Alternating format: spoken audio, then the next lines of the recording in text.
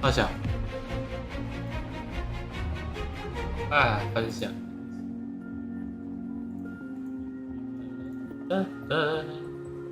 今天是什么船呢？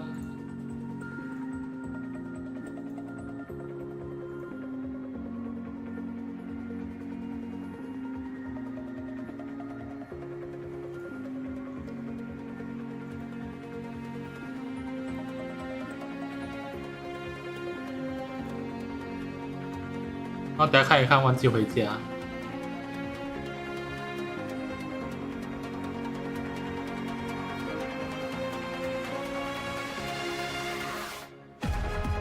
问就是会，他们昨天就是在130。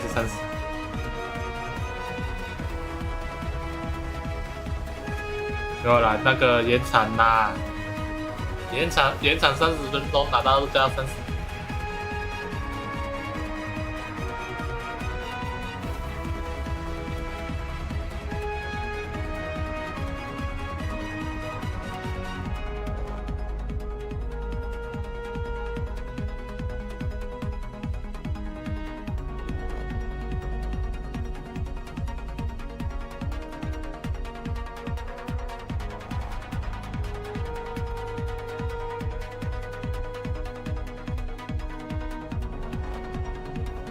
鳥、バナ、サク、華麗な爆発。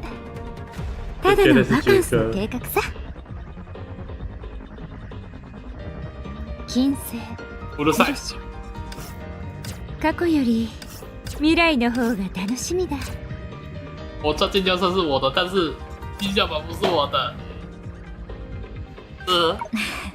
私はただの学生。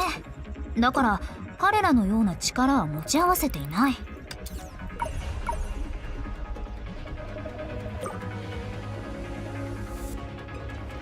请资源收银。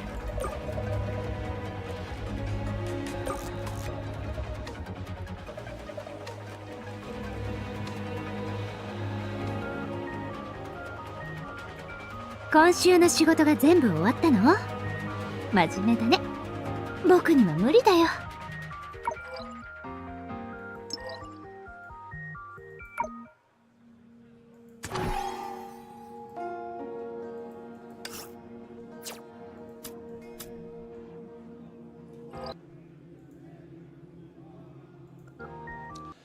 Hello, everybody. 哎，今天没有延长哎。 Day 2 of CitizenCon. I'm your host, Jared Huckabee, and we're back. We're back here in the UES Barbary, otherwise known as Hall B, otherwise known as Manchester Central, otherwise known, and this is where you're all going to cheer, as CitizenCon.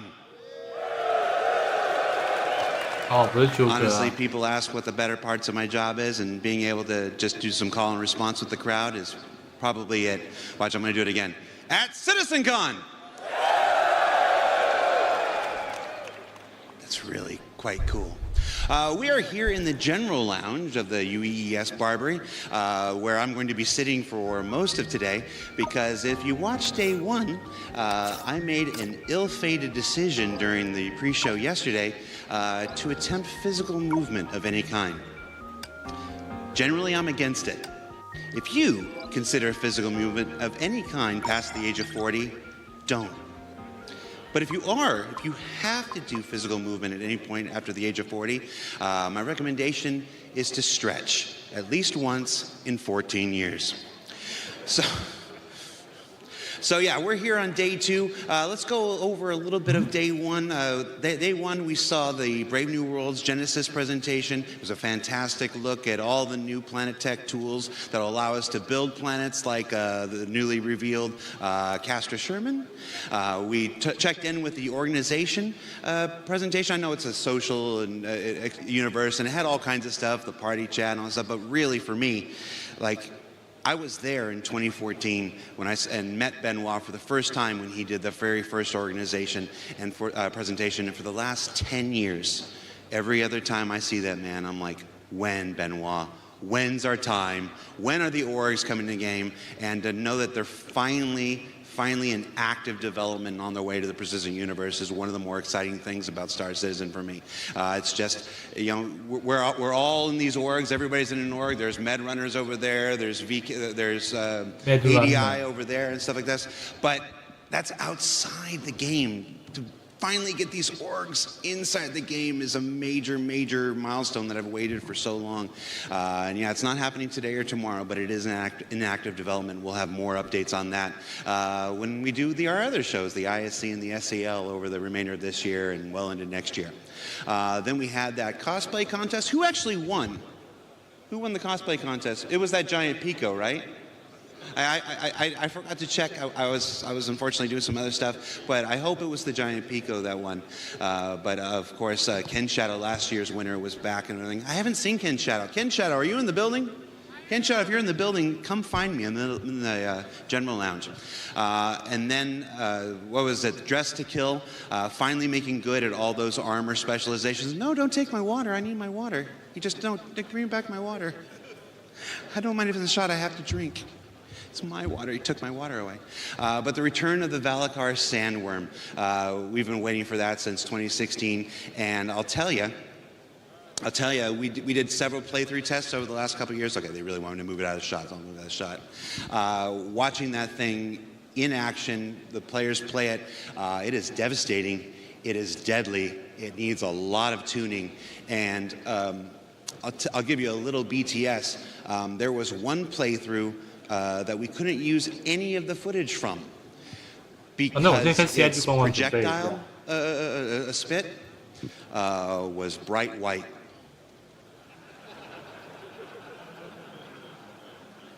And I won't elaborate on that. You can use your own minds to wonder why we didn't use that. And then, of course, the Beyond Pyro presentation, where we finally got confirmation that Nyx is our next system, and the reveal of the Castra system pre-production. I'm going to talk, Ian, I know you watched the show. That's pre-production? Are you serious? Like, I've never seen pre-production look quite so good. So yeah, we're all really excited. And then, of course, the Squadron demo. Who saw the Squadron presentation? Oh. Yeah, okay, so I've been with the company for about a decade now. And for the first 9.5 years, I made myself a rule that Squadron I wasn't going to pay any attention to. I never went to the meetings. I didn't let people tell me about it. I wanted to preserve that for myself as a fan. And then, several weeks ago, we started playthroughs of that. And I often say we have the same conversations you guys do. We have the same reactions you guys do, just a few weeks early, and that was very much what happened with the Squadron presentation. We'd get these big reviews in the studio, and we gather everybody, so everybody could watch the playthrough on our big screen in the studio, and everybody could take notes about everything that needed to be adjusted and stuff. And it's been a heck of an experience over the last 2 months, really dialing that in and get that down. And despite the crashes that happened yesterday, a full, brand new playthrough is available on YouTube now. Rich Tyrer, I don't know if I'm supposed to share this, but I'm going to share it. Rich Tyrer left here, went straight back to the office, straight back to his computer, fired that thing up, and just played it start to finish, 75 minutes without issue, recorded it, gave it to us, and said, "Get that on YouTube now." So Rich Tyrer, fantastic player. Everybody, a round of applause for Rich Tyrer, please.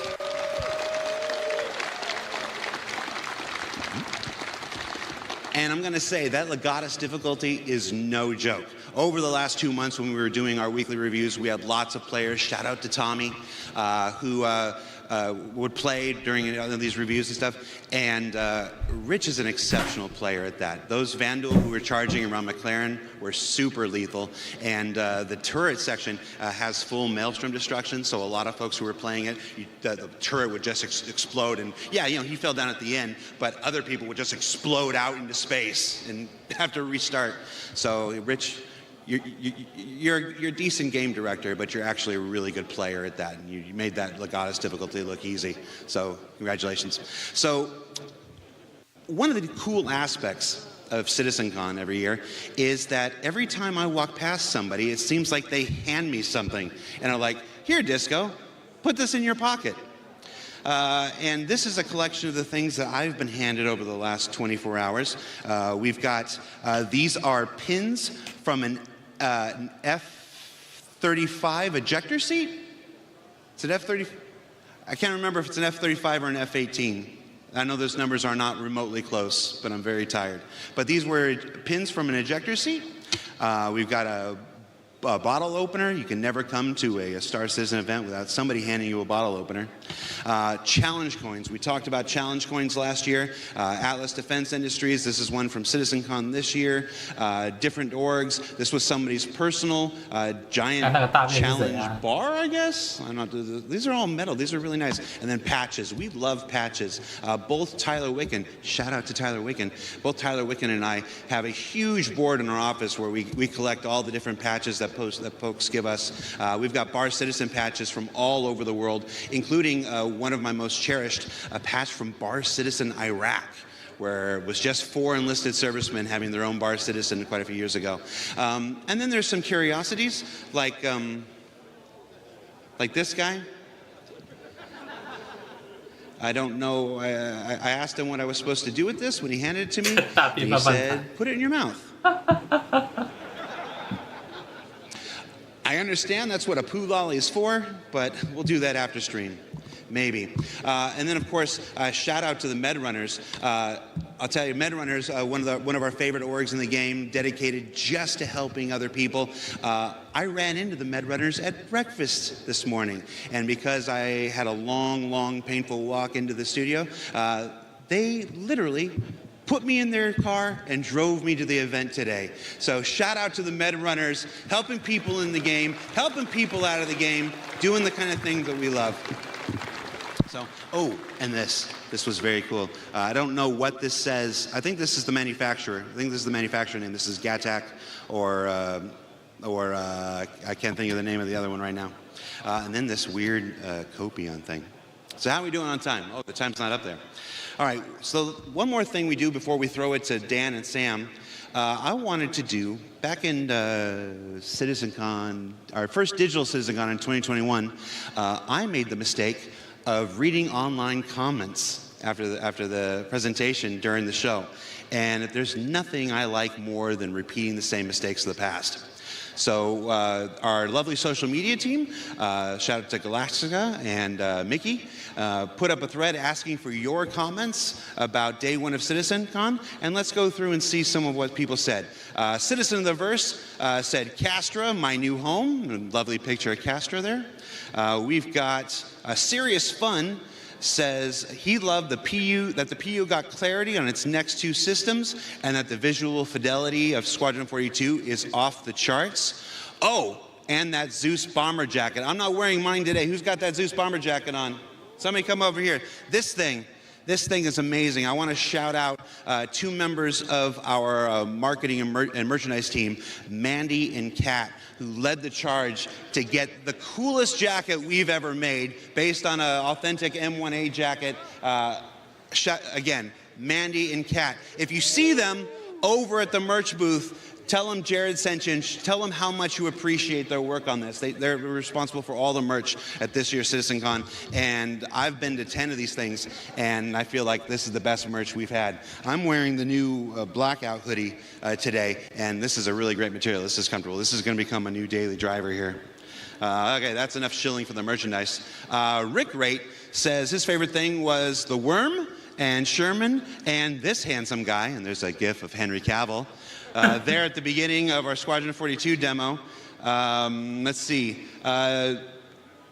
Cosmic D says he loved the dynamic weather demo. All right. Do you know, making videos for Star Citizen is hard. Making videos where the environment is actively trying to crack you is very, very hard. Like, none of that was faked. We got our poor guys, they got into that Zeus and took off, and you saw how it struggled to lift. That wasn't fake. That was the actual dynamic weather system pushing down on the ship and saying, no, you ain't taking off. And then they managed to get it off and then managed to fly in a straight line and stuff like this. Is that for me? Oh, they want me to wrap up. How rude. How rude. All right, so we'll read one more comment, and then we'll pass on. We're not going to read that one. We're not going to read that one. You don't even know my mom. Okay. Uplink says, my favorite part was when the sandworm said, it's sandworming time, and then sandwormed all over those guys.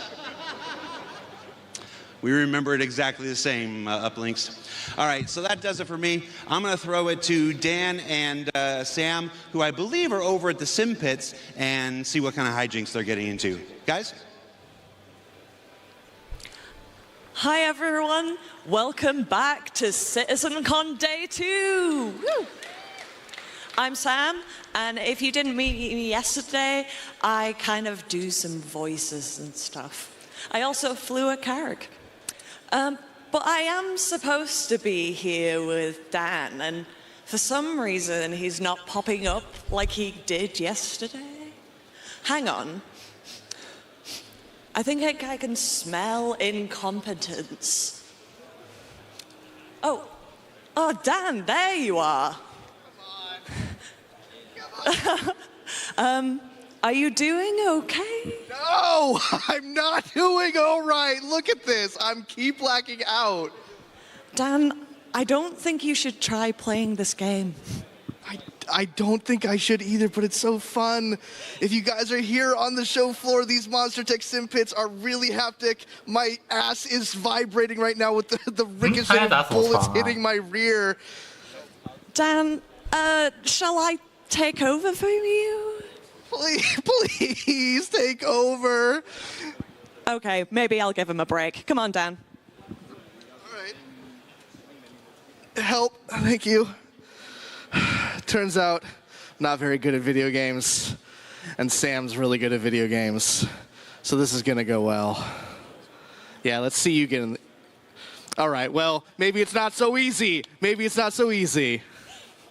To be fair, I left you in a pretty shit situation. You were set up for failure. Come follow me. We're gonna move away from my abject failure as a video gamer for a moment. Hi guys, welcome back to CitizenCon Day 2 here at Manchester Central. We're so happy to have you back. Like Jared said, hopefully you guys enjoyed the panels yesterday. We covered a bunch of stuff yesterday, but don't worry, there's still a bunch more for you guys to check out today. Between ships, between base building, between the road beyond, there's still a bunch of stuff for us to cover. As you can see, we are here in the general lounge here at the show floor, Hall B.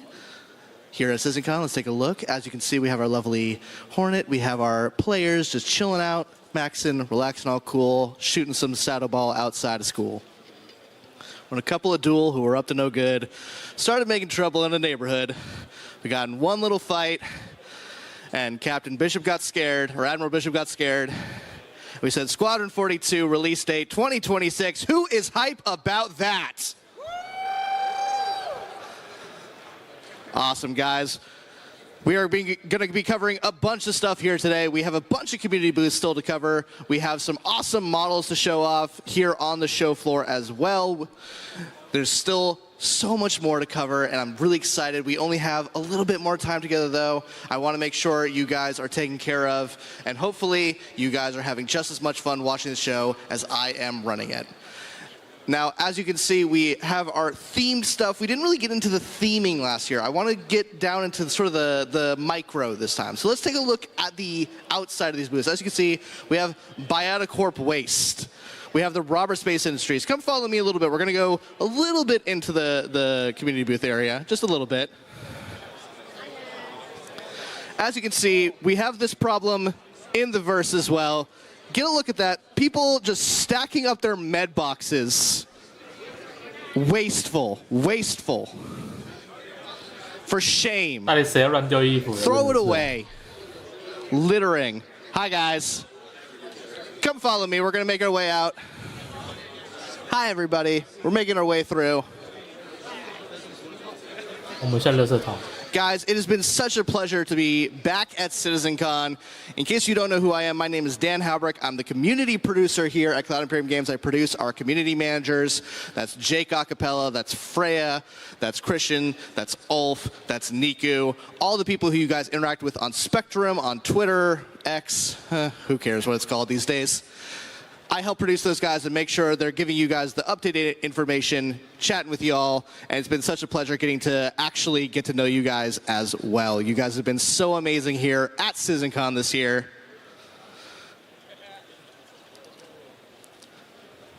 We're just making sure that we catch as many people here on the show floor as possible. In case you guys didn't check this out yesterday as well, we have the Addison Lounge. The Addison Lounge is a place just like the General Lounge for you guys to chill out.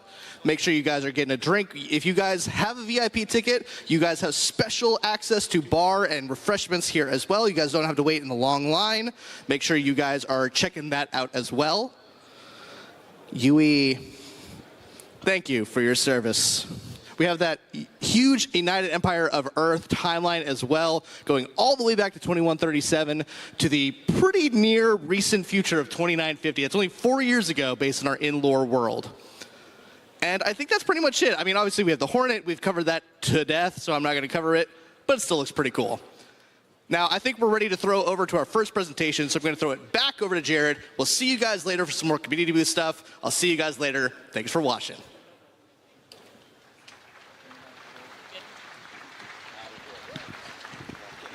Now I'm just hydrating on camera. Just he's just doing his job. We are backstage now. This is an area that we don't usually get to see at CitizenCon. This is the backstage area where the nerve center of the entire live stage show here. These are the folks who are working tirelessly to make sure that all the right slides go on screen, all the right videos play, all the right sounds play. Hey everybody, how you doing? As you can see, they're very, very focused. You excited to be here? Consummate professionals dedicated to doing their job. Hey, how am I doing?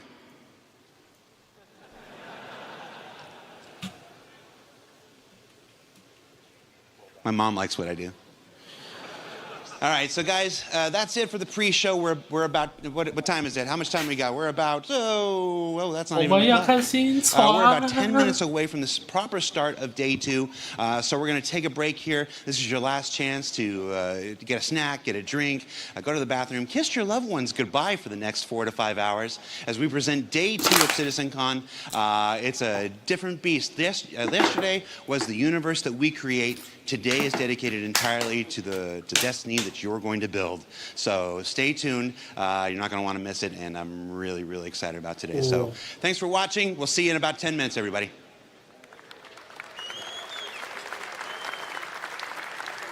Hey, 我们看到你家了吗？在哪里？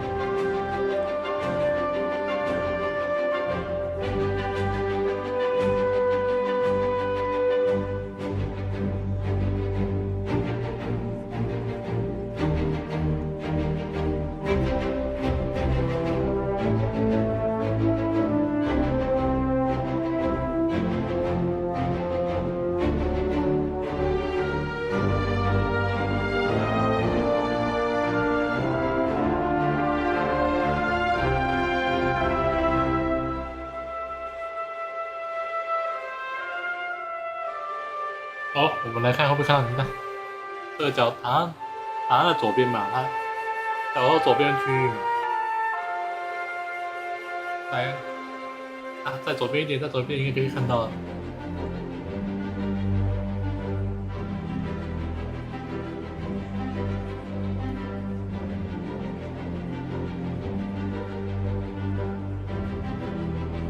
哎，好像没看到哎。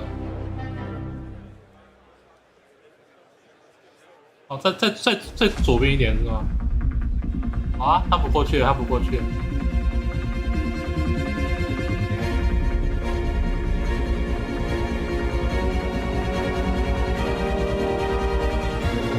回了10几分钟吧，上个厕所吧。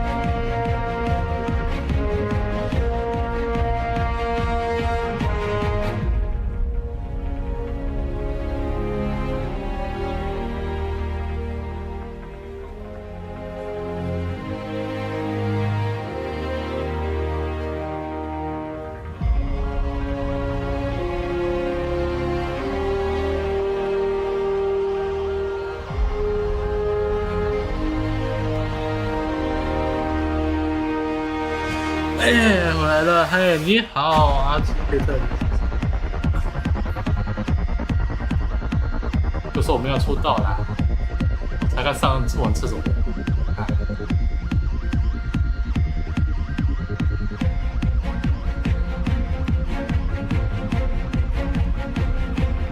我要先盲猜一件事，等盖房子，搞不好会拿银河来演示。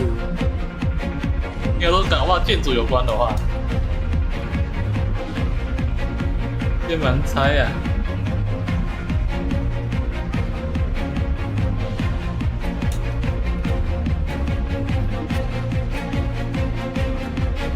没有卖啊，但是他搞不好今天会用银河来测试啊。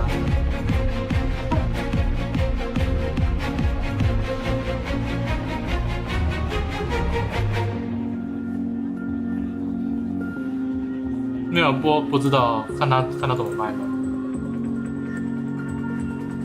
没了，现在看他最后怎么卖。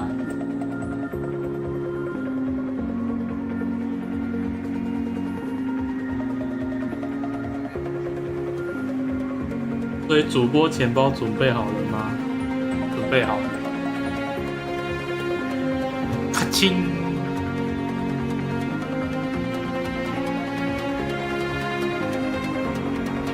就说你知道怎样吗？我看有没有图案是。看 YT 的免费图案有没有？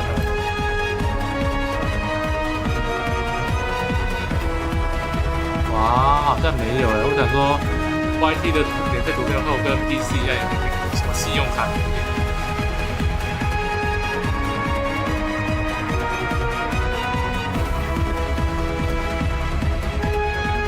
那反正就慢慢等吧。10几分钟休息时。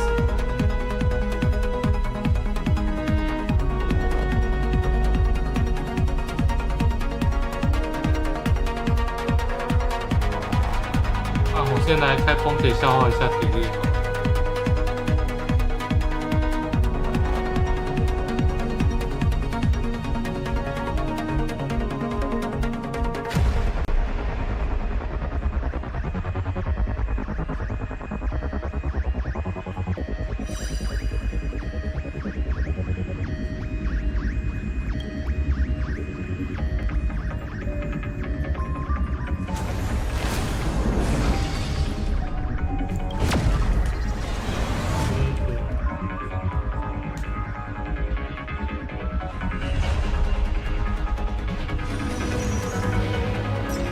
在等啊，现在在等那个他们的休息时间。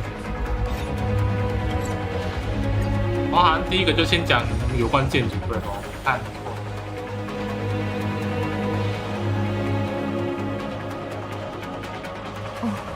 看一下时间表。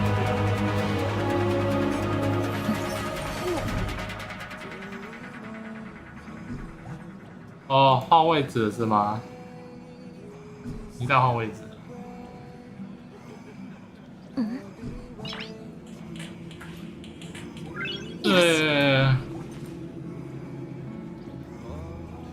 Also crafting your home， 所以应该就是。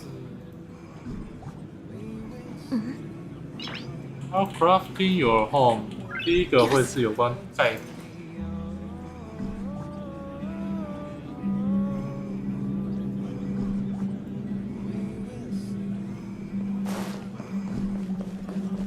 少し前にあれは僕たち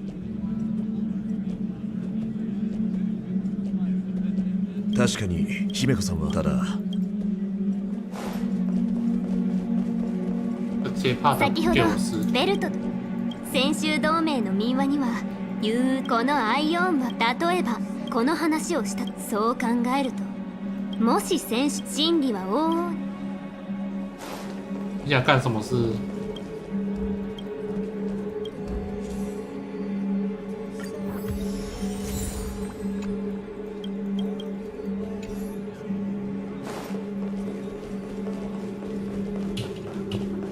可以抄星际房地产了，真假的？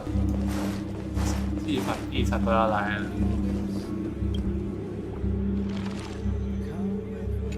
炒下去，你史丹顿一个地可能要几千万 UEC， 未来就是。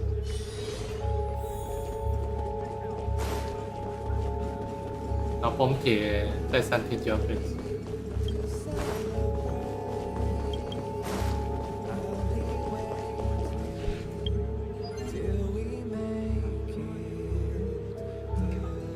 对啊。对，马卡卡，你去看水迷，你看那个乌龟破的那张梗。对，你看水迷乌龟破的那一张，你就知道我在笑什么。高嘴他出架子山，那扁度都不用活了，知道吗？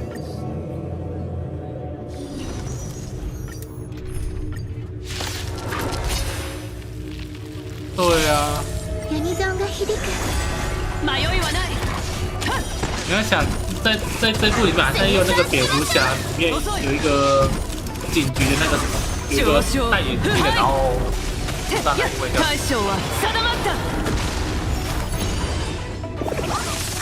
对啊。然后还有一个就是那个丁斯曼的那个丁斯曼的梅里。梅里。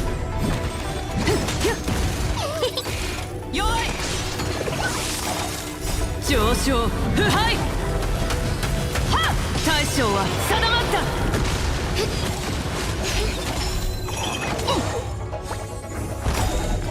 星々の反響恐れひるまず Ladies and gentlemen, please welcome to the stage Master of the Self-Performed Introduction and Mama Huckabee's second favorite son 来了，准备来看银河盖房子的哦。我会不会看到银河盖房子呢？我想看到银河。他说 crafting 啊，他说要制造，所以他表示应该会有关制造的那个过程。It's day 2. We liked it so much the first time. We're gonna do it again. Now, as the last guy during the pre-show said, day 1 was focused on the universe that we're creating. Day 2 is all about the destiny that you forge. Now, a little history lesson here. Back in 2015, the persistent universe was first launched. I think it was November or December or whatnot. Everybody remember Port Olisar? Everybody remember that one Big Benny's machine that somehow you could move it? And the Big Benny's challenge of spending hours and hours of just doing this?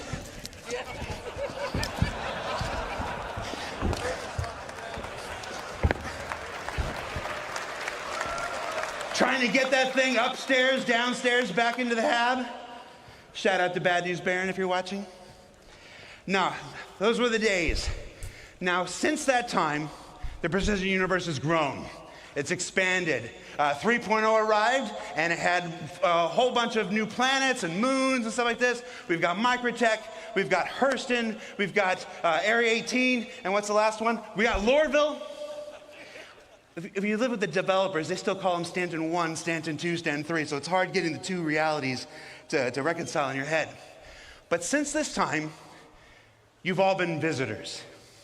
You've logged in, and you've done your thing, you've gone on adventures, you've fought some xeno threat, you've mined some barrel, apparently, a whole lot of barrel. If we're looking at that trivia from yesterday. But this entire time, you've been visitors. Starting next year, you stake a claim in the persistent universe. Starting next year, the persistent universe truly becomes yours. 今天开始就可以盖了。 And we have got a handful of gentlemen to tell you how they're going to do it, how you're going to do it, and how amazing it's all going to be. So please welcome to the stage Design Director for Star Citizen and Squadron 42, one of my dear friends, one of my DMs. Hey, when are we playing again? That's not a good look. All right, please welcome to the stage Design Director Rick Porter. 那我去盖在安全期就没事了。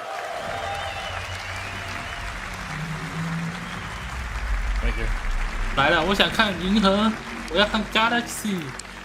Thank you, Jared. And thank you, CitizenCon. It is an honor to be here. Yesterday, we presented the verse that we're creating for you. We shared new tech, locations, creatures, giant worm, social features, things we're doing in the orgs. We even played the first chapter of Squadron 42 live. How great was that? Yeah?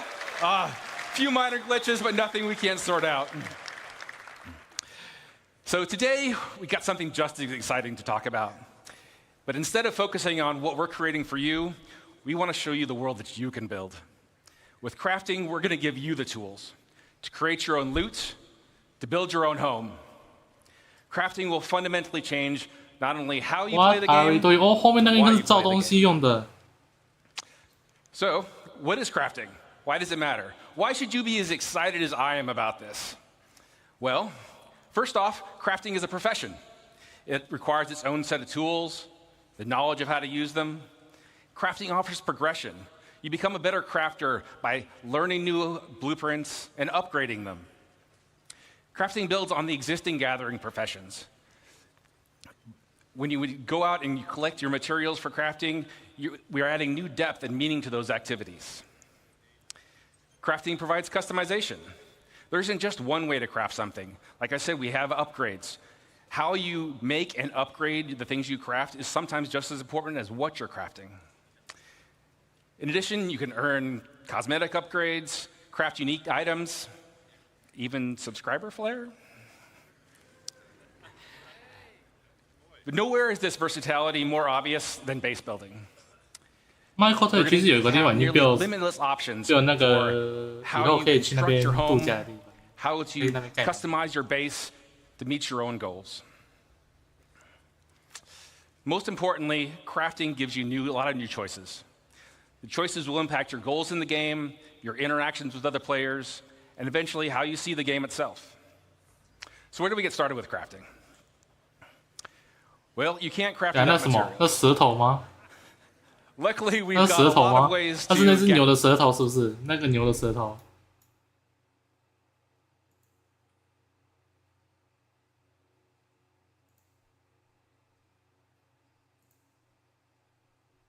那 YT 的。But with crafting, we're going to introduce a lot of 我们都 materials. 是看 YT 的，我们不是有在上面打着 So YT 的。 but we're also going to specialize. So for instance, each type of mining will have its own unique materials to gather. Gathering specific materials efficiently will require you to use the right gathering profession. Let's talk about refining. Currently, only mining resources can be refined, but doing so allows you to turn them into more valuable processed resources. With crafting, we're going to expand refining to include options for all raw materials. In addition to expanding the variety of materials you can gather, refining lets you create process materials that you're going to need to craft your upgraded blueprints.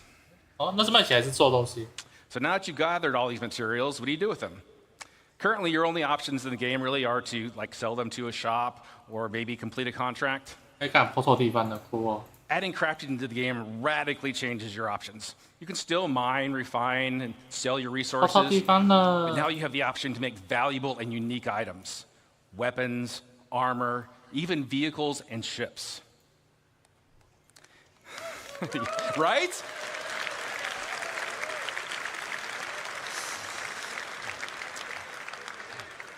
And by 对，经验 valuable, 了。 I mean that the crafted 那看来阿- gear that 阿特拉 you 斯 create has the 要 potential 抽 to 掉 be 开来 better than anything you can buy in a shop.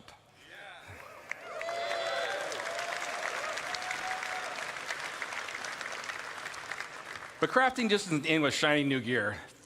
Think much bigger. Crafting enables you to build your own home among the stars. 我可以在欧家的房子。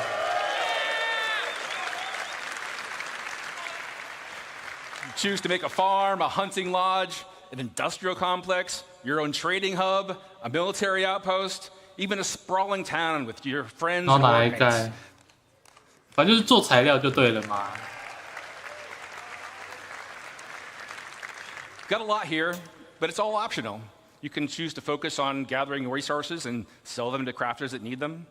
You can skip gathering and refining and just focus on being the best crafter you can be. Or you can leave 通 all 常我 that 觉得还是要等下 gathering 那 and 个阿 crafting 阿 nonsense 斯 to 特拉 other 斯 people and just focus on trade and make some money. But that brings me to my last point. Player choice matters. When a player makes a choice, they assign value. 没有，最好是不用你 Players' 囤货 choices 没用 about 啊，它可以 crafting and 摆 base 死。 building will drive player trade. The community's choices will determine the value of the materials and the crafted goods you can all make. The game will still have its own shops and economy alongside players, but now you'll have more options. 在 ERT 该打一 Where 打 you 了，各 invest 位。 and how you prosper. Now, I've given you a nice overview of what we're working on here. And we have a lot more planned for the 没错，我 future. 都有困难 But 去 now that 进 you're。familiar with the big picture, I want to introduce some of my fellow developers to come up on stage. They've got exciting details to share with you about the specifics of our new crafting systems, important gameplay improvements, and most exciting, I think anyway, an update to base building.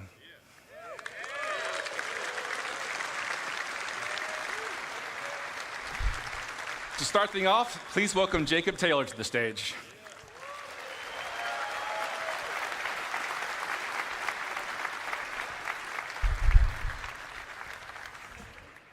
Thank you, Rick. 哦， And hello, 今 Citizen 天要 Con. 讲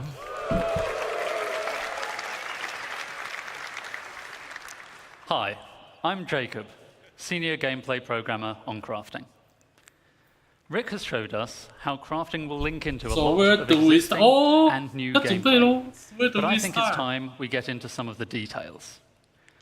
I'm going to tell you about the new game mechanics we're introducing, starting with 我要看船 blueprints.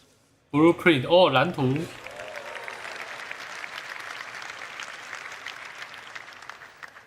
Before you can craft anything, you'll need a blueprint.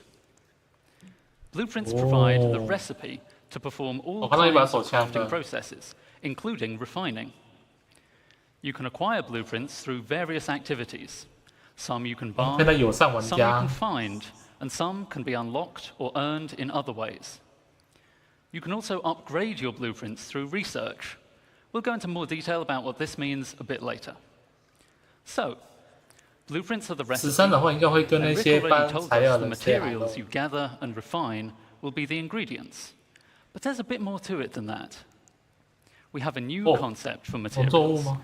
搭档 material 欸 quality. 哎， Quality 这真的上 is 次 the 珍珠 property 哎， we're adding to all resources you can gather. That's an abstract measurement of how good it is at being whatever it is. You can think of this as the purity of a metal, or the ripeness of a fruit, or something along those lines. This quality will be carried forward from raw resources through the refining process to influence what that batch of materials is best used for in crafting. High quality is more desirable overall, but is more rare, and there are still important uses for low quality materials. More on that later. All raw materials you find in the verse will have a quality rating that's generated based on 那个 some 牛 rules. 舌， The same kind of rules you heard about from the Planet Tech team yesterday. You'll find the same material in many places, but with varying qualities. So you might want to explore to find the best. Some materials that are already rare will be even more valuable if you can find them with high quality. But what's quality for? It's for item stats. Alongside quality, we're introducing a new item stats system for the game.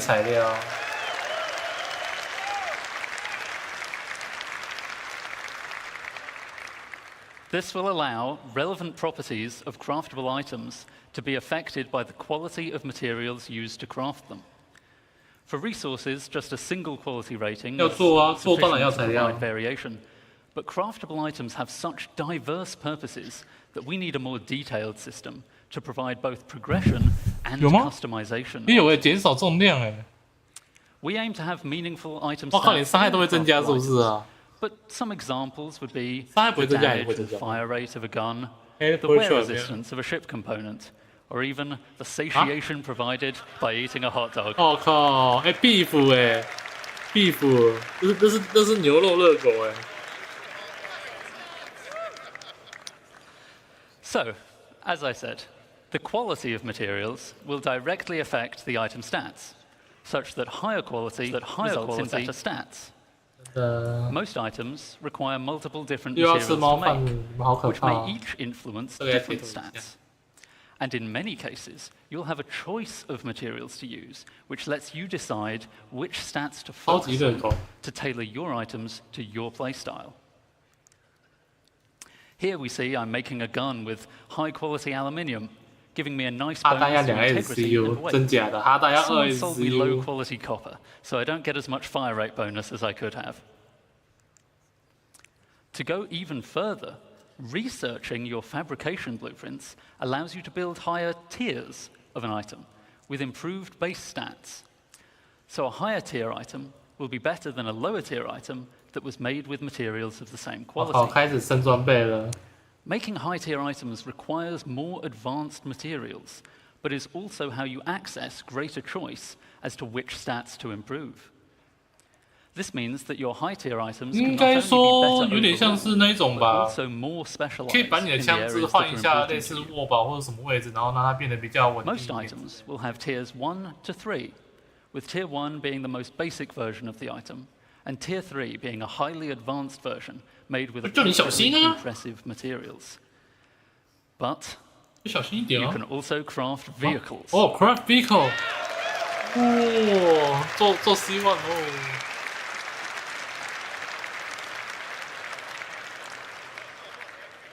And vehicles are so important that they will go up to tier 5, providing a way for you to really invest in making your favorite vehicles excel. Of course, many of you have already bought your favorite vehicles, so you don't really need to make them from scratch, right? Or maybe you've pirated, salvaged, or otherwise commandeered a vehicle.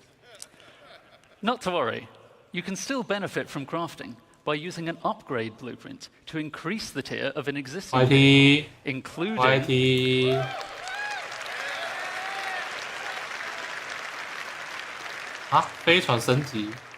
including the usual stat improvements and customization. Upgrading a vehicle can save a lot of time over crafting it from scratch, so it's a convenient way for established vehicle owners to bring the benefits of item stats to their fleet. Let's take a look in-game at the difference it makes to have high-tier equipment made from high-quality materials. See how the recoil is reduced on a high-tier gun. The spooling is faster on a high-tier quantum drive. QT 变快了，哇靠！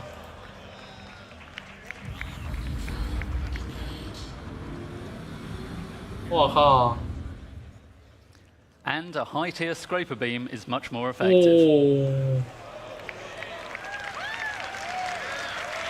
那你就升级你的零件啊。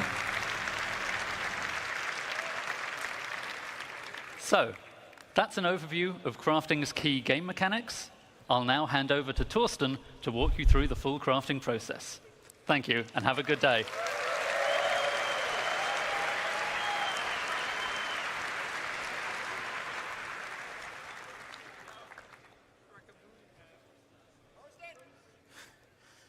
Thank you, Jacob. Hi. 但是感觉就是传爆掉那个应该就没了。 Of the CGP system design team. 对啊，所以说升级应该是看情况吧。We now saw all elements of crafting looked at 对 individually. 战斗 Let's bring them in order how you, as the player, will experience the crafting profession. You will start with acquiring the correct blueprints as the first step in the crafting process. As Jacob already mentioned, blueprints can be acquired in multiple ways. Let me give you some examples here. You can purchase 还有他 commonly 说的 available LTI 是那个 blueprints, 吗？ earn them from 以后 reputation 就包括 and 那个 mission 升级。 rewards, or even find them in loot crates. All content in our game could reward you with a blueprint. Some blueprints will be challenging to find, so players working together may find them easier to acquire. While you may find a blueprint on a database or other portable device, the blueprint itself is not a physical item. You don't collect them in a box or stack them on a bookshelf. Blueprints are digital. Once you claim one, it is permanently added to your personal library. This library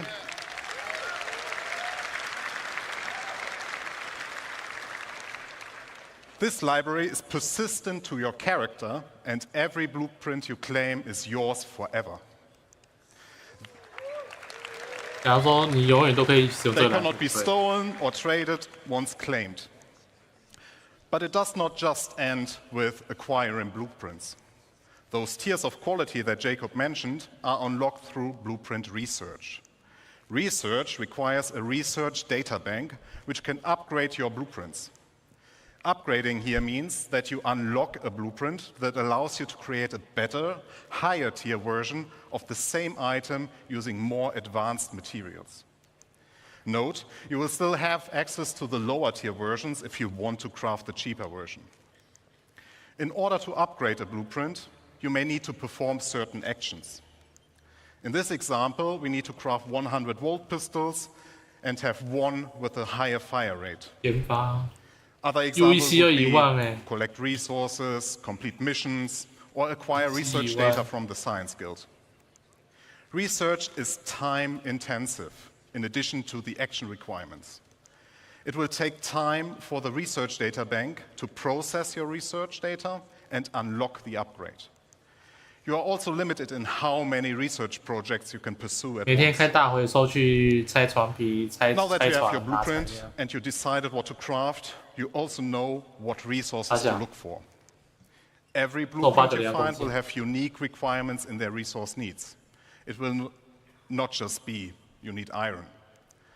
We want to make use of the professions we have to meaningfully involve them in the crafting process. Especially for the more advanced blueprints, you can expect that it will require materials from multiple sources. And, as already mentioned by Jacob, pay attention to the quality. If you want to have the perfect item, you also need the best quality. Here, the best way to find the best resources is to get out and explore the verse. If you want to find the best hidden materials, then you get yourself a top quality radar. Once you collected the raw materials, the next step is refining them. Refining, like crafting, requires blueprints.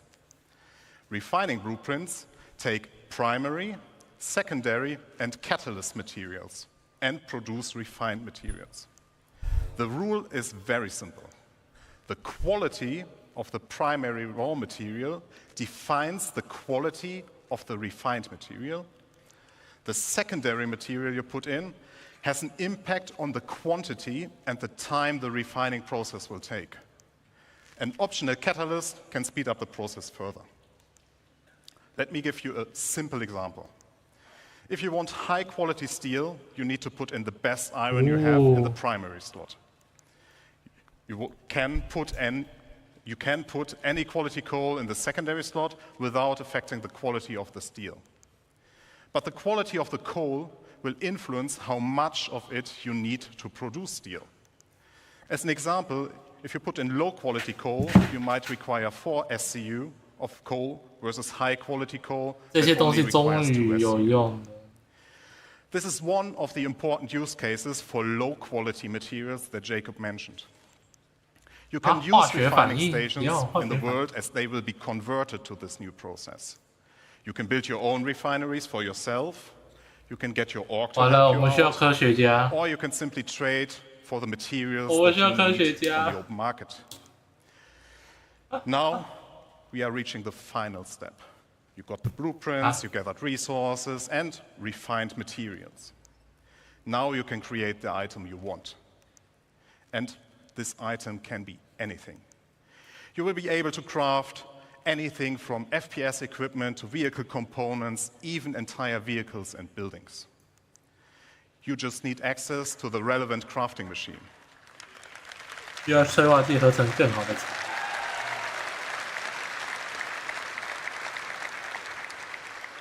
Talking about crafting machines, we will have a variety for you that differ in what process they can support, like a refinery or a dedicated vehicle crafting machine. We will also find them in various places. There will be communal ones like the station refineries you already know, player-owned that can be in your personal hangar, a vehicle, or your base. As all that we have talked about just now, these crafting machines here, the tiers will affect how well those machines do their job. You will not only progress in the products you produce, but also in the infrastructure to produce your wares. Just to give you an idea what you will encounter, here are some examples of the crafting machines. There is the nutrition fabricator, the chemical fabricator, an item fabricator, and even fabricators of a much larger scale we will talk about later.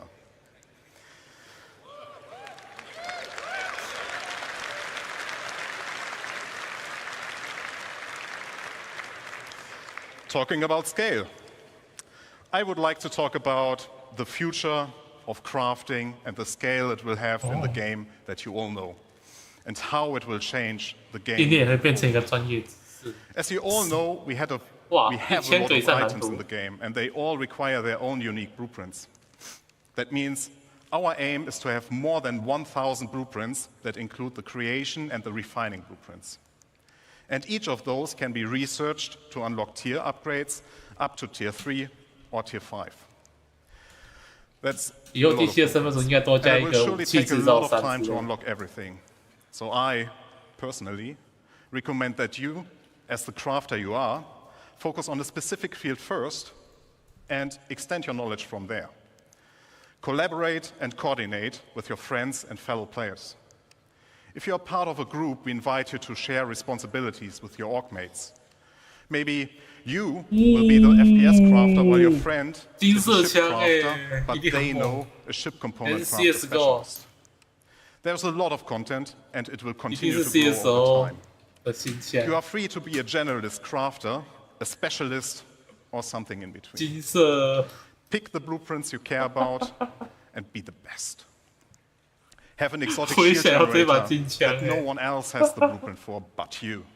Help others and earn credits while doing so.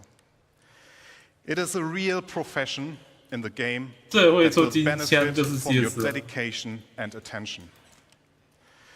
As you can tell, crafting will have a huge impact on everything. Even if you do not want to get active anymore, at some point you will stumble over a weapon that got crafted by someone else and you will be using it. People will start selling their crafting goods or the refined materials or even the raw materials for the sole purpose of fulfilling the demand created by crafting. Players like you can become well-known specialists that are sought out to get certain things crafted from. With the ever-expanding game we all love, we will continuously expand our crafting to offer you long-term progression that involves the entirety of our game. And you might have guessed it already, but there's one more thing that crafting is the foundation of, and that is base building. 玩家跟玩家交易耶。I will now hand over to Luke. Enjoy the second part of this presentation. Thank you very much.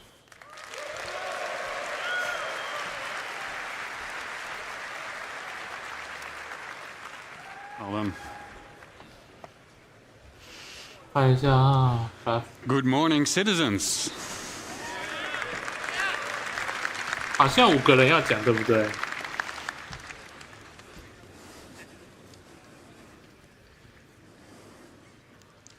这个好像那个哦，亚特兰 Who's 提斯的那个 excited 武 to 器 start 的 talking about this next topic? 这个动画的啊，他说什么？ Let's get into it. My name is Luc Gijsbertse. I'm the lead environment artist on base building structures. Now that we have an understanding of the fundamentals of crafting, thanks to Jacob and Thorsten, we can explore how crafting is the foundation of base building. 之前就说会有了。 Up until now, everything in the game we made for you. From here on, we will give you the tools to build your own stories, your own homes, and truly make the universe yours. 你们要给我用什么看什么？来，让我们看一下。 Join me on a journey on building our own habitable home on Pyro. Keep in mind that the following footage is work in progress, including its UI, design, and visuals. And we're super excited to share this with you. 有那个推车 We found a beautiful location by a lake. This is where we'll build ourselves a home. To do so, we need some resources and the construction graph card. The construction graph card allows us to survey the land, claim the land in a lawful system, and it allows us to build structures. As we've already found the location and don't need to claim land in lawless Pyro, we can straight dive into building our base. Keep in mind, the following UI is a work in progress.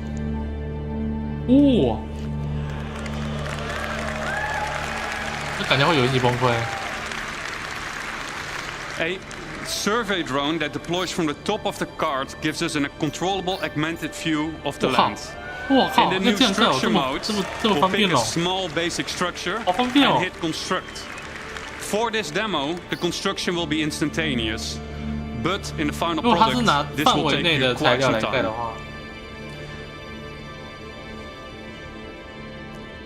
We've done it. We've built our first structure. Let's have a look on the inside.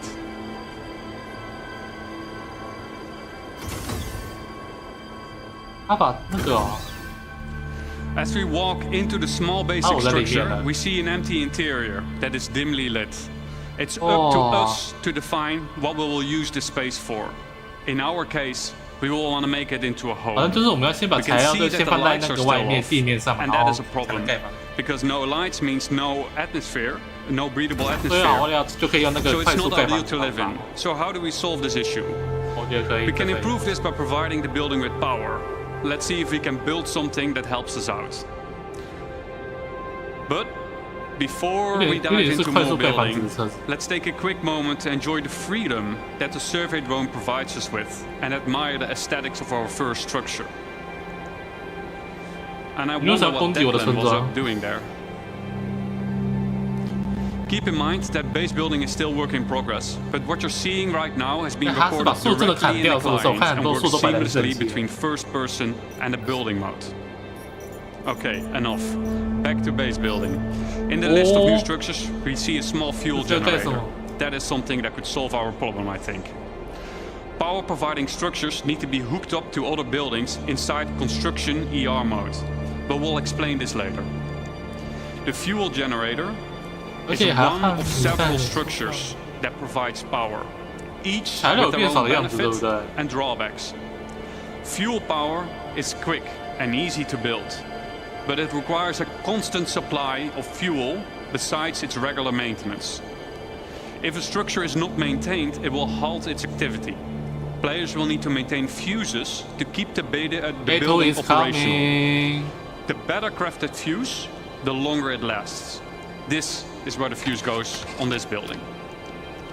Next up, we have a terminal that gives us access to the status of our building. And, more importantly, we get to activate it here.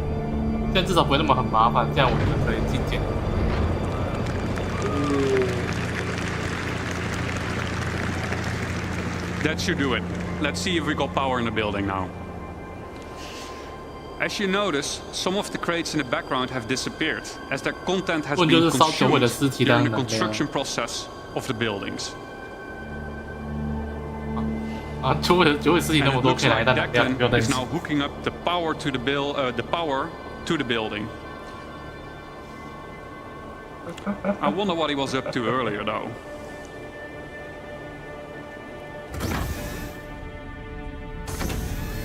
Wow. Declan has been busy decorating the place. As we can see, the lights are now properly working. We got atmosphere, and we can start to use the item fabricator now that there is power. Always handy in case we need a fuse. Let's have a quick look at what we've done so far. We've decorated the place. We made it our own little home. We hooked it up with power. I would say we have a place that we can live in. It might not be much, but I think it's just enough to call it a home. Thank you.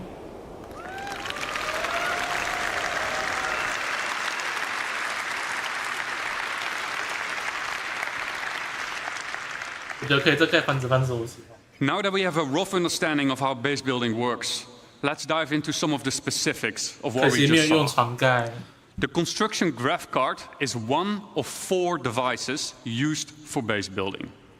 The graph card is a mobile device that lets you construct a variety of small structures and has been designed specifically to fit into the smallest ships, like the Drake cutter. The graph card allows us to survey the land, to find a good location, to claim the land with credits when we're all in a lawful system like Stanton, and most importantly, it lets us build structures. To use the graph card, we will first need to deploy it. Once deployed, we see 2 small construction domes inside the card, and the interactive screen gets revealed to us. From here, we can deploy the survey drone from the extended top part of the card. This survey drone gives us a bird's-eye view of the surrounding area using augmented reality mode, VR mode for short. Let's have a look at some UI concepts of how this augmented reality mode will look like. Here's a concept of construction VR. From here, we get a more detailed view of the land. Where can and can't I settle? For example, inside a nature reserve, construction will be prohibited. Are nearby areas flat enough to place my structures on? Are there any underground extraction deposits nearby? And if so, what are their quality and quantity? Let's say we found a good place to start building our base. Then next up, we need to find a good place for our first structure. On the left-hand side, we can see that we're now in structure creation mode. Underneath that, there is a list of structures that we can build. Once you have chosen a structure, you'll drag it onto the terrain, that will be shown then as a physicalized hologram. From here, you can move and rotate to find the perfect position for your structure. Now that we have chosen a position for our structure, we will need to supply it with crafting materials. Just like the crafting interface that we saw earlier, this is where you choose the materials, and the better materials you choose will result in a better structure. Once you're ready, we'll hit the craft button on the right bottom to send the construction drones printing to the buildings.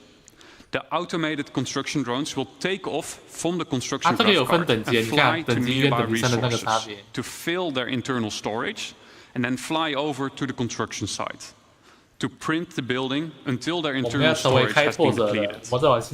The construction drone then repeats the loop by filling its internal storage again by nearby resources. Printing buildings will take some time. Keep the construction supplied so that you don't delay the process any further. Let's say our building did just finish printing, then what? Then we need power, we need to power the building. All structures will have a unpowered and a powered state that we can manage inside the resource manager.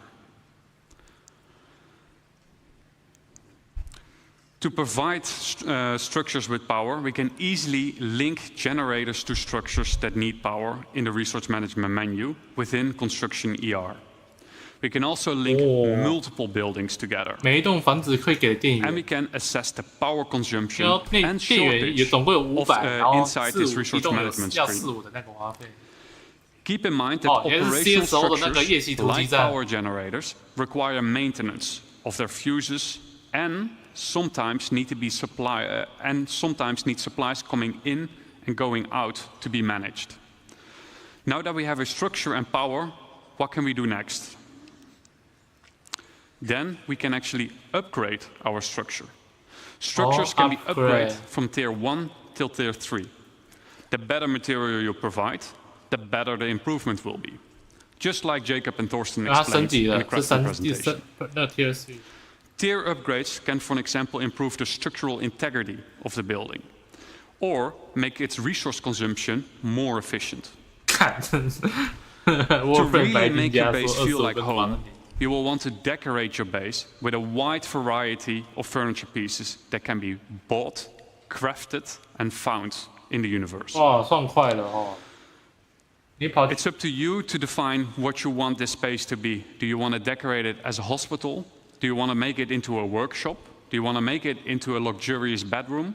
然后把3个建材合在一起，你要等7天。 Furniture can easily be placed and moved using decorative ER mode as an hologram. This is so your furniture can easily fit through doors.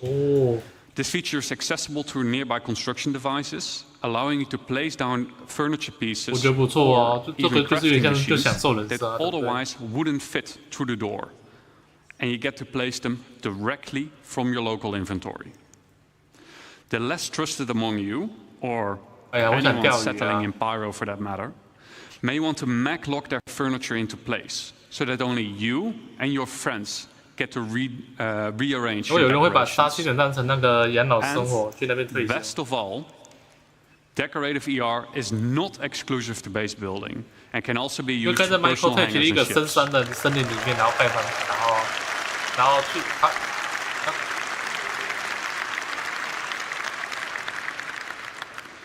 To recap, what are the essentials for any base?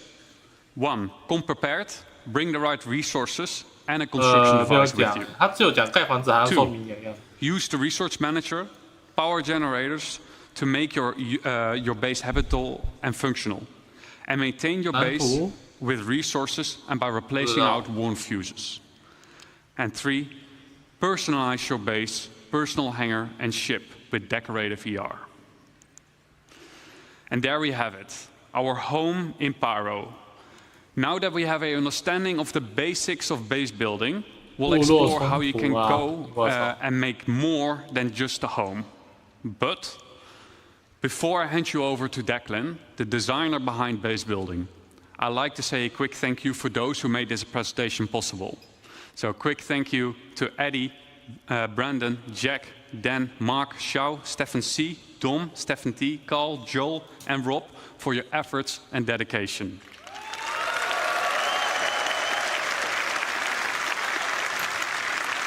Now give me a warm welcome for Declan.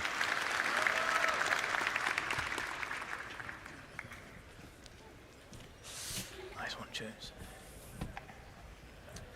All right, thank you, Luke. Good morning, everyone. Morning. My name is Dec. I am the system designer behind crafting and base building, and we've just seen a nice little base, right? That's good for cabin in the woods. Maybe you want to place it down next to big redwoods, go and explore, or a place to stash some loot you perhaps shouldn't have. But, do you want to see a big base? Yeah. Good, because we're going to industrialize. So we're going to set ourselves a goal before we do a video, and we're going to create a base that's capable of crafting something that's bigger than the item fabricator can handle. It's been a bit of a spoiler already as to what it's going to be.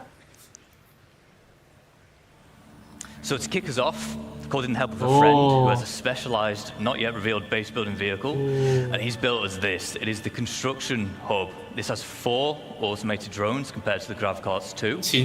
They can build small, medium, and large buildings. So far, we've only seen small.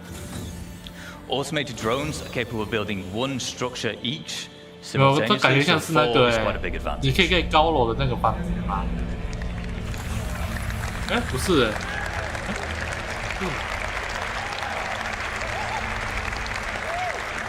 那我怎么会有椅子可以？ We'll pop into our construction AR and we'll get down a generator. We'll connect some buildings together just so we have a place to call home before we begin. 这也是盖房子用的啊。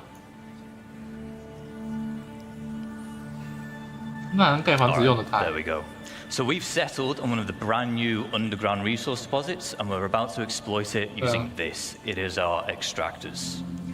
This particular one is a large solid extractor. We'll also have liquid and gas depending on which type of deposit that you set. 哇，那关起来可以盖房子，这点就好帅，超大一个。 We have our output grid here, where we're getting all the brand new resources up out the ground.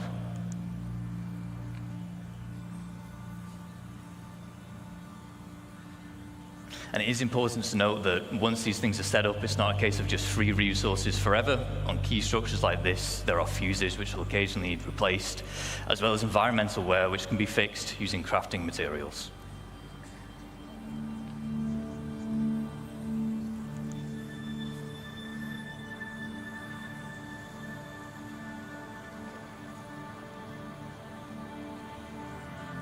Oh, yeah.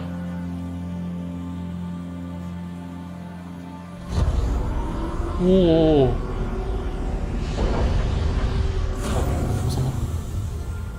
我怎么听到机库要打开的声音啊？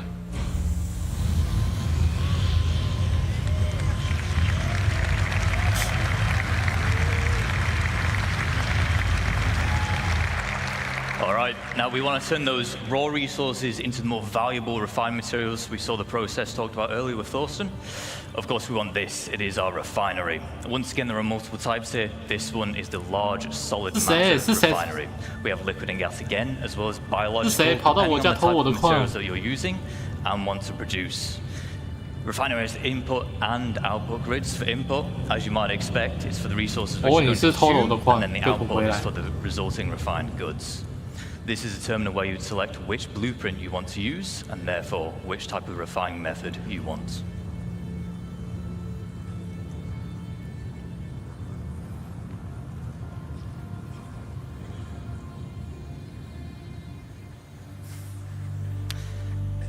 A lot of crates here with our extractor and our refinery, so we're going to put down our elevator storage.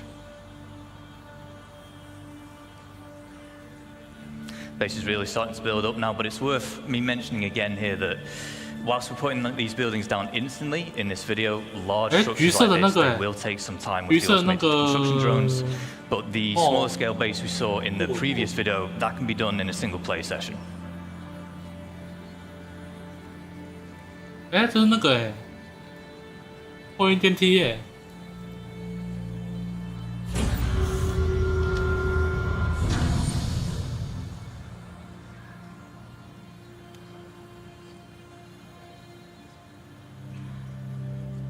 We'll just keep on putting down more extractors because we want as much as that valuable resource out the ground as quick as possible. And with base building, we're introducing the concept of a freight elevator network. What this will allow you to do is it will allow you to link multiple freight elevators together, and in turn they will share the same storage. So as we're doing here, we'll deposit an item on freight elevator A, and then we're retrieving it on freight elevator B. There is a distance limit, but you can daisy chain the elevators together to extend that. And it has to all be contained within the same base. 哦，他给他是不是？哦，类似传送，应该说他把货物从那边从这边传过来就对了。 Now, as we expand, we might want to invite more people to join us. This is easy to do. There will be permissions that we can set up, granting people access to our base, and they can even build their own structures if they wish. We can also give them access to existing structures, which is how you can form your org storage using those freight elevators. 以后谁乱开枪真的是欠揍的。为什么我看到89有那个危机？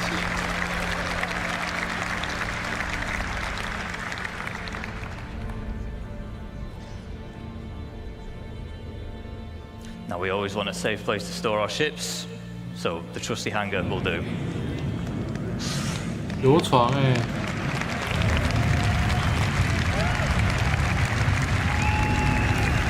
哦。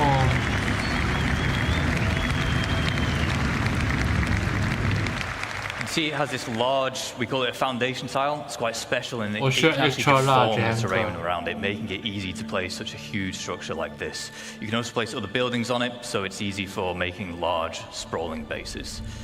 However, there is one final piece of the puzzle that we need to achieve our goal, and it is this, our very own fabrication hangar. 有没有新船啊？可恶，没有。 Does anyone want to guess what we're going to build in a fabrication hangar? An Idris, maybe not an Idris, if I'm honest.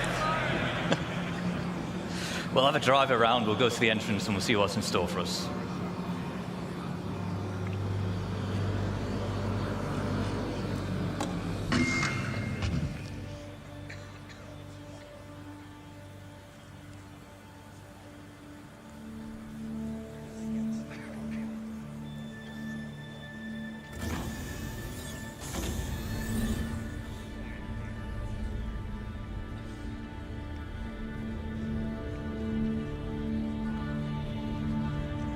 Looks like whatever it is, it's just about finished crafting.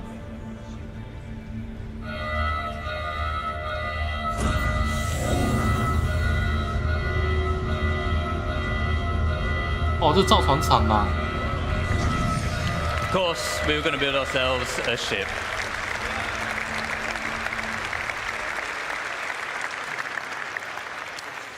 So, quick recaps of the gains from industrializing. We've tapped into the brand new resources and we've made use of them by turning into the more valuable refined materials. We've introduced freight elevator networks which are great for logistics and hauling. And then we've created our fabrication hangar which allows us to craft big valuable items such as ships. Now ships are valuable because you can fly them, you can play content with them, but because they are a crafted item, they can also be sold to other players.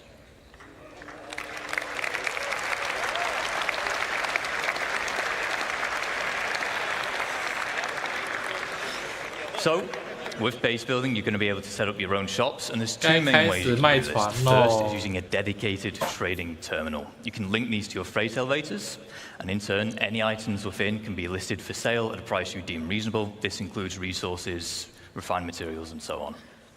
Using the terminal, visiting players can browse what's on offer, purchase, and then collect from that same freight elevator. The second method is to set up a physical shop in the world. By using the decorator AR we saw earlier with Luke, you can maglock items and then list them for sale. Once again, browsing players, they can see the price of the maglocked item, purchase it, which then removes the maglock.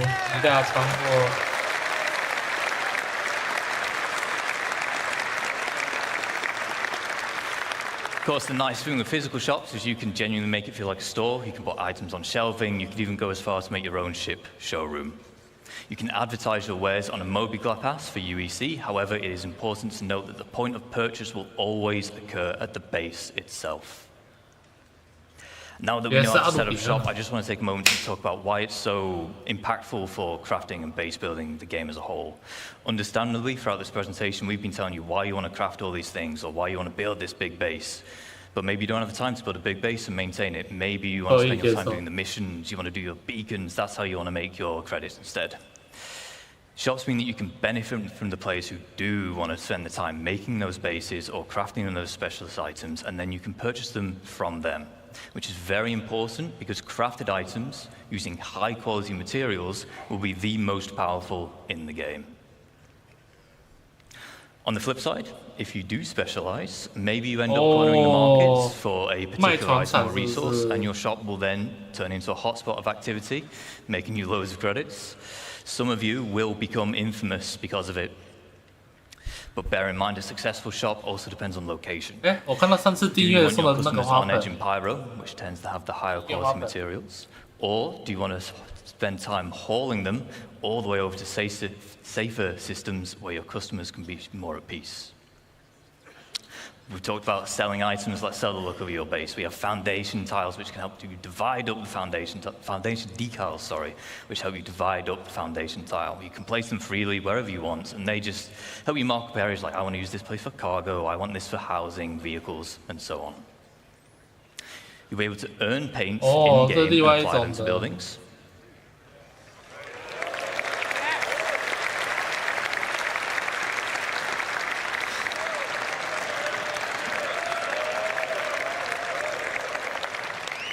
As well as add your own custom text, so if you're part of an org, the blue buildings that have your name are definitely yours. Oh. We have some forms of base building which are either still in the design phase or early white box, but we want to share some details. First up, we have farming and ranching.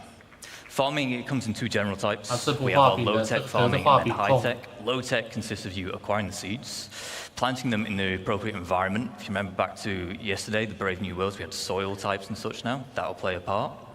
As well as supplying them with nutrients and then just harvesting them when they're grown. High-tech, it's a bit more involved because you've got to make the hydroponic buildings we see here, but in return, you'll be able to grow exclusive strains of plants. 应该是造船吧，因为它上次好像刚有说。Ranching will allow you to keep herds of animals. You'll have to provide them with feed, water, and shelter, but in return, they will provide you with produce. Not every animal can be ranched. I don't really see a sandworm ranch anytime soon, but the quasi-grazer will, of course, will. Not yet. Maybe. No. 有没有那个是 C2 嘛？ We have a few more additional archetypes. We have landing pads, garages, roads, fencing, as well as new variants of structures we've seen today. Power generation, there'll be solar power, fusion, geothermal, as well as the XL structure class. If you remember, everything we've seen today, the biggest we've seen today rather, is large. XL is larger than large. 有高速公路哎。And then you have your defense. 哦，这个炮。 这炮好帅哦！ So, in lawful areas, you have varying levels of security provided for you. With max security, you are protected by planetary shield tech. However, in lawless, pyro and the likes, you'll have to provide your own defenses. These come in the form of perimeter walls, shielding, which prevents aerial bombardments, and then a range of automated turrets, such as PDC to shoot down missiles, anti-air, anti-vehicle, and anti-personnel. To round up, whilst we spent this entire time talking about how you can expand a single base, you can, of course, have multiple. These can be across a single planet, moons, across multiple systems. There are advantages and disadvantages of locations and base types. For example, in lawful areas, you'll need to buy your land for UEC, pay a tax to be able to build, and then you'll gain protection in return. Lawless, no cost. High chance of better quality materials, but no security to fall back on. A small cabin in the woods can be great for a single play session with short build times. However, the large base we just saw will take days, weeks, or even months, depending on how big you want to go. You might want to embark on this endeavor as a team or an org. You can set up a base as an org and own it as the org. For this, there will be permissions available, and you can assign roles and tasks. Ultimately, base building can be your main gameplay loop or a supplementary one, depending on what it is that you value. On that final note, I would like to say thank you on behalf of the crafting and base building teams. We've been very excited to share with you some of the work so far and the vision we have for these systems. But before we go, we have one final video.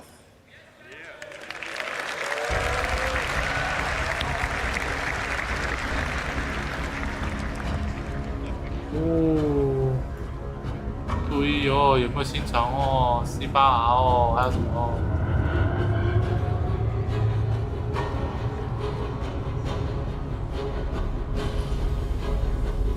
哦？哦，毛虫。 没有，那是毛虫，那是毛虫，毛虫。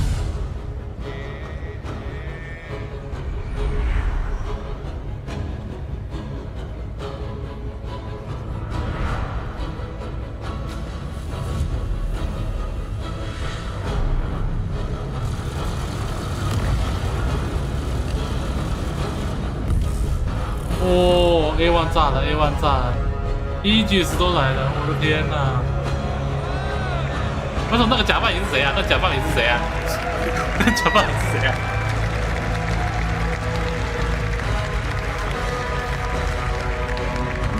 为那个假扮你默哀，又一场假扮凌晨了，各位。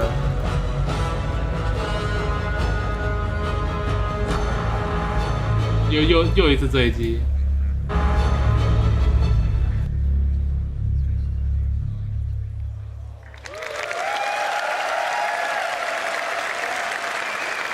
Thank you. I'd just like to say thank you especially to Kian and Zheng Shui. They worked very hard on this, and you might see that bass again later today. So stick around. Thank you.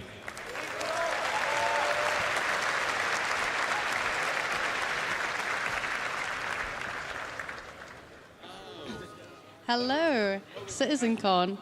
I'm Kirsten, your core tech producer, and I'm here off the back of that amazing presentation with Thorsten. How are you feeling, Thorsten? Much better now. 那个假扮也好惨。 That was an incredible view to what players can expect next from crafting and base building. Do you want to tell us a bit more about the crafting system and what players can expect to come next?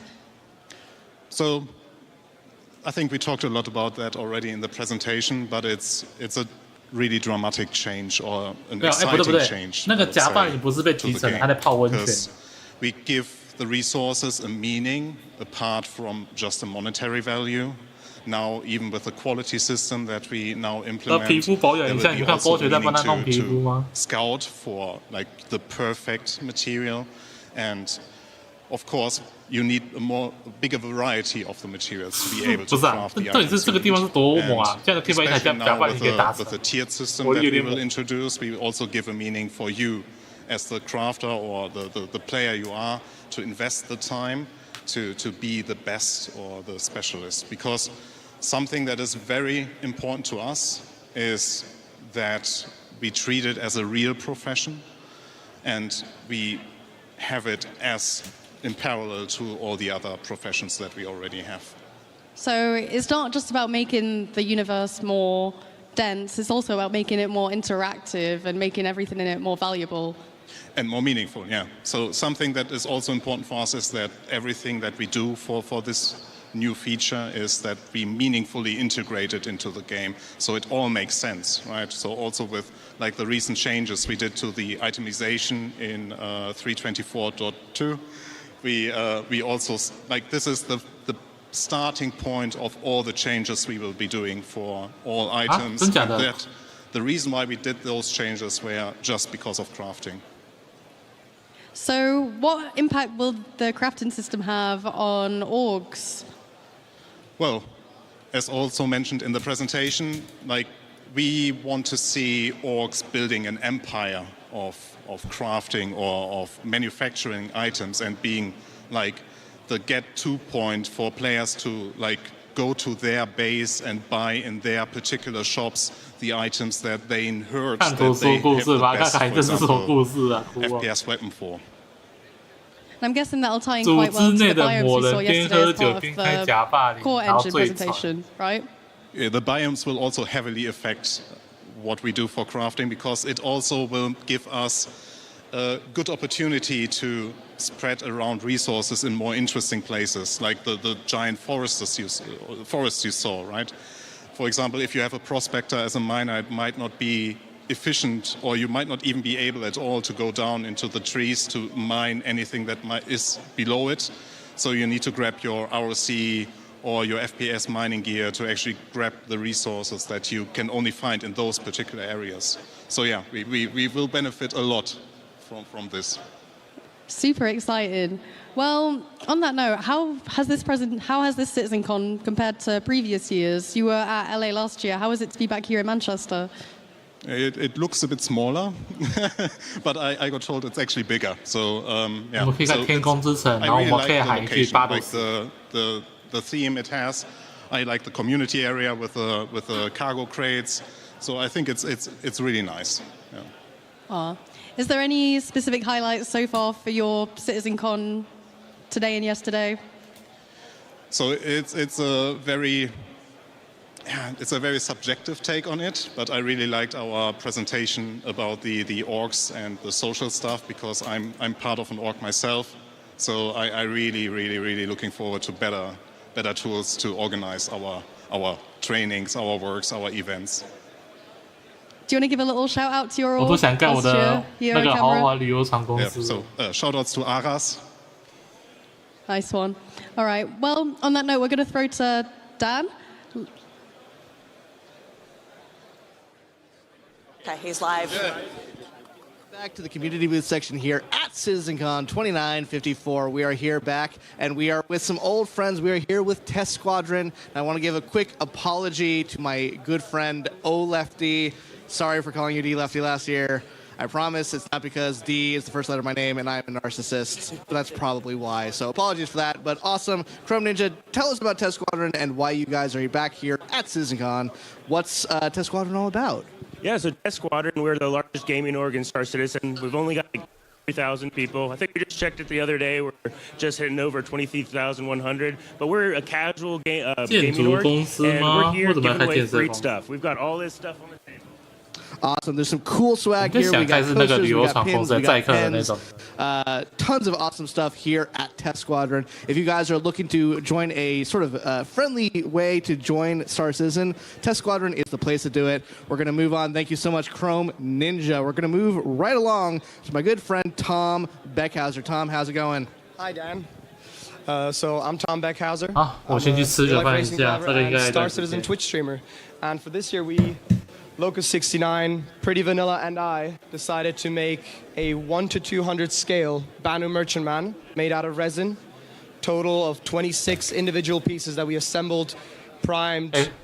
cool 啊！什么叫做春雪村？ Tom, 春 this 雪 thing 镇，春雪 looks 镇，春雪 amazing. 地。 I mean, in addition to being a badass race car driver, you're also a badass model maker. This guy, there's nothing he can't do. I see you giving away some Banu Merchantman little minis. We also have the little, or sorry, the BMM pins, and we have the Defender minis. Sorry, I got those mixed up. Handing out the Defender miniatures. 春雪都是什么鬼？ Pixel art bottom. Yes, you gave me one the other day. This is awesome. Tom, people can find you at twitch.tv/Tom Beckhauser. If you guys are interested in checking out more of Tom's awesome stuff, go check him out. Tom, thank you so much for being here.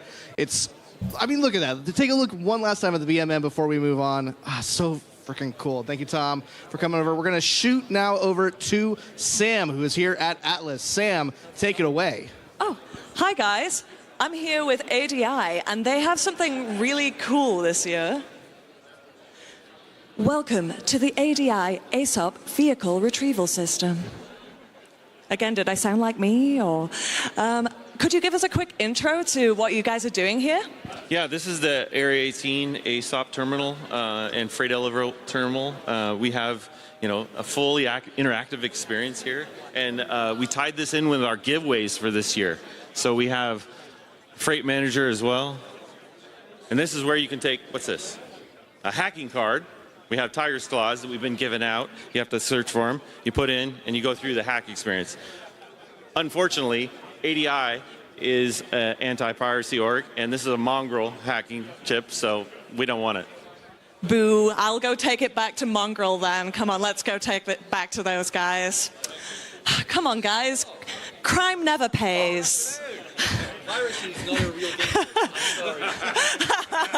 We only grief and kill for fun. Amazing. So, right, thank you. So, what are you guys showing off at your booth today? Well, we are showing off Mongrel Squad to begin with, but also our sister orgs, as you can see, where we have the auxiliaries, the pack rats, and the cartel, which run the prison. But also ourselves, the premier pirate org, Star Citizen. Thanks so much. Thank you. Yeah. Well, we're going to have to move right on to the next guys. Thank you for showing off your booth, and hopefully we'll get to some folks to visit you throughout the day today. I have bumped into this guy again. I'm back. Awesome. Well, I'll take it from here. Thank you, Sam. And finally, for our last little bit of the community booth, for this segment, we still have a little bit more to go over today. We have Atmo. Now, you guys all know Atmo at this point. Creators of the Daymar Rally and a ton of other amazing events. They also have an event here in Manchester after the show. If you guys haven't gotten tickets for that, please go get them right now. They're going to be over at Aviva Studios after the show.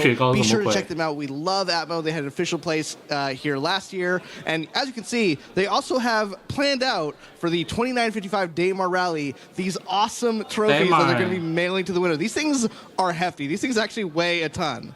I will absolutely be trying maybe to go to the Daymar Rally just so I can try them out. We all saw my playing earlier today. So maybe not. But you guys do some awesome work. Thank you guys for all you guys do at Atmo. We're excited to see your guys' event later tonight. Be sure to check out Enter Atmosphere at Aviva Studios later tonight if you're here in Manchester, or check it out on the stream. Well, I think that's it for us for right now. We'll be checking out the rest of the community booths later. Sam, anything else to add? Nope, just straight over back to you guys. Awesome. Thanks, guys. All right. Guys, crafting and base building,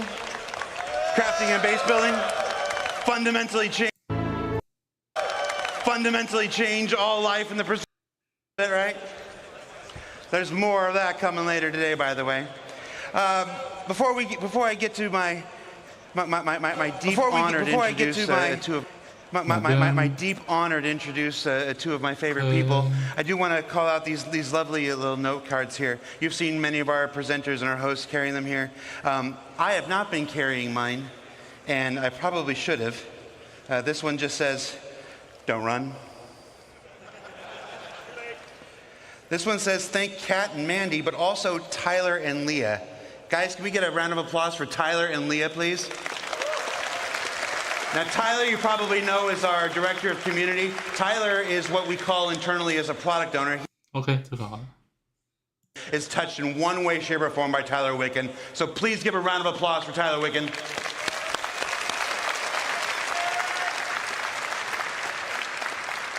And 但是目前我们这边全部人都在看 YT。 Leah is the one who does most of the hard work. So Leah, who will never be on camera and who hates to be embarrassed, please give a round of applause for Leah, please. 同时一点会就是 YT 才是。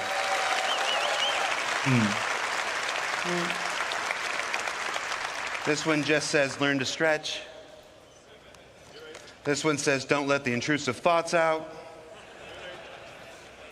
I almost lost it with that rabbit weasel thing yesterday. This one says, "Hi, Dad."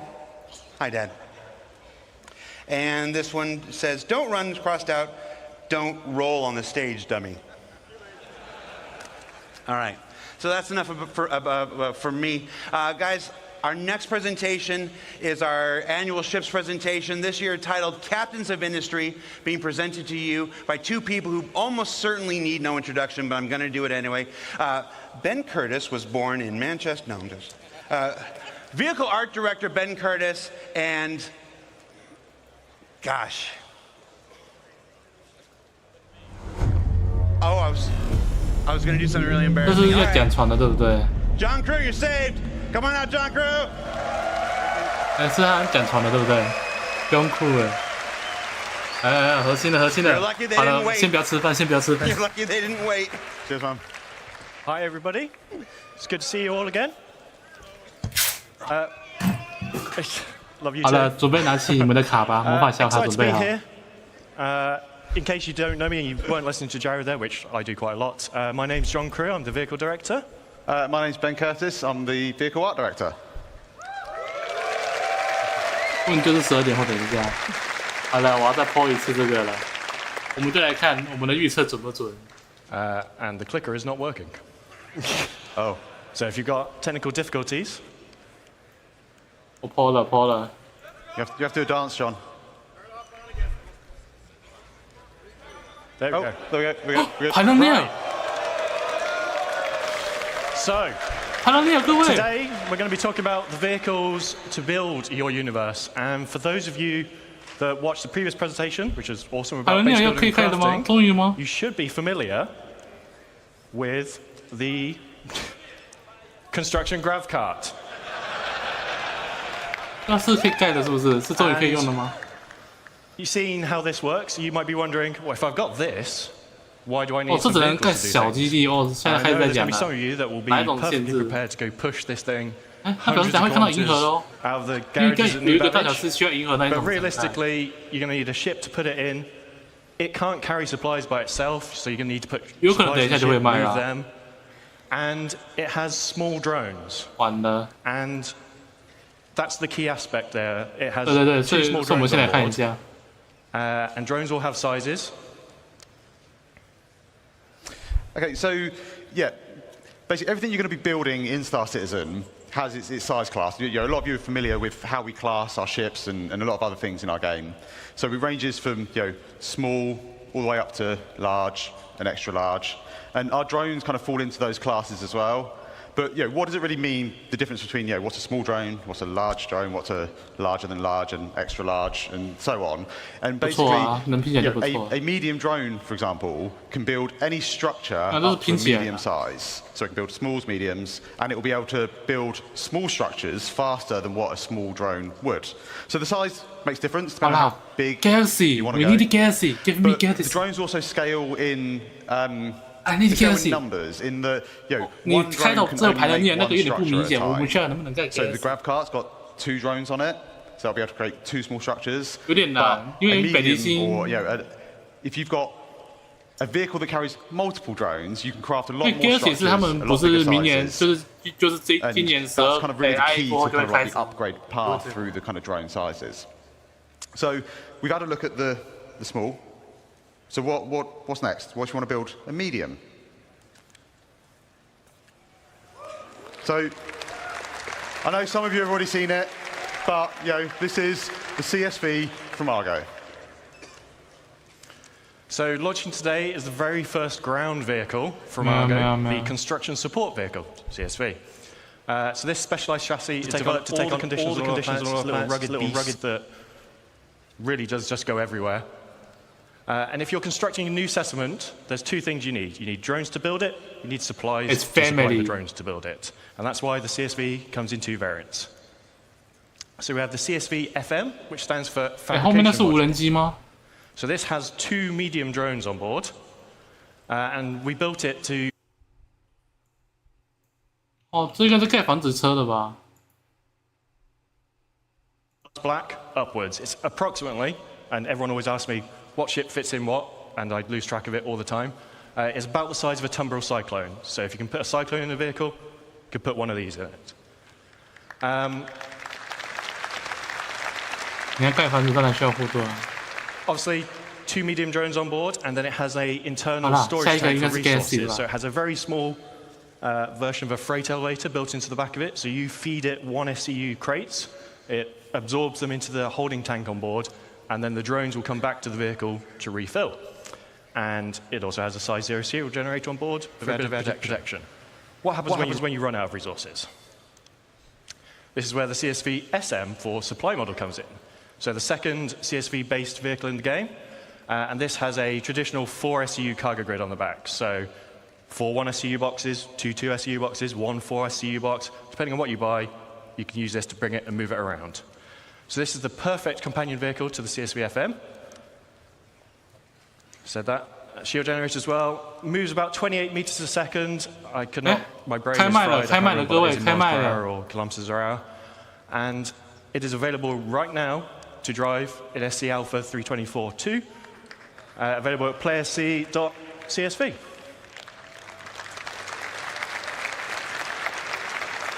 So now, let's take a little closer look at the vehicle, and Ben's going to go through it.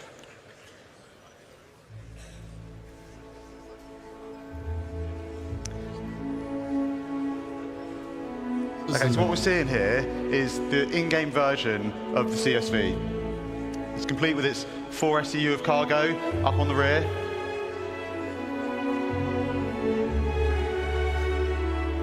And I think the CSV kind of really builds on what Argo is known for as a manufacturer. It's got those kind of like really kind of hard industrial looks, and I think it helps it kind of feel at home on any build site. All of it's accessible. And I think the exterior is like real dominating factor. It's those kind of large all-terrain wheels, and then that's kind of backed up by just simple, smooth, sleek lines. We've got the front-loaded cab that puts all the controls kind of right in the kind of where the player needs them, and I think that's one of the keys to the ship as a whole, or the vehicle as a whole. Sorry, is it's simple, it's purposeful, it's functional, and I think that just kind of just helps it to kind of feel part of that Argo family. 有特殊皮耶。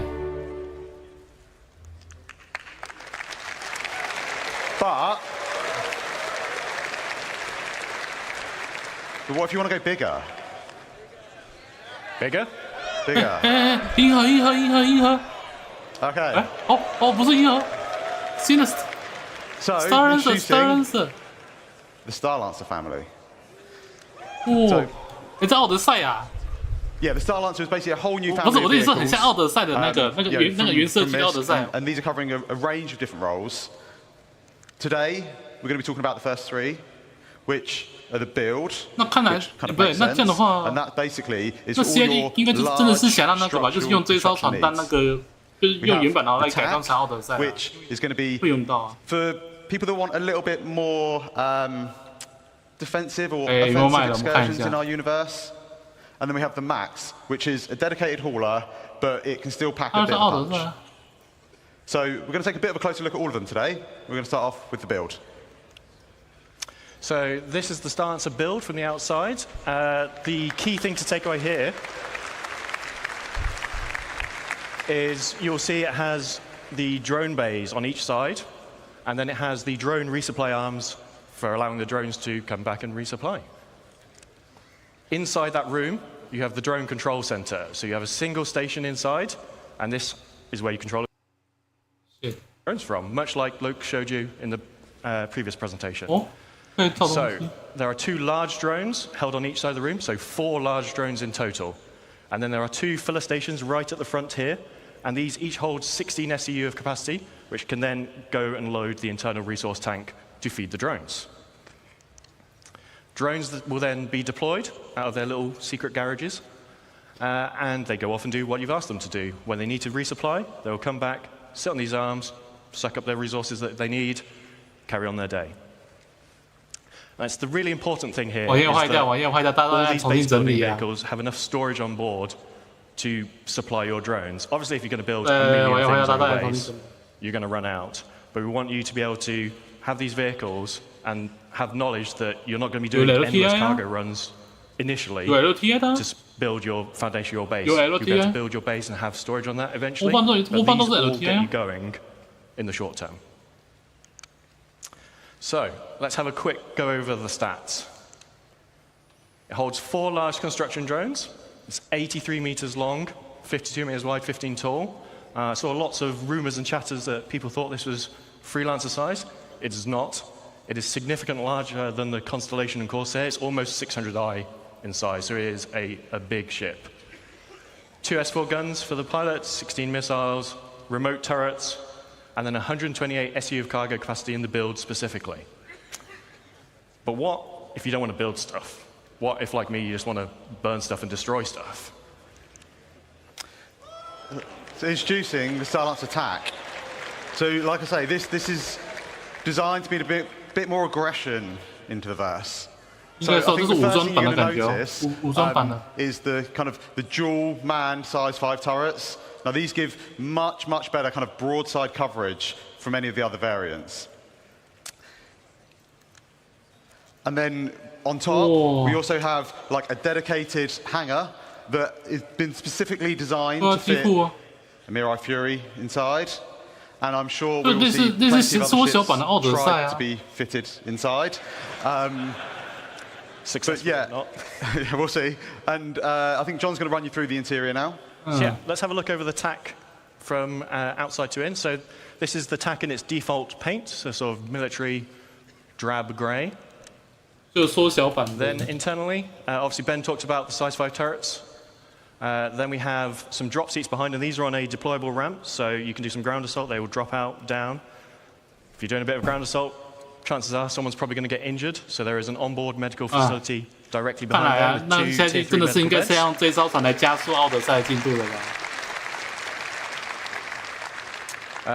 Upstairs, obviously, there's the Fury hangar. Behind that is engineering. And then forward of the hangar is the refactored habitation and mess hall area, which is specific to the TAC. Just because there's so much other stuff crammed in there, we had to redo the upstairs of it, basically, to fit that in. And we'll go over the more normal layout shortly. OK, so yeah, to sum up, I think the tanks obviously bring a lot more firepower from the other variants. Its shield's been boosted up to two size 3 shield generators. It's got the med bay with the tier 3 med beds, drop seats, it's got the hangar, and it's still able to carry up to 96 STU of cargo. You can secure yours today by going to play.se/Star Lance Attack. 可以开了哦，内部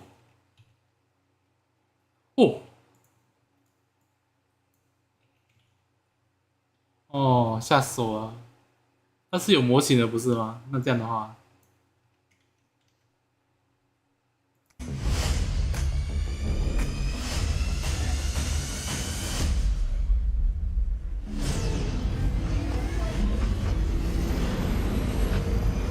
是奥德赛耶！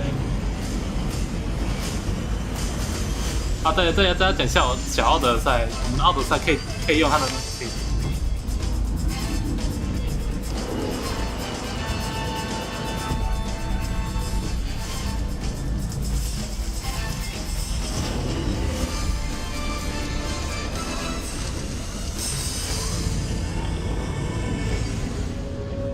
哦，那看来明年，搞不好今年真的会有奥德赛的消息。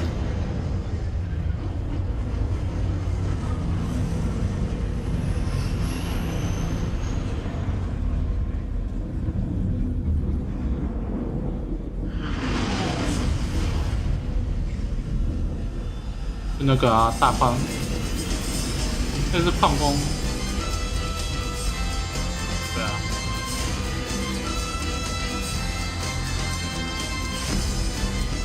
Built for life.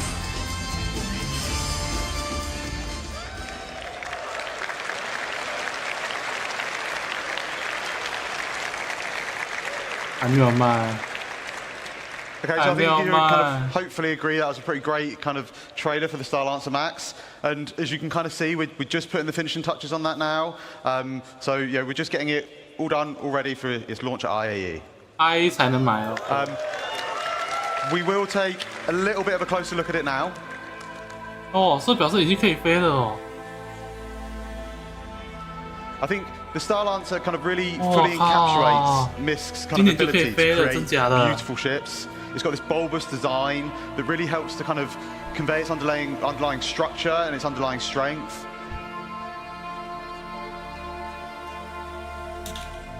I think when the engineers were trying to kind of put this together, they were thinking about what's useful, what's great, and one of the things that we thought about was this deployable cargo grid that just brings the cargo down to the ground, makes it much easier for loading and unloading. And they also wanted to put the kind of the crew, you know, they wanted to put what's important for them. So they've added a lot of windows out so the crew can see out into the verse, and it's one of the things that we know people like is being able to have these kind of little windows out into space. And then above the kind of main habitation area, we've got these big skylights, and they just allow kind of like more natural light to cast down into the cruise area. For a bit more protection, you've got 8 size 3 missiles up front, and then a further 8 on top. Oh, 飞弹呢? And these are backed up by a set of size 4 remote turrets, both front and rear, that give good topside coverage. 感觉是没有，因为他刚刚是阿特老师在帮护。And then finally, when we get to the front, you'll see we have a further set of size 4 gimbal weapons. And again, these just kind of help to fill in those blind spots.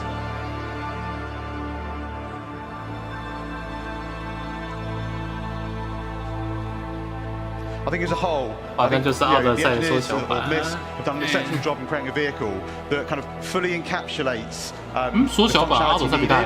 while still ensuring that the crew's kind of well-being and livelihood is protected. It's all in a package that kind of really dominates the sky, and I think it really shows off Misk's ability to deliver kind of quite beautiful ships.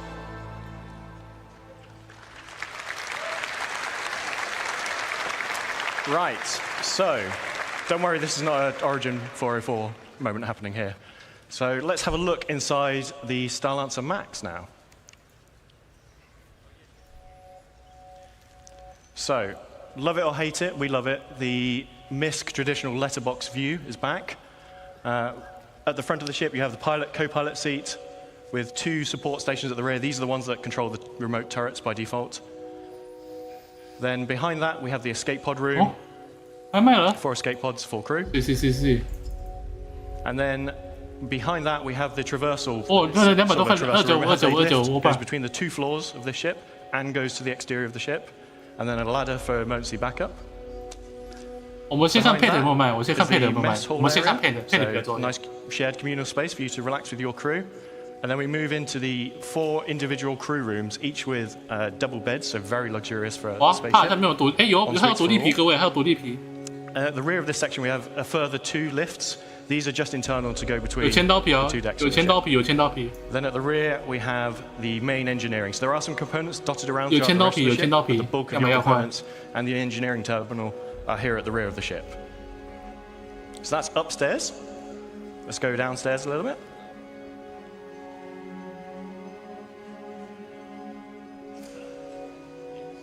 We have the main vehicle entrance and cargo entrance for the rear section. This can be used as a garage, but it is also a cargo hold. Can fit vehicles up to a Ursa rover in size in here. And then on the max, we have the 2, it's sort of 1 cargo lift that drops down, but it retains a walkway throughout the center of the ship. So regardless of whether your cargo is up, down, being loaded, you still have traversal from the back of the ship. TAC 96 SCU 啦， Then we have the downstairs of the traversal room, which also features the airlock. 然后那个刚刚说的那个 BLD 版本是128 And then lastly, we have the armory at the front of the ship. So if you're coming on board, leaving via EVA, leaving via that front entrance to the ground, you can stop off here, suit up, get your weapons, do the reverse coming back. And that is the Star Lancer Max.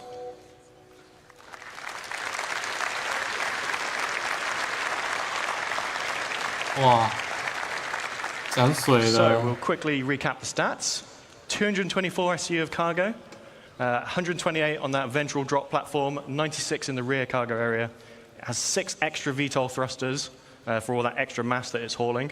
And it is available to pre-order now and will be flyable this IE at play.se Star Lancer Max. And if you pre-order now before IE, you will get this exclusive sapphire paint, which is in the Citizen colors and looks super cool in my opinion. So,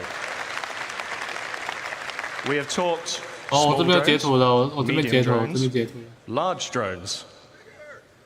What about bigger things? Pioneer. So, who can guess what that is? 对对对，可以盖了。 So. 好 ，Origin， 这是想说有新版的，是不是 ？I talked to you all quite some time ago about this in Germany, and this is obviously the original concept of the Pioneer. Now, some time has passed, and whilst the core concepts of base building have remained the same at a high level, how you physically build your bases has changed slightly. So, you were building everything on board the ship here. You would fly your Pioneer. This is the area I want to build in. I'm going to build my base on board the ship, and I'm going to drop it down. As you've seen, bases are a lot more expansive now. This doesn't work anymore. So we need to do a little bit of some reconcepting. Okay, so one of the first things we really wanted to kind of solve was the arm. We know a lot more about how we're going to be constructing these structures now, and kind of the arm didn't really make a lot of sense anymore. All it really did was it made the space you need to land the ship almost twice as big as what it's kind of needed. And we're not real spaceship engineers. We don't make real spaceships. But what we do try and do a lot of the time is we try and take as much reference from kind of real life manufacturing as we possibly can. And I think that's really it's really key to what I think Star Citizen is as a whole. We're trying to make a believable universe. And if you think about the arm, and whilst I can't deny it's a cool idea, I think really from a manufacturing point of view, all it really does is it adds a lot of complication and a lot of manufacturing costs onto what is already a very advanced, very large, very costly ship to make.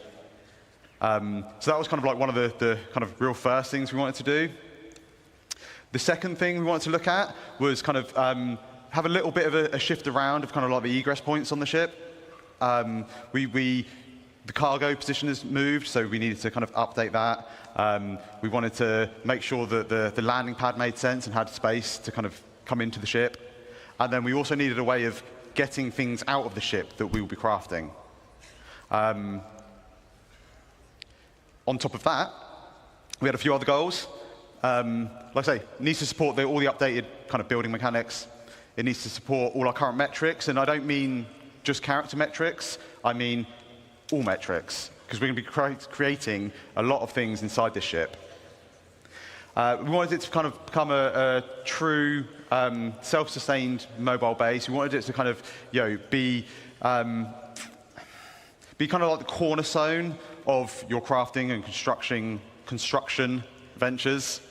And to do that, we needed to add a few extra kind of onboard facilities. So, a med bay, like I say, the crafting area, the ability to refine or extract and refine materials. So let's have a quick look over the updated interior of the Pioneer. So at the back of the ship, we have the classic bridge, looks out over the expanse of the ship. And then top and bottom of that in this image, we have the escape pod rooms. And then leading off those is the access to the manned turrets that remain. Then going downstairs, we have the cargo area at the top. Doesn't look like a lot. That's 1,000 SEU of cargo now in that space.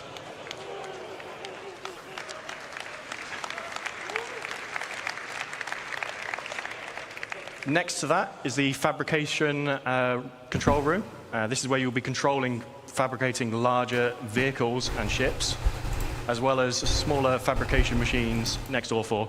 You don't want to use this to build a small FPS weapon. It's a bit overkill, so we have that on board as well. In the center of the ship, we have a small fabrication hangar with roof and ramp egress. So if you're building a small ship on board, so things like a Nomad, you can build on board here. You'll be able to fly out the roof of the fabrication hangar. And then we have the existing small landing pad that transitions from outside the ship to inside the ship. So cargo you can load via new entrance that Ben's going to talk about in a second. But you can still retain the ability to land a ship on top of this ship, move it inside your ship, all those things. Engineering at the rear, this is now capital components all the way around. It was a weird mix of size 3s before. It's now just all capital everything.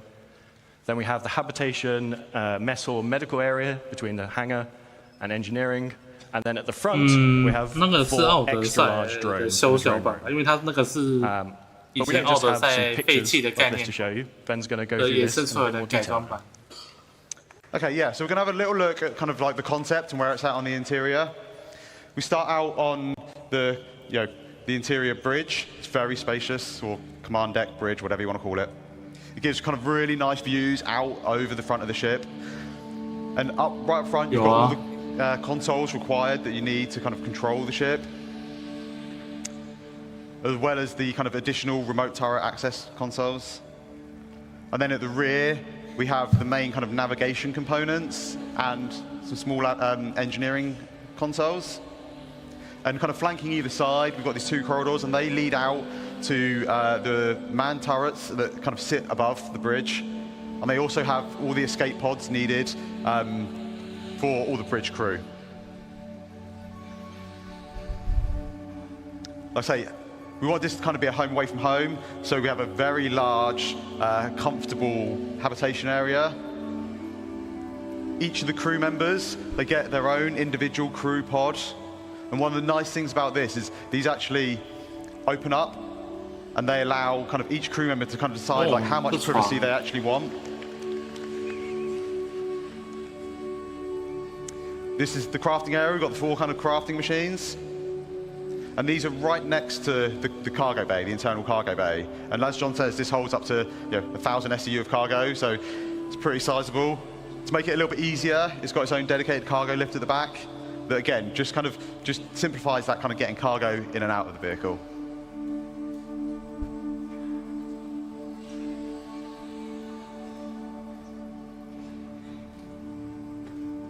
Down at the front, we have the drone room. Now, these will be 4 extra large drones, so they'll be able to craft our our largest structures in game. 这个 Outland 船估计 They 还来 exit the 招 ship 商 out through the roof, and they're all controlled by 但是 the 这艘船不 construction 能来 console in this area. 它现在 LT 只能靠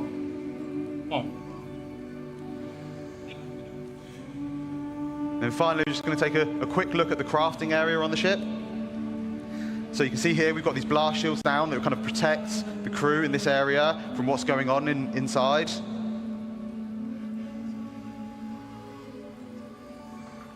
And then as these open up, we just finished making a store.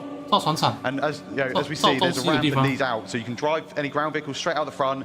Between all the landing gear, you get this really nice kind of like sense of scale as you're driving underneath out the front of the ship. And we've also got the top exit for any flight vehicles. And then finally, we have the landing pad, and this just allows us for any ships that land up on deck, we can just bring them down into the belly of the ship.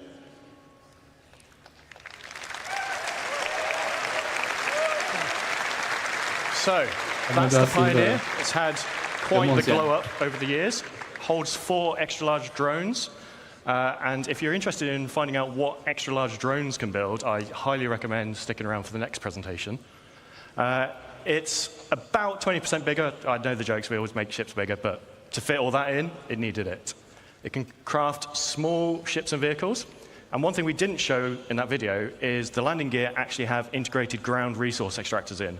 So when you find your plot, you land your ship and you can start extracting the resources from it.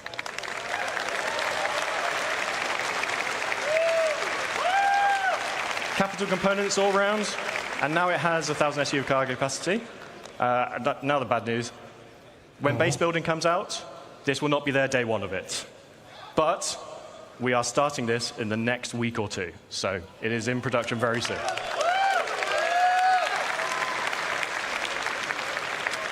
So,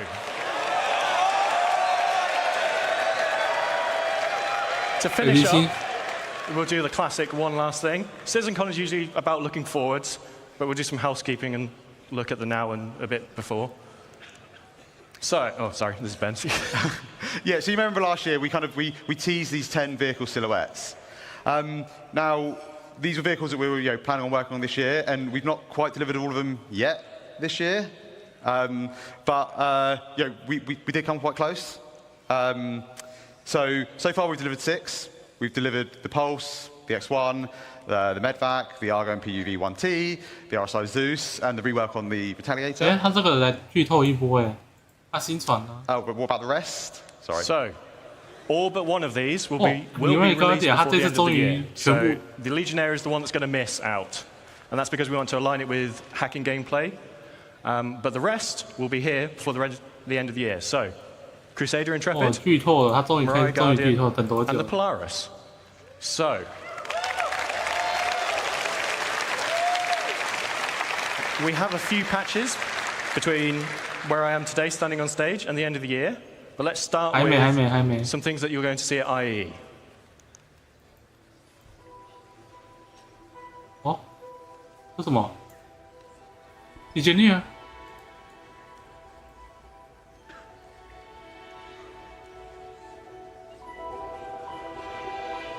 阿波罗？阿波罗吗？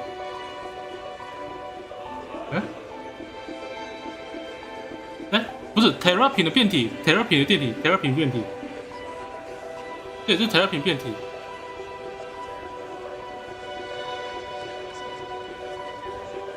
那感觉像水鬼变体耶，很像哎，还是 Crusader 那一招哦。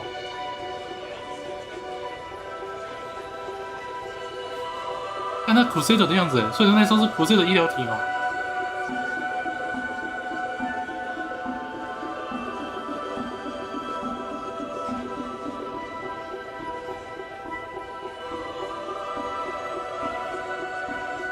没有，这是那个116船，这是116船。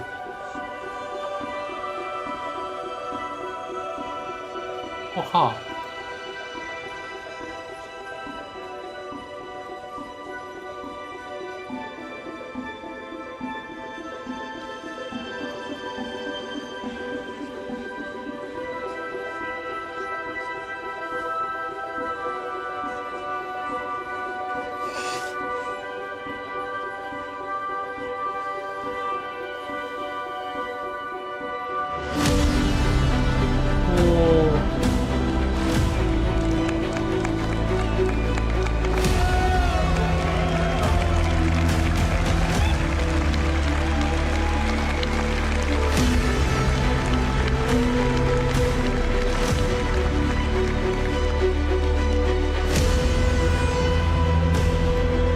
北极星。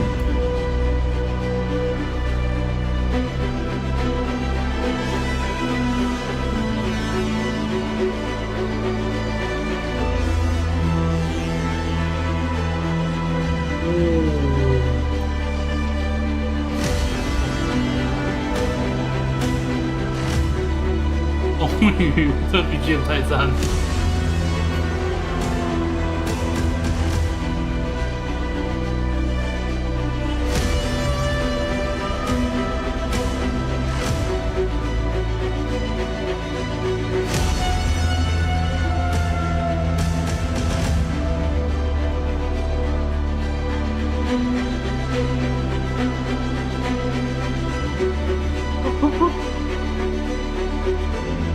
我靠！哦，人家北极星耶！哇！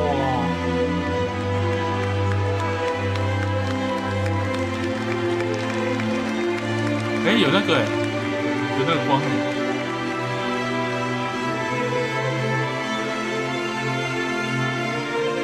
哦，这边还有电梯耶！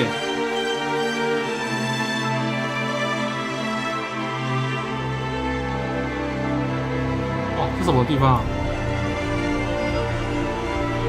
我靠！哦，哎，这是冷却水哦，水冷哎！我靠，冷却，它可以冷却。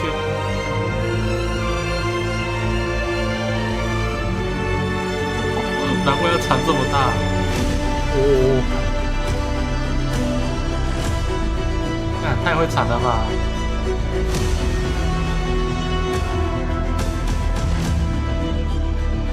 哦，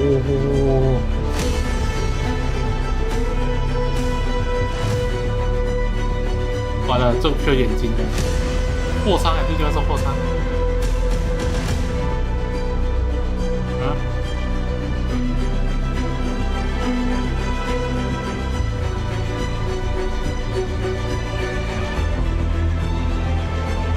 哦，鱼雷耶！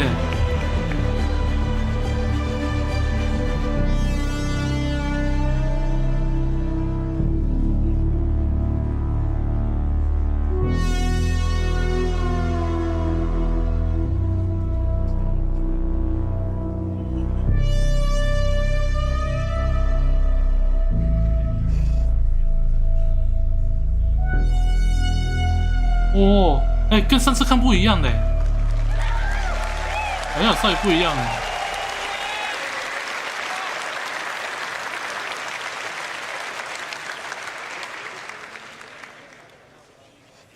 Okay, so on top of those ships we've talked about, 我们等于那么久， we also worked on a number of other ships this year. So we're just going to quickly go through them before we get on to what we're doing next.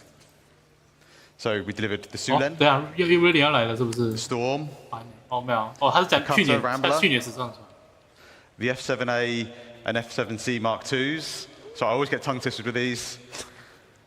And the F7A Mark Is. They also did the Santok EI, the Sabre Firebird, the Peregrine, and then most recently the Argo Atlas. So, like last year, where we did a little tease. 核心来了。Can't just leave without teasing a little bit more. So, 现在奥德赛。 Let's have a quick look at just some, emphasis on some, of the vehicles that we're working on in the next 12 months. 这个卡车，哎，这建筑车是不是？啊？这建筑车吧？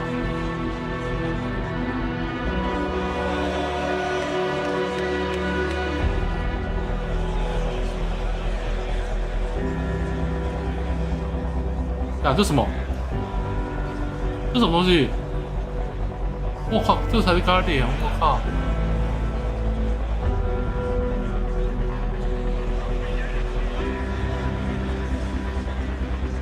这 Galaxy， 是 Galaxy 吗？还是不是？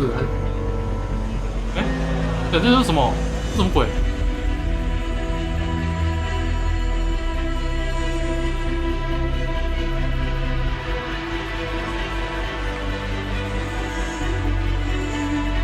Precious。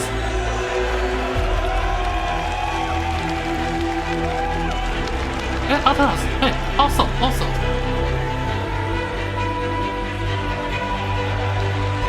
铁甲堂。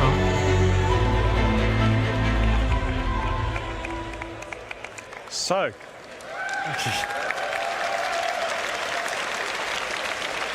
I just want to say a big thank you to all of you, and a big thank you to all the vehicle team in all the studios around the globe. They give us all this really cool stuff that we can get to stand on stage and talk to you guys about. Some of them are probably hiding at the back, but I just want to say a big thank you to you all, especially for all the hard work on these recent ships. Yeah. Massive thank you to everyone involved in putting these vehicles together. Right. Thank you. Thank you.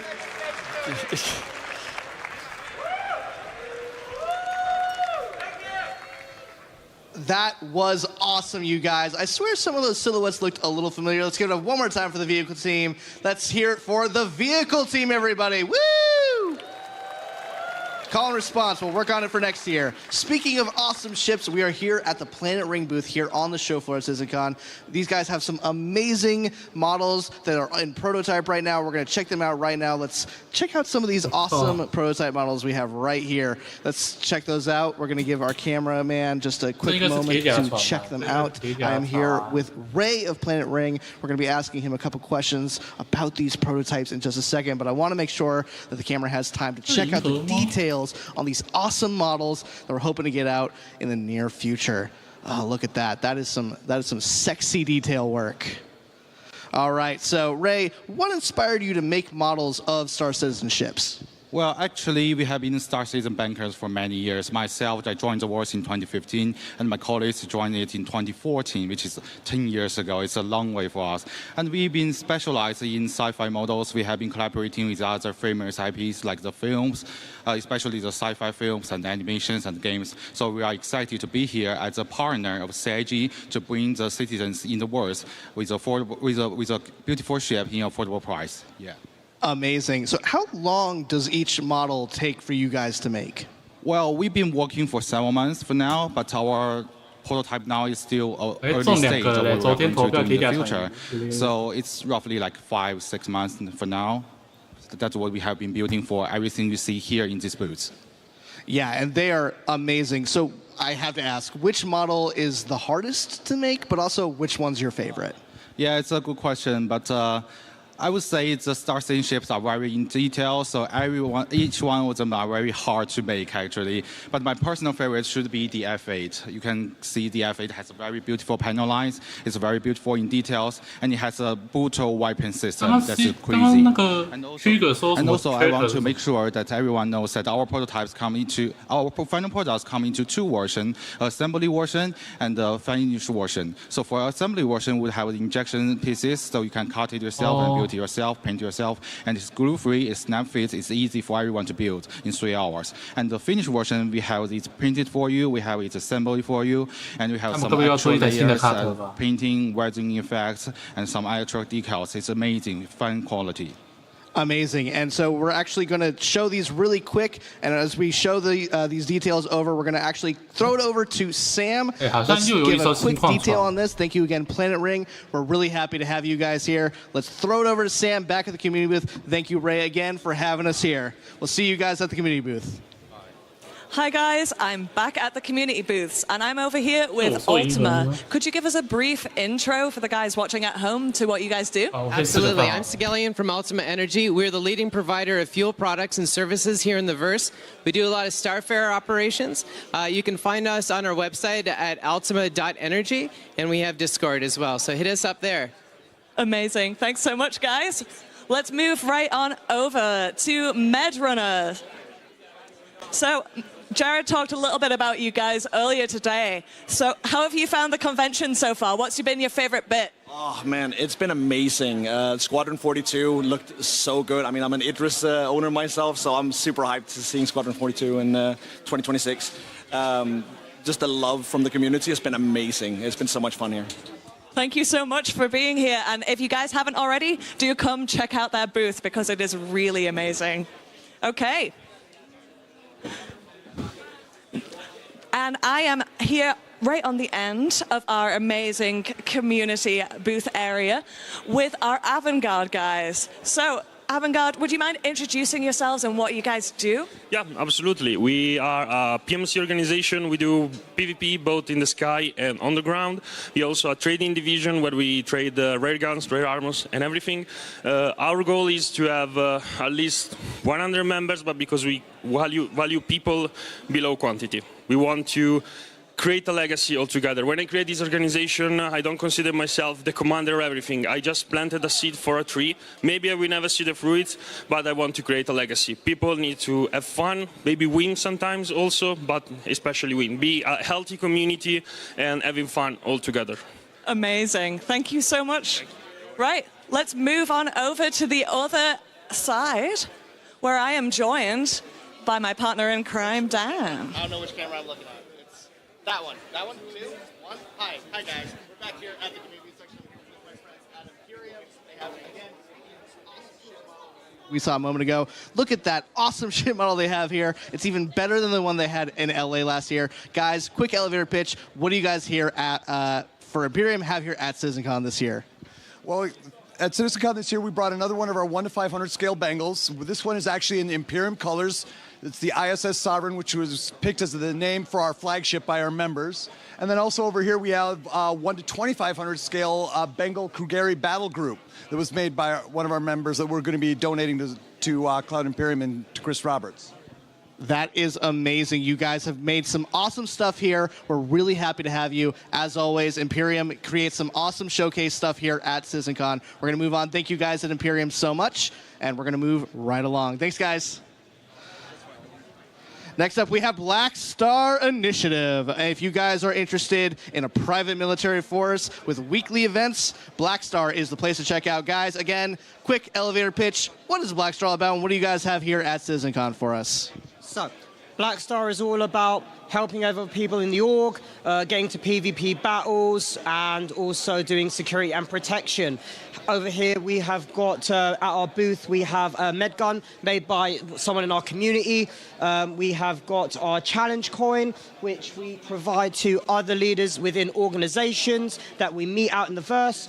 Coasters and patches. So if you ever need anyone to do protection for your bases that are coming soon, look to us. No one's better. Yes, and if you want to get good at PvP, we have daily trainings that we can provide to you. We have a lot of stuff to do. We have a civilian division if you're not that much into combat, but even they get trained, combat ready, so you know how to defend yourself. Awesome. Thank you guys at Black Star. We are always happy to have you. We're going to move right along to one more final community booth. This is our last one of the show we have here. Guys, CitizenCon is sometimes a crazy show with lots of cuts, lots of cameras, and no one knows that better than HubNet. HubNet is an awesome news roleplay group, but I think you guys can say it better. Tell us all about HubNet. All right, so HubNet is our attempt at making content for the citizens in the verse in 2954. So not for you players, but for the players' characters. So we make a full feature-length movie like Overclocked. We make animated series like Jack of Spades, and our news report, Hubwire, is meant to report on events that are going on in the verse. And Joel can tell you a little bit more about what we do. Yeah, so if you're looking to create a project or get involved in a project, you can join our Discord, sign up as a role. You can be a voice actor, a filmmaker. Whatever your talent is, we can use you. We're effectively Netflix in the verse, so come check us out at HubNet. Awesome. Thank you guys at HubNet. Guys, this is it for me and Sam here at CitizenCon. It has been great being your guys' interstitial hosts. And Sam, do you have any final words? Yep. No, just amazing job, guys. Everything in this community booth, all of the developers that have worked so hard to make CitizenCon happen, you guys are amazing. So hope you have an amazing rest of your CitizenCon. From Dan and Sam here on the show floor, thank you guys, and it's back to you, Jared, on the stage. Goodbye. Goodbye. Okay. It's time, everybody. Time. And before we get this started, we're doing a lot of things here. I want to do some personal thanks to myself. Okay? So first, I want to thank all the developers who took their time to build their presentations and showcase for you their amazing work that they've been doing over the last year for Star Citizen and Squadron 42. So please, a round of applause for the developers.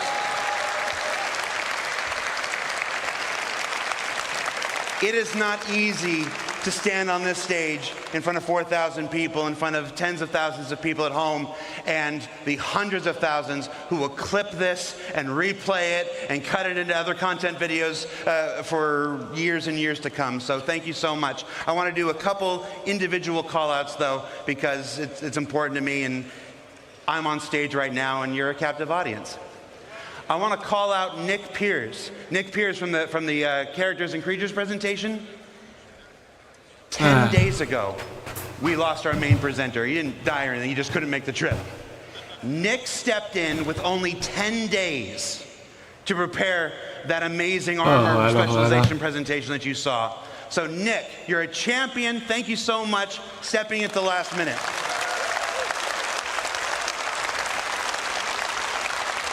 Benoit and Ian. Benoit and Ian took the reins and delivered multiple presentations this year. You may only see them talking in this presentation or this presentation. You're going to see Ian in this one here, like this. But their work behind the scenes, getting all of these presentations up to the standard that they're required, was amazing this year. So Benoit and Ian, you don't have to clap for this one. This is just for me. Thank you so much, Benoit and Ian. All right, you can clap. That's fine. You might have noticed we went on ISC hiatus a couple weeks ago.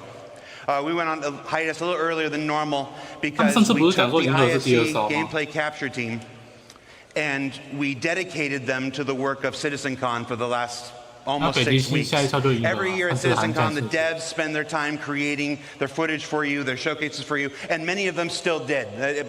But the amount of work it takes them away from the work of actually creating the game.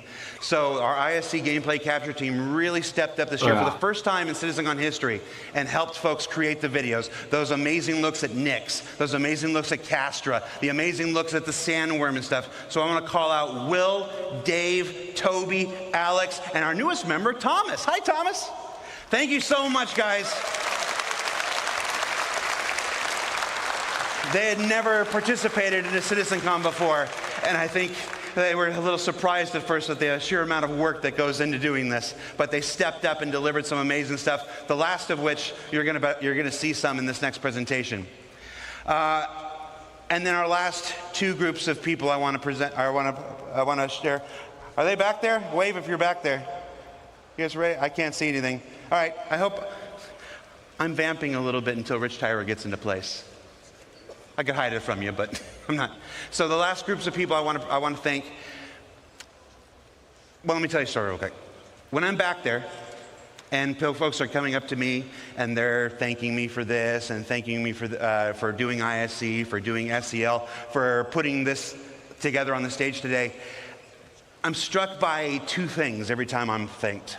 One is that I can't do any of this without you.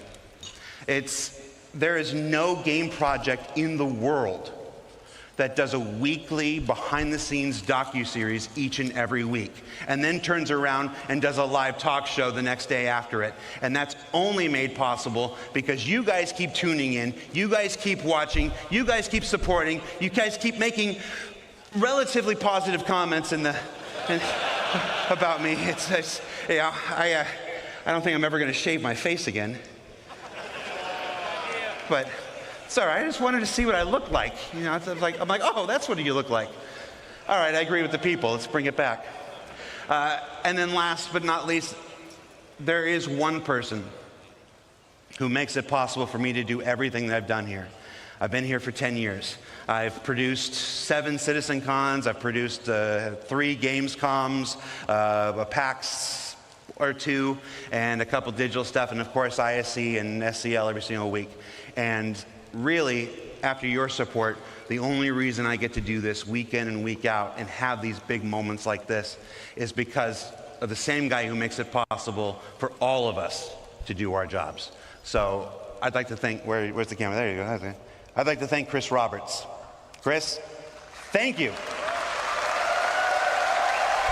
Thank you for thank you for not thinking Sandy was crazy when she hired me. Max 3.24.3.3在游戏中推出。Saying yes to so many things I want to do, and for not saying no or getting angry when I don't ask. So thank you so much. I do operate a lot on a let's just do it and see if I get in trouble afterwards thing. So is that Chris there? Are you ready? All right. So with that, yes, he's angry now. All right. So without further ado, let's get to our final presentation of the night. The Star is My Destination. Introduced to you by the one and only Chris Roberts.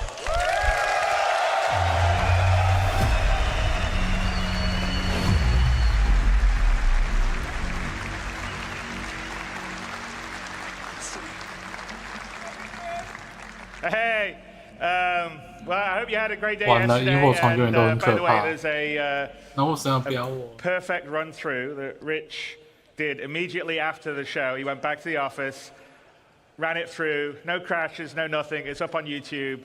And by the way, that's a dedication of Rich. Is like, okay, I'm going to get it done properly, and he did it, and it looks great, and it doesn't have any screen tearing, because there was some screen tearing. There was a technical glitch in the setup yesterday. So anyway, watch that. And if you're doing comparisons to the old stuff, compare with that video, not from the stream. But anyway, I hope you guys liked this morning. There was the base building and the crafting, and the ships, you'll be able to do it. I mean, for me, the ability to sort of create your own place somewhere in the verse, find the perfect spot for you to make your home or harvest resources, it totally changes the dynamic of what the game will be in terms of exploration and people spreading out, and I think putting roots down in the verse. So I can't wait till we get that in there. I mean, that's one of the things that makes me incredibly excited, because I think it will just add so much to a living, breathing universe. But that is a perfect example of Star Citizen, how it's grown over the last 12 years, because we definitely did not have that on the initial Kickstarter or the pitches that we were doing. And, you know, Star Citizen is a living game. I mean, we're constantly always adding content and features and tech. As you can see, we're constantly upgrading, you know, what we're doing on the graphics side, making it better and always improving it. And even after we would consider it a released or a shipped game, not an alpha game, we will still be doing that. So it's just, it will be a living game. We'll never do Star Citizen 2.0. It will always be sort of Star Citizen that will continue to grow. It won't be like, oh, we're going to do Destiny 2 after Destiny 1. It will just be a living, growing product. Same for. Right? I don't mean that as a knock at them. I just mean that in today's world, you constantly upgrade and improve things. But the big question really is, at what point would we at CIG, what point would the rest of the team consider Star Citizen ready for everybody? Not just you guys out here who are beautiful, wonderful, early adopters, willing to put up with bugs, jankiness, you know, not a great new player experience. We know all those things are things that we want to fix and improve, and we want a game that everyone can just get into at the beginning, understand it, have fun, you know, pulls you into it, and then has a huge amount of depth. So the question is, what is that? And that is what we call Star Citizen 1.0. It's something that we've been talking and looking and designing and thinking a lot about over the past X number of years. And now we thought, you know what we should do, because I think half our sort of initial stuff is from a long time ago that you've seen, and then occasionally we'll talk about things we're doing in, you know, inside Star Citizens or SE Lives. But we're like, okay, let's tell everyone the marker. This is what it is, Star Citizen 1.0. When we hit this, this is what we consider we're ready to go wide. You know, everybody in the world can get in, play it, whether you're hardcore or casual, have fun, play in the verse, interact, have a great time. And so that is what we're going to tell you today, is what we consider Star Citizen 1.0. That doesn't mean, as I said, that we'll stop at that point. We'll continue to 我看了一下 grow 啦 and build and add 我看 things. 国外都已经开始在问说 Fishing 为 is 什么没有 not 赢 on 的 Star Citizen 1.0's list, but I'm pretty sure. 对啊 I know, but I'm pretty sure it 已经 will 已经开始在 be 问说银河去哪里了，为了是赢 not that long after 因为这样 1.0. But that is the example. 因为 We're 顺 going to tell 序 you what 是 the marker 因为 is. 因为顺序乱掉了， And, 就 you 很 know, 神 to 奇啊， do 所以 that, 我们在 Rich 再 Tyra, 问 who's our 他。 senior game director, is going to come out with a few of our other directors and will lead you through what 1.0 will be. So, without further ado, Rich Tyra. All right, Rich. Don't crash. Yeah. Hello, CitizenCon. So, my name is Rich Tyra, and I'm the Senior Game Director for Star Citizen and Squadron 42. Now, I've been at Cloud Imperium for many years, and I've read many, many Spectrum and Reddit posts. And one consistent question I always see is, what type of game is Star Citizen? And I've read many, many answers. It's a PvE game. It's a PvP 这次有一艘 game. 船 What 啊 about non-combat? Ultimately, it's all three. 3 types of players, 1 universe. So how do we connect those players to create a cohesive game and not just a set of features bolted together? And it comes back to that elegant, simple question. What type of game is Star Citizen? Well, today, we're going to find out. 我要标马卡卡。 Okay, so before we get stuck into Star Citizen 1.0, I think I need to clarify a few things. Firstly, what about 4.0? Where does that fit in? 很像卡特，你不觉 Well, 得吗？ 4.0 is the patch that contains server meshing and pyro.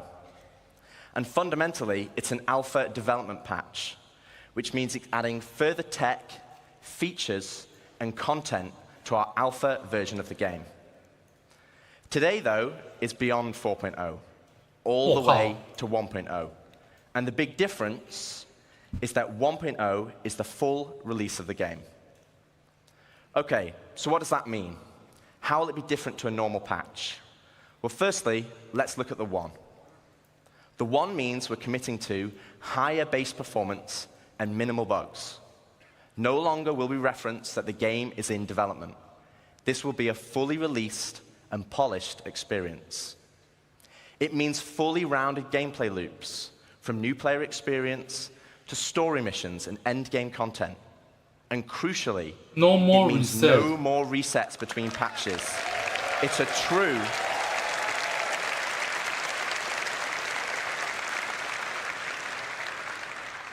true persistent universe. So if that's the 1, what about the .0? Well, it's just as important.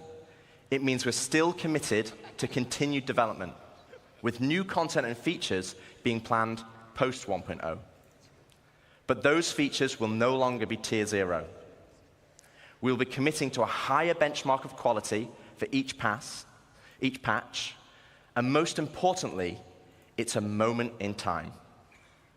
If there is a content, feature, or star system that we've mentioned in the past that is not in 1.0, it just means it will come later. 1.0 is more than just a number change. It's the beginning of a new phase of development of the game. Okay, so we know what the 1 is and the .0, but before we move on, I want to address one important point. And for this, we need to go all the way back to the beginning. Here we are, the Kickstarter. As a backer myself, it brings back memories. And it also reminds me we had a lot of stretch goals. And one of those goals was 100 star systems.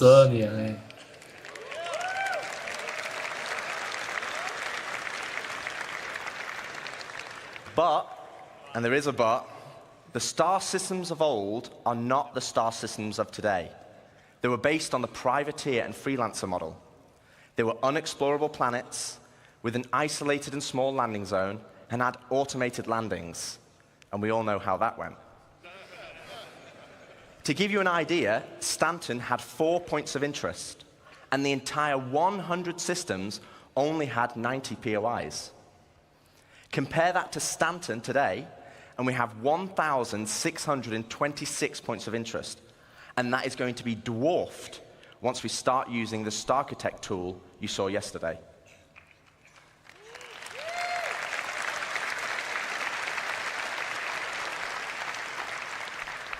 So where does that leave us for 1.0?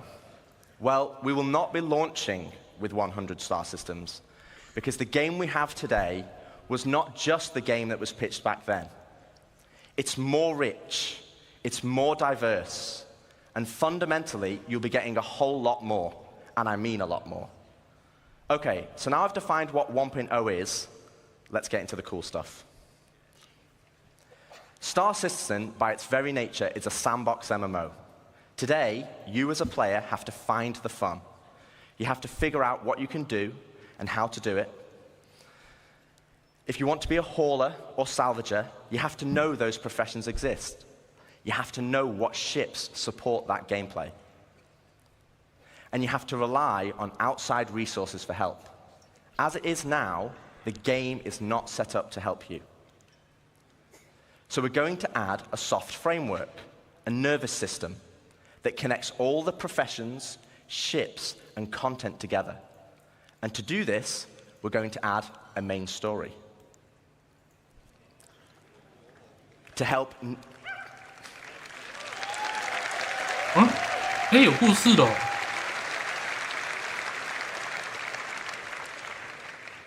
To help new and existing players, to help discover all the exciting features and content we have. To take them on a journey of discovery of what the game has to offer. This story will become the spine of the universe and help onboard players with understanding how to play the game and understand what's available to them. This story will also introduce each of our guilds and what professions we have to offer. Like the United Resource Workers, our core industrial guild, which supports 2 of our main professions, mining and salvaging. They also support many other features and professions, like repair technician, crafter, and builder. Guilds are hugely important in Star Citizen, and as you know by now, guilds are comprised of many factions.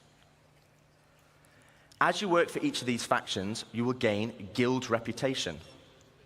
You can then use this reputation as a currency to purchase guild-affiliated rewards, like ships, blueprints, and items. And each guild will have a unique inventory of what they offer. Alongside economic growth, guild reputation will become a core progression of the game. And to talk more about guilds and our main story, I'd like to introduce David Haddock onto the stage, our very own narrative director. 哦，动有主线。Thank you, Rich. Hello, CitizenCon. How's it going? Awesome. So yes, 1.0 is very exciting, and it's going to provide us probably our first real opportunity to finally inject a massive amount of narrative into the game. But we're looking to do that in several of ways. Now, Rich introduced the main story, so let's get into it. What exactly is that? First, it's a narrative experience. This will be a crafted story through the star systems and professions of the Star Citizen universe, taking players on an exciting adventure that will finally kick off the growing tension between Earth and Terra. Yeah. It will be NPC-driven.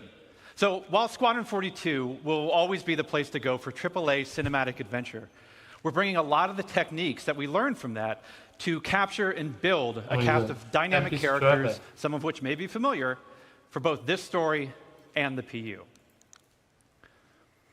And the main story is also designed to be sort of like a tour bus structure where you can hop on and hop off at any time you want to. So we're not also requiring you to do it. So if you want to log in day one and just go off and do your thing, you can do that. Or maybe you want to put the story on hold so you can go explore a new facet of gameplay that you just discovered. Go for it. The point is that you can complete it at your own pace. So that's the what. So why do you want to do this? What's the motivation to want to go on this ride? Like Rich said, for new players, it's a great way to ease into sort of the vast lore that we've been developing over 12 years the gameplay, the locations that the game has to offer, and also give you a sense of upcoming stories that are about to come. But you've been playing Star Citizen for years. You probably know the lore better than me. So what's in it for you? Now, of course, we'll have rewards along the way as you complete missions and whatnot, but we're finally going to offer a big prize for completing the story. Citizenship. 公民船。我们叫 citizenship。 So, many of you already know this, but for the uninitiated, in the UEE, there are citizens and there are civilians. Citizens are members of the population who have demonstrated a commitment to bettering the empire, and as such are given benefits that civilians just don't have. Now, what those differences have been debated in the community over years. 1.0, we're finally going to answer that debate. I won't get into the full list of benefits that we're going to offer, but can reveal that one of them will be around land ownership. Yes. Citizens will be able to purchase land anywhere in the UEE and enjoy the security that comes with it. But civilians will have a couple of restrictions as to which systems and which planets they can buy on. So that's the why. So where is this adventure going to take you? Well, 1.0 is going to include 5 star systems. This story is going to weave you through all of them, but where exactly are you going to go? First, we've got Stanton, which needs very little introduction. I'm sure you're all very intimately familiar with these 4 corporate-run worlds. But since I do lore, I figure I could take the next hour and just walk through each one of these. But I'm kidding. We've also got Pyro, Land of the Lawless. A volatile star at the center of the system is the perfect metaphor for the constant struggle between the gangs and survivors trying to hack out an existence here. If you saw Ian's location presentation yesterday, then you know that he reintroduced It's another unclaimed system that's currently home to the People's Alliance, a wannabe independent government formed during the Messer era, but now struggling with the burdens of governance, a growing outlaw presence, and a new threat on their doorstep from Vandal raids. Ian also made another big announcement of our 4th system, situated along the former Perry line. This was a key strategic system to launch an attack if the Cold War between the humans and the Shi'ans ever escalated. Do you guys want to know 5? 这饼太多了。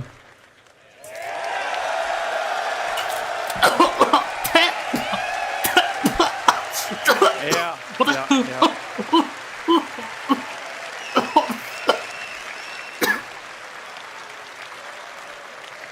We're finally doing it. Considered by many to be the new jewel of the Empire, Terra has been a shining star against the more imperialistic tendencies of Earth, even in the darkest days of the Messer regime. Now, many believe that Terra should be the new center of the UEE. I don't know how you all feel about that. Yeah, a lot of division. But that's our starting 5. Each system and each planet will be featuring the massive level of outposts, POIs, stations, biomes, and exploration options that we've been perfecting with Stanton and Pyro, and you've been seeing in some of the other presentations this weekend. But we're adding one more level. We're also going to be adding location stories. Now, these will be short, NPC-driven missions sprinkled across our landing zones and cities that will exist outside of the main story, but will help provide an additional bit of lore and character to the location that they take place in. So, that's our main story. Let's talk more about the guilds that Rich mentioned. First, a quick recap. Guilds act as a governing body for clusters of professions and factions with a reputation and progression system that will offer rewards the more you work for them. And I want to call out 2 things. 这表示我可以去那个咯 Origin 的那个地方哦。That you're going to see on this board, but just know that every mission type is either in the 1.0 roadmap or already in production. And second, we're also looking to move missions away from the Moby Glass whenever possible. Sure, it will always be an easy way for us to get additional game content in. 哦，shit！ 我终于可以去欧家的那个生产地耶，它总部。哦，我就是想要做 Terra， So to aid that, 度假胜地。We're going to be adding characters to represent the factions that you'll be working for that will help sell their personality. Now, some they'll still interact with you via the written word, but some will call and check in on your performance. And others, you may have to meet in person from time to time. So, let's walk through them. Here we have the first guild that Rich showed, the United Resource Workers. Whether you're eager to earn credits, mining valuable resources from remote corners of the universe, sifting through detritus to try and salvage some valuable components, or even just acting as a technician, you'll find plenty to do with employers like Shubin Interstellar, United Wayfarers Club, and more. Next, you have one of the oldest unions in the UEE, the Interstellar Transport Guild. This will be the go-to place for everybody looking to make their fortune hauling and trading. Some of the factions that many of you already work for now, such as Ling Family Hauling, Redwind, and FTL. And we're going to be adding something special for the daredevils out there. The Imperial Sports Federation. 新款众筹。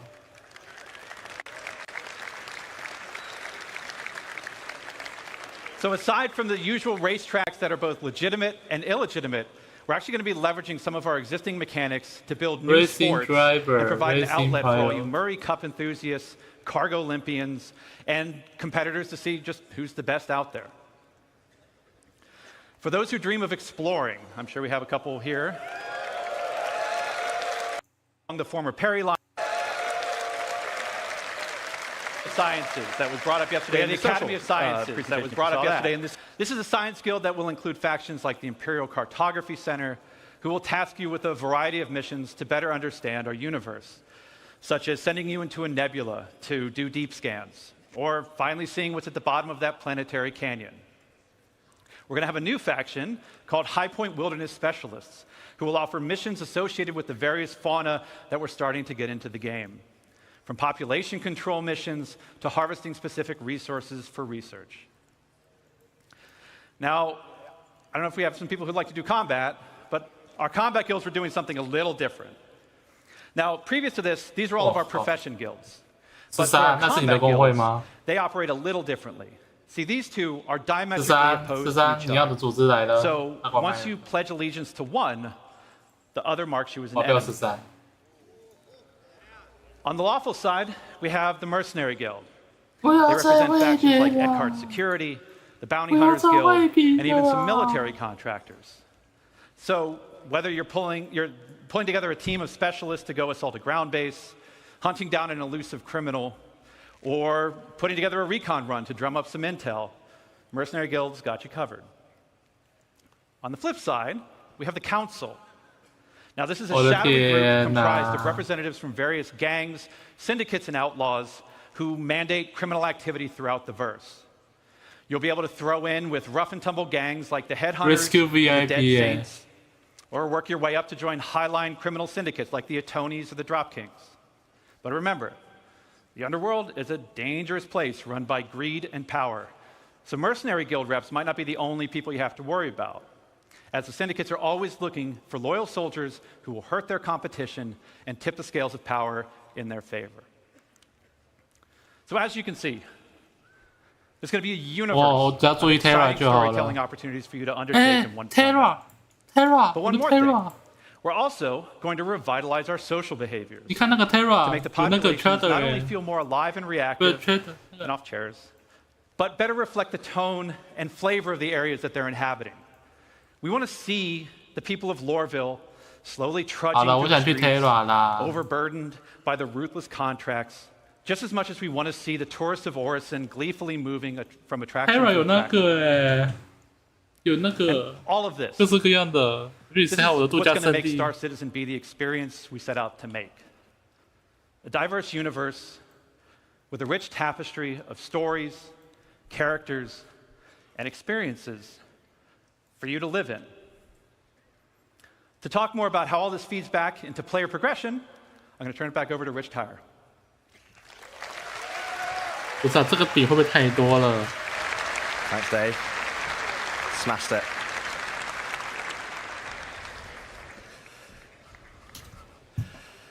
Thanks, Dave. Okay, so we have a main story to connect the universe. We have all the guilds and their associated professions, and we have location stories to give the world depth and life. Crucially, though, we have a new core progression in the game, guild reputation. But what about our other core progression in the game? The economy.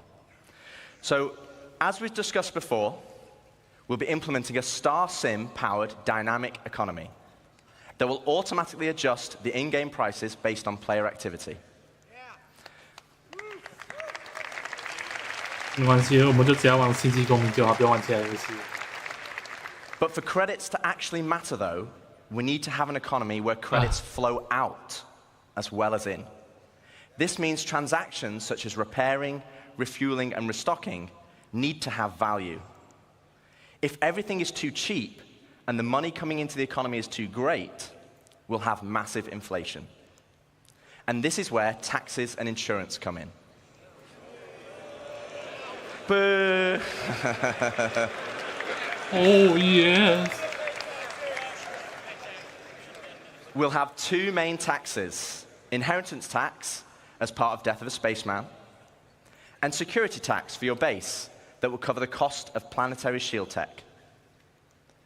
Insurance, on the other hand, will be split between medical insurance, which covers your hospital imprints, and probably the most important one of all, ship insurance. Now, as we have Death of a Spaceman, we also need Death of a Spaceship. Important one of all, losing your ship should be significant. Now, as we have, for example, over 90% of all claims in the verse are for ships that have not been destroyed.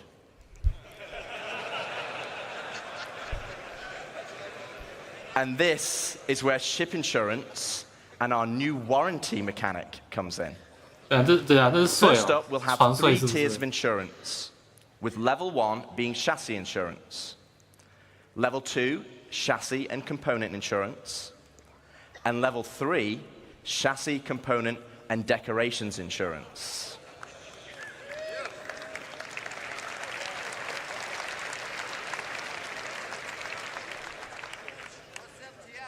Now, insurance by itself will only pay out credits based on the wear and age of your ship.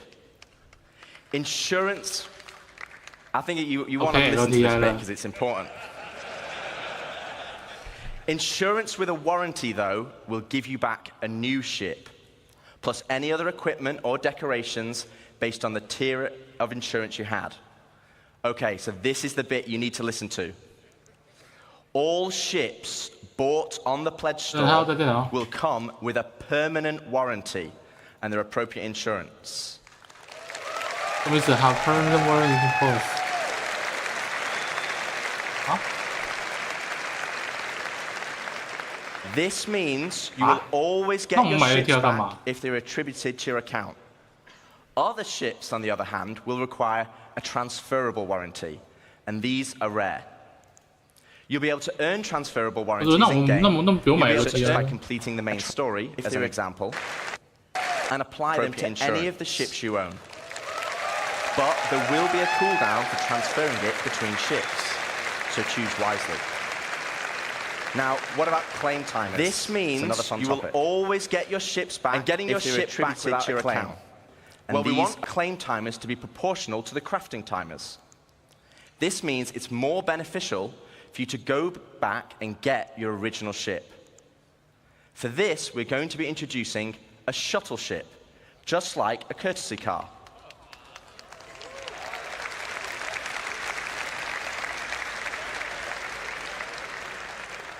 You'll be able to claim the shuttle at no extra cost to most locations, and then fly it back to your original ship. Once back in your ship, the shuttle will automatically return home.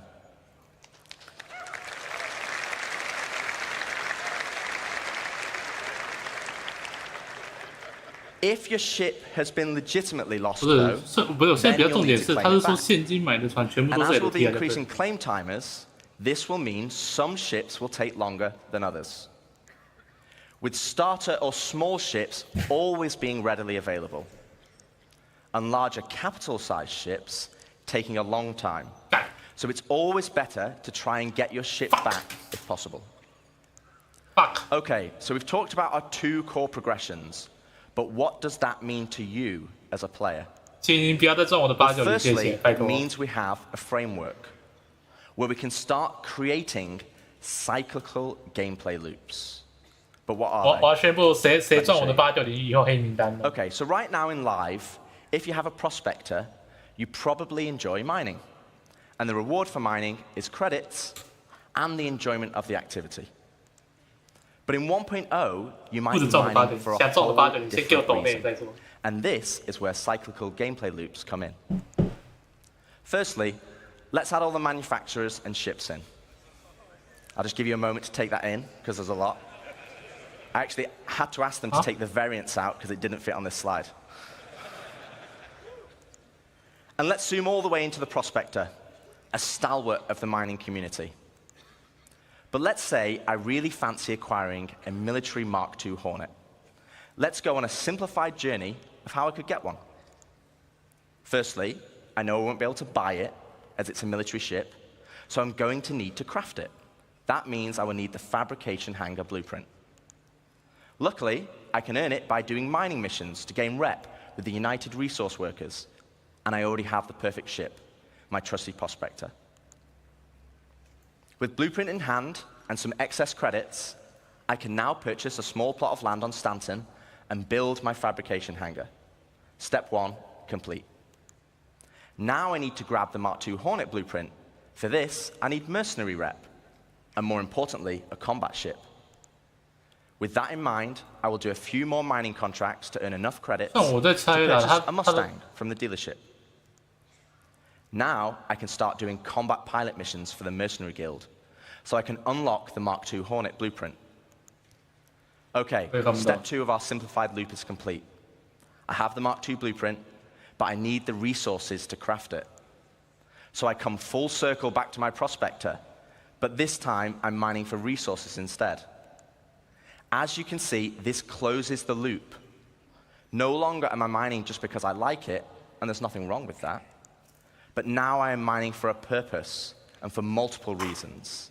For credits, for reputation, for resources, for blueprints, and ultimately as a stepping stone to crafting my own ships to enjoy other professions. And this is just one of many loops. This is the core of Star Citizen 1.0.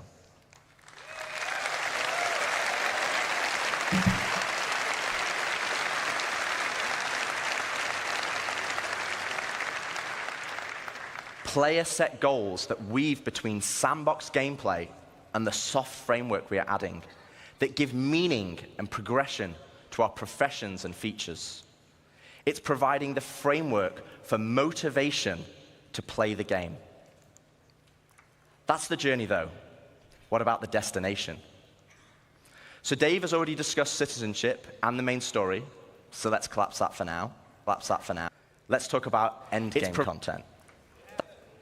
The content that is designed for experienced players and keeps them engaged. Basically everyone in this room. So how does that look in 1.0? Firstly, we'll have open world content, including missions, group missions, and server-wide events, like we have today, but tailored to endgame players. While the sandbox element of Star Citizen will allow for large-scale battles, we also want to provide challenging instanced content that will take full advantage of not only multi-crew ships, but fleets of ships. And you kind of know how we do that, right? You saw that yesterday. And as you progress through the guilds, you'll be able to accept high-level contracts from government agencies who will offer prototype and military blueprints as rewards. These missions will require the full coordination of multiple players and an assorted fleet of capital, support, and fighter ships. You will finally be able to become the admiral of the fleet, directing your armada from your hologlobe, which, yes, is a feature included in 1.0.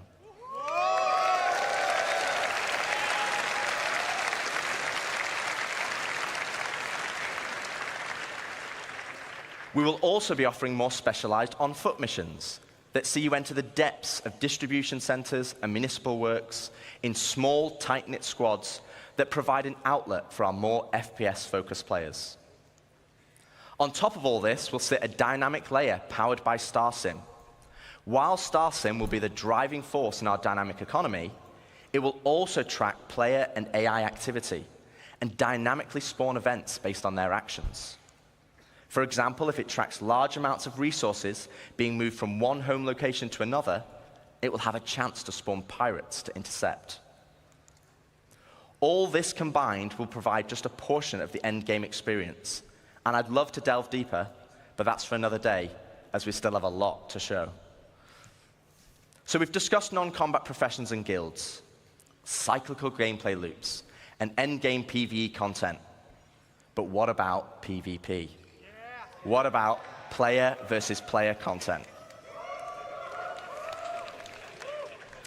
As you know, 1.0 will contain 5 star systems, 3 of these being lawful in Stanton, Castra, and Terra, and 2 of them being unlawful in Pyro and Nyx. So what's the difference? Let's take a look at Stanton. Lawful systems will be a mixture of high, medium, and low security areas. Each of these areas will be monitored by law enforcement agencies.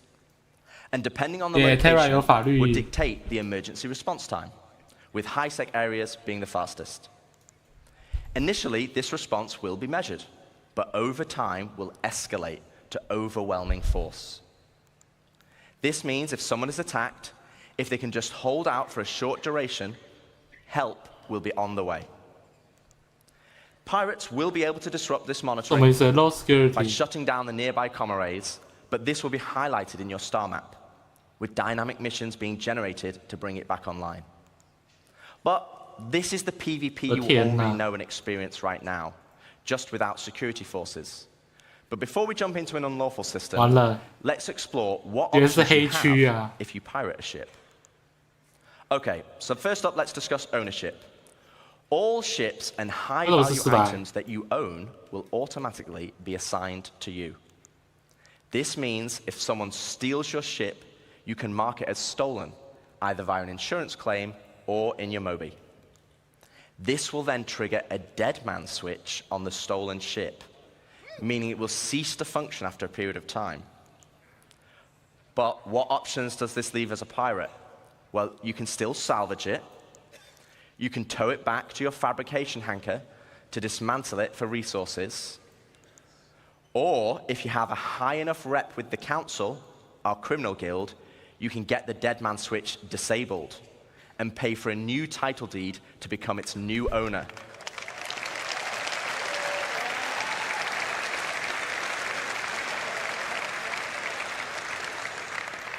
Also, if you're in a lawful system, you'll need to find a transient jump tunnel, as all major locations and POIs will have custom security that will scan you on arrival. Okay, so with that out of the way, let's look at the unlawful system in Pyro. Unlawful systems have no laws at all, and with that comes opportunity. Pyro, as an example, has an abundance of high-quality resources and is a hotbed of criminal activity, the literal definition of high risk, high reward. With crafting now requiring resources, you're going to want to create bases to mine and extract them. This is where base raiding will become a new form of PvP, and it's founded on a combined arms ethos. Defending players will be able to add defenses such as walls, automated turrets, and most importantly, ground shields, a localized version of the planetary shields used in lawful systems that absorb the most powerful of weaponry. No longer can you just turn up and drop a Moab.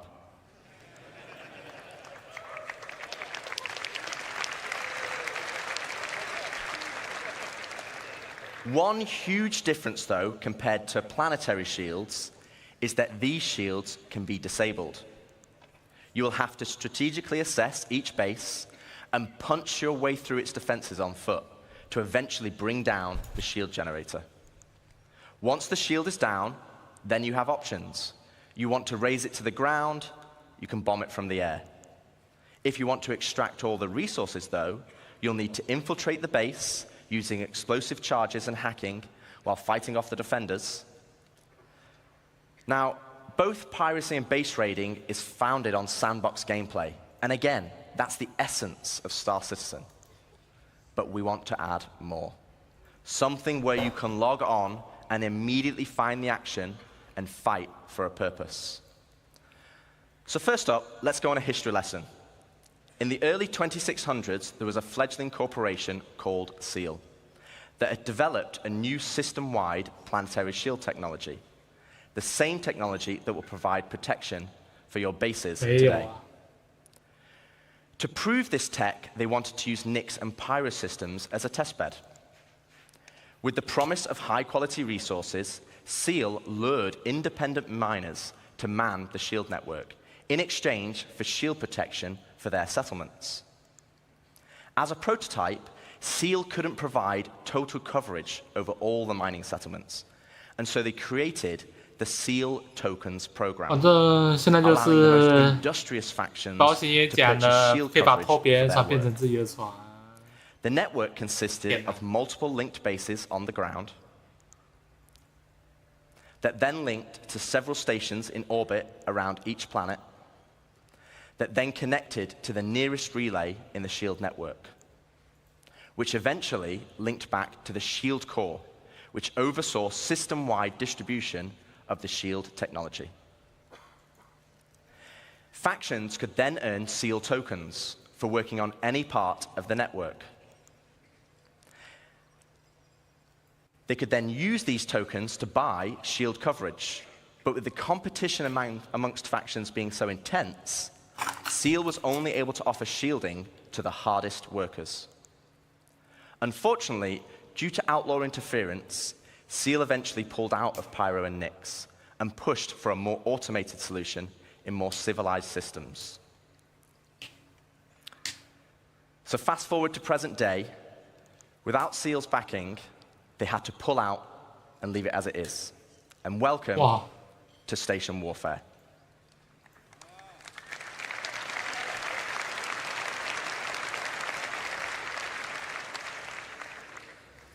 With the SEAL network still in place, but lacking resources, orgs can take ownership of these structures to gain access to planetary shield tech, which, as you know, would make their bases invulnerable.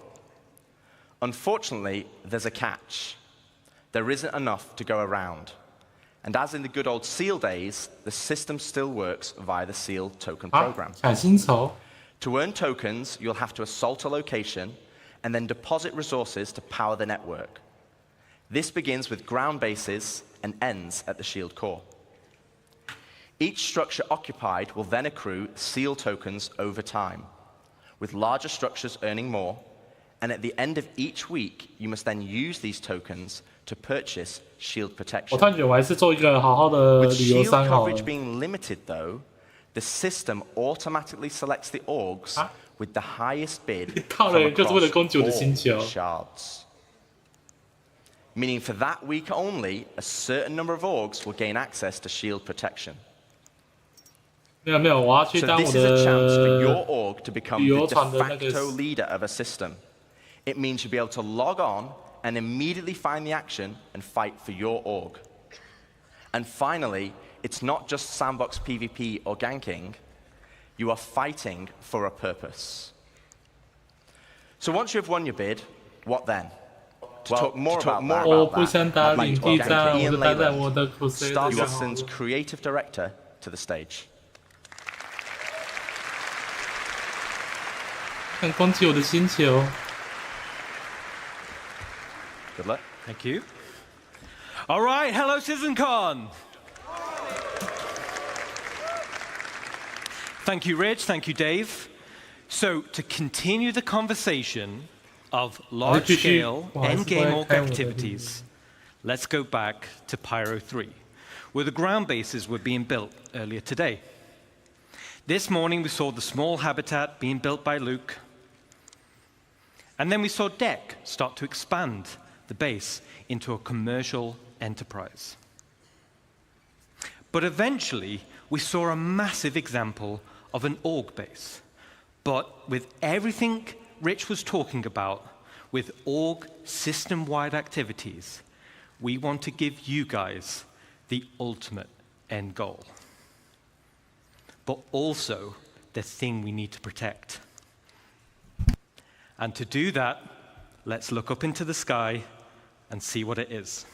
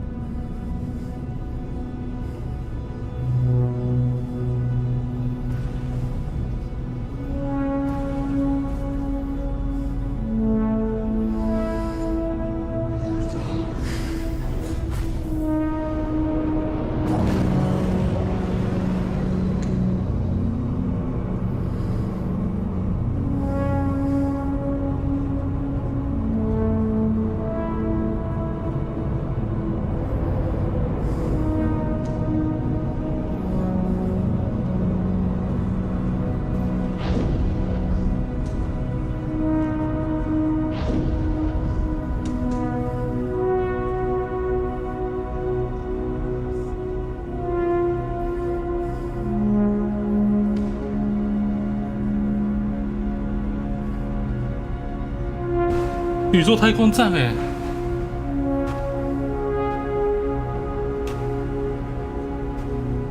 我靠！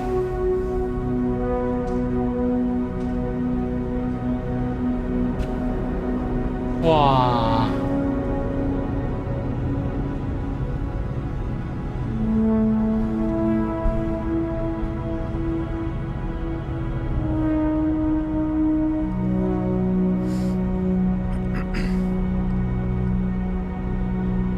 哎，400。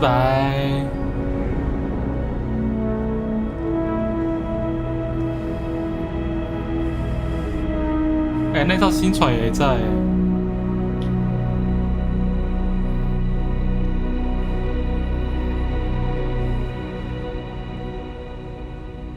哎，890哎，890，各位890。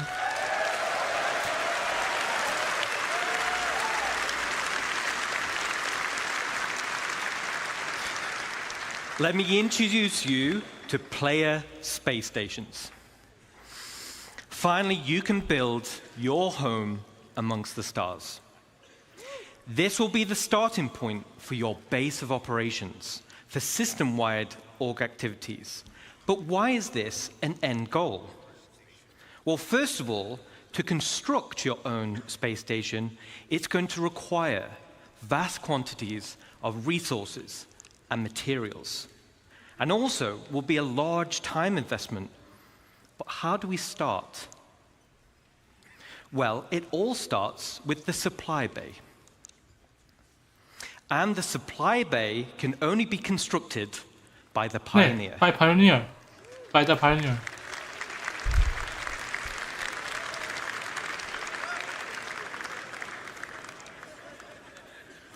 Once it's created, the supply bay then handles the creation of the station itself.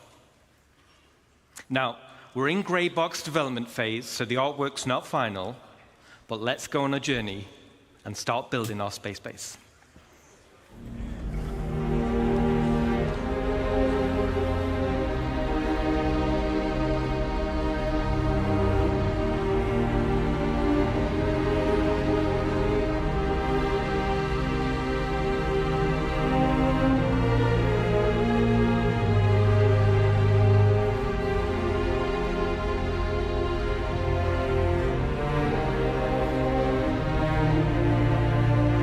他在偷玩游戏是不是？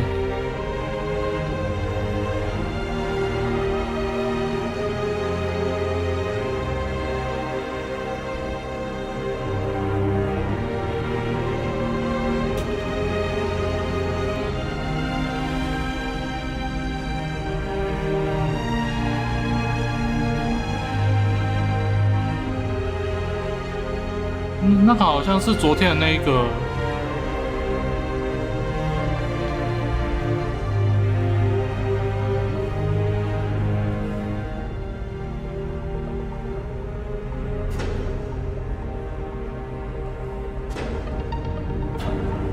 后 C， 已经有了。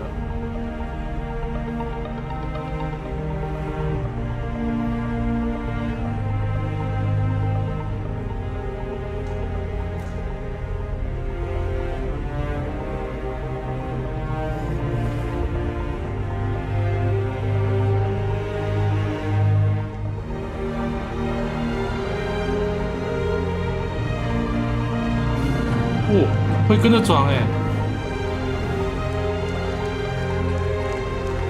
我靠！好了，那个，我决定了，我今天要来公布一件事。我今天要稍微公布一下这个东西。Awesome！ 我有这个东西。Awesome！ 就今天来公布一下哦。 So as you saw. The cargo grid of the supply bay consumes resources, and the required resources will be substantial and will need to be topped up over time. So this means orgs will be encouraged to have efficient logistic networks to feed the supply bay. And as Rich outlined with professions, it's ideal if your org is well-rounded in terms of roles. Even the starter player can contribute.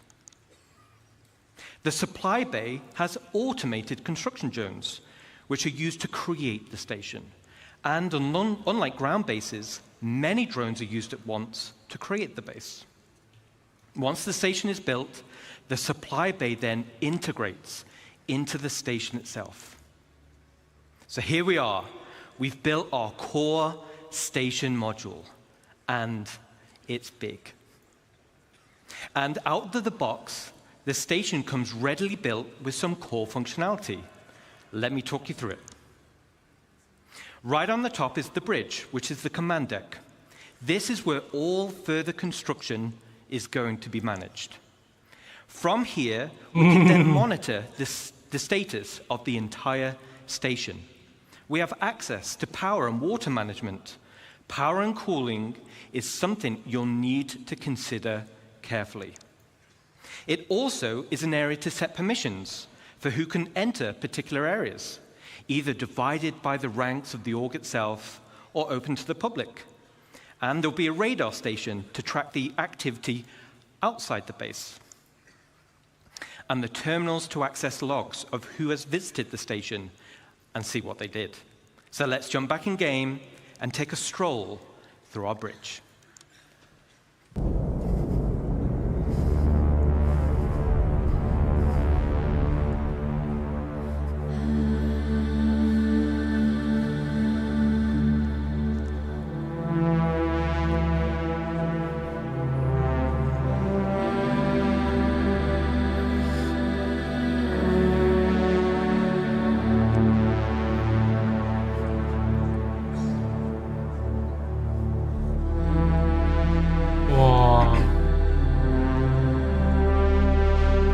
Postal Lisa。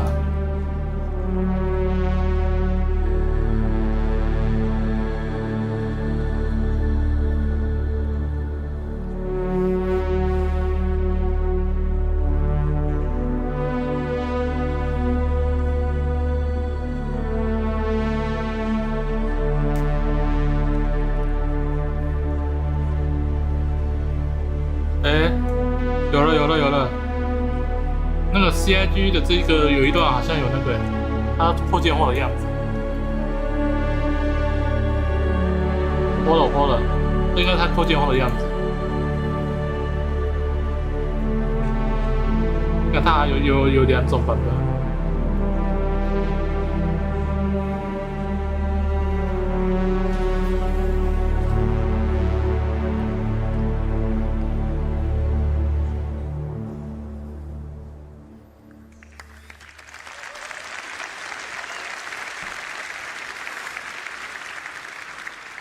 Super awesome.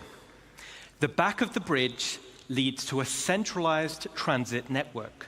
This spine physically connects the entire station and will provide access to the various decks. Each level in the station will have a centralized lobby area, and this is your station. You'll be able to use the decorator mode, so you'll have plenty of space to theme it however you want. And speaking of having plenty of space, this space station will have a one-to-one interior layout matching the exterior. No magic elevators.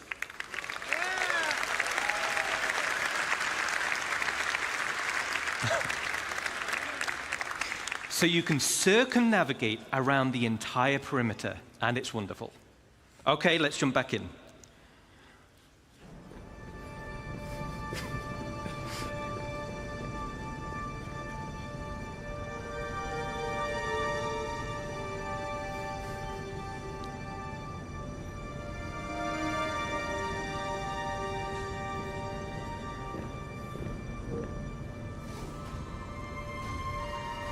Oh, 哇，阿特拉斯可以走哎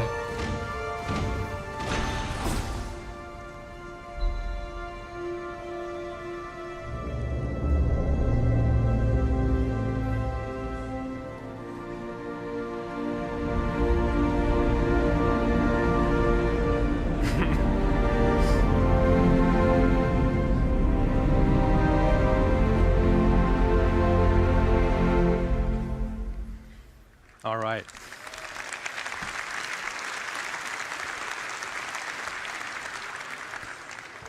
As you can see, right at the bottom of the central transit system leads to the lower areas.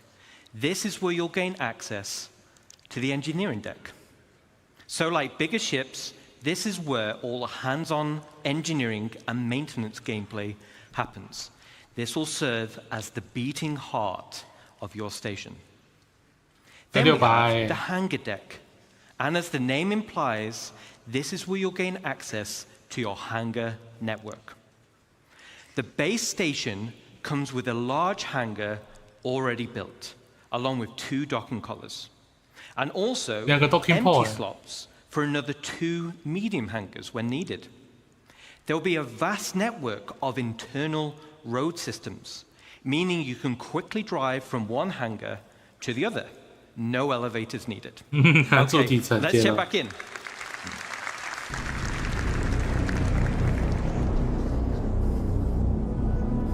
Wow, Star Racer 的那个皮耶，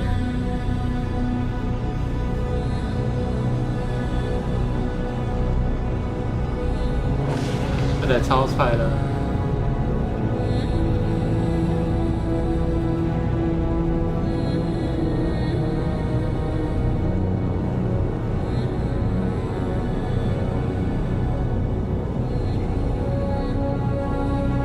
那个刚刚 CIG 有 po 那个 QA 的，可以去看一下。有啊有啊，应该说这不是 QA， 应该说那个介绍网页。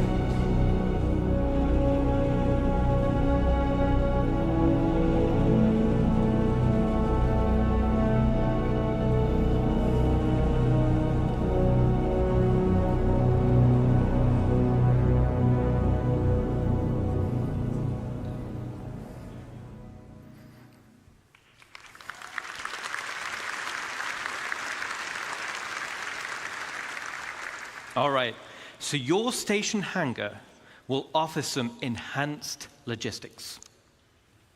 For example, there'll be spaces for several freight elevators. And there'll be empty modules for open ship parking for vehicles and ground vehicles. And there'll be also exit points where you can simply drive out into your station. Then there'll be also an upper level for the observation deck. From the observation deck, you'll have a control room, and from here, you'll have master control over the freight elevators and the vehicle elevators. This means that even before someone has landed, the new cargo can be up into the hangar and ready to be loaded up. Now, everything we've spoken about so far is what comes with your station. Let's talk about what you can do to expand it. As I mentioned before, the station comes with a predetermined interior network of corridors and roads. And in this network, you'll find an array of bulkhead connectors. Bulkhead connectors will come in tiers 1 to 3, which drives the size of room you're able to build. In the interior build mode, this is where you start to expand the interior of your station. The rooms will require resource and time to construct, and once built, you can rename each room, which will be reflected in the station's. 那我们可以把周围当燃料吗？ The interior of your station will have ample areas for you to expand. You can build generic empty rooms, and you can fill with items to your heart's content.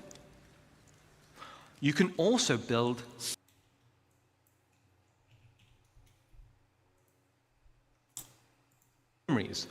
or generator rooms, and of course, so similar to the small shops we built around the ground base, this is on a much bigger scale.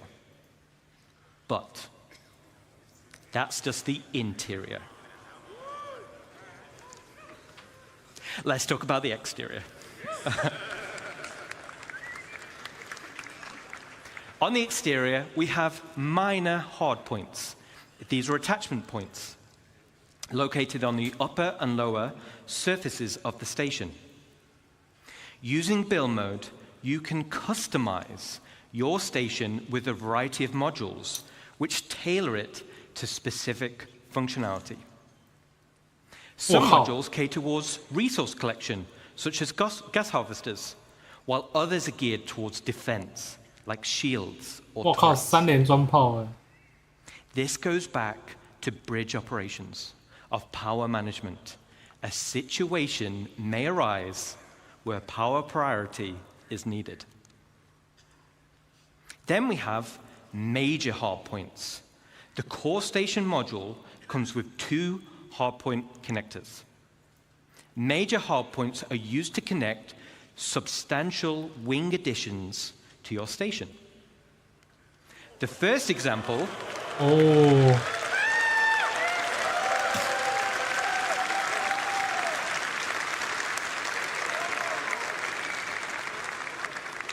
Awesome, thank you. Awesome. The first example is the cargo wing. The cargo wing will dramatically increase your inventory capacity. So this is ideal for orgs who are specializing in holding. Then we have the refinery wing.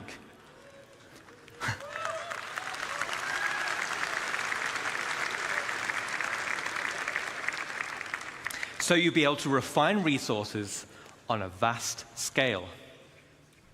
As it's in space, it's much more convenient than traveling to a ground base. 有场欸 Now, a player could buy resources from your cargo wing and then refine it directly in the refinery wing. And finally, we have the hangar wing. So, all right. 我看到假霸凌了 So, the bigger your fleet, the more hangars you'll want. 各位，有个重点， There'll be a 这个很 variety 大的 of 重 hangar 点 sizes as well as Recamera docking 可以停 pods 了 to help organize your fleet's deployment. 现在连 Recamera 都可以停了 All major hardpoint wings are connected via struts, and like the rest of the station, the struts are PTB 都来了 also internally traversable. Okay, so let's recap on the exterior expansion wings. 我靠 Minor Recamera 终于可以在太 hardpoints 空舱 太 give 空 us 站停船 options on how to collect resources or provide automated defenses for your base. Major hardpoints gives us options on how you can specialize your base. Let's jump back in game and see how our base is getting on.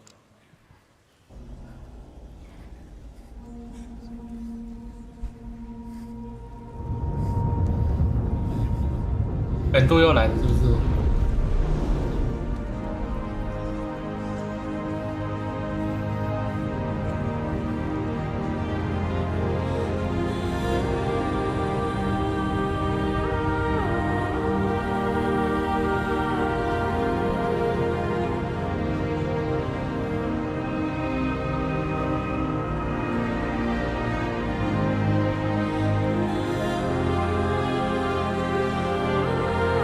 哎呀！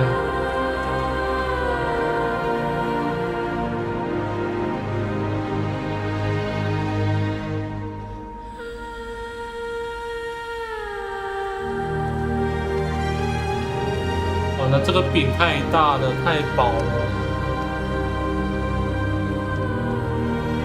我肚子饱到快痛了。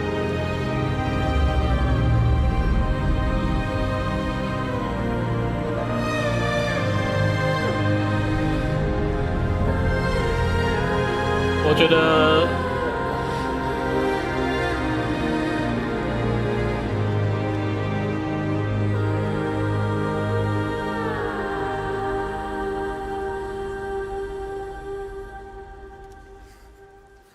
All right.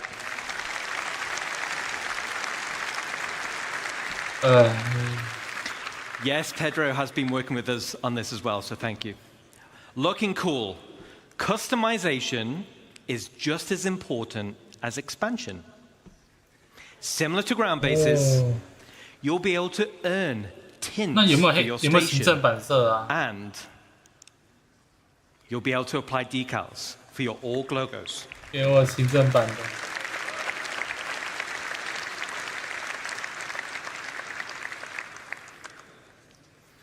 Outside of minor and major hardpoints, your station will come with 2 unique base expansion points. One on the top side behind the bridge, and one on the underside. The top side will be for the crow's nest. Now, all the other modules built so far have very specific functionality. But I'll admit, this is for the org members out there who want the ultimate in personal space.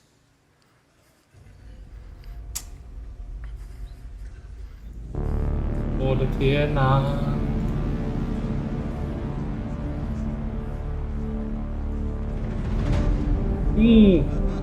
我靠！我喜欢这个电梯。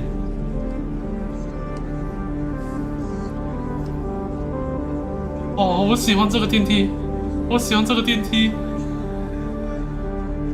哎，我的600，我的那个，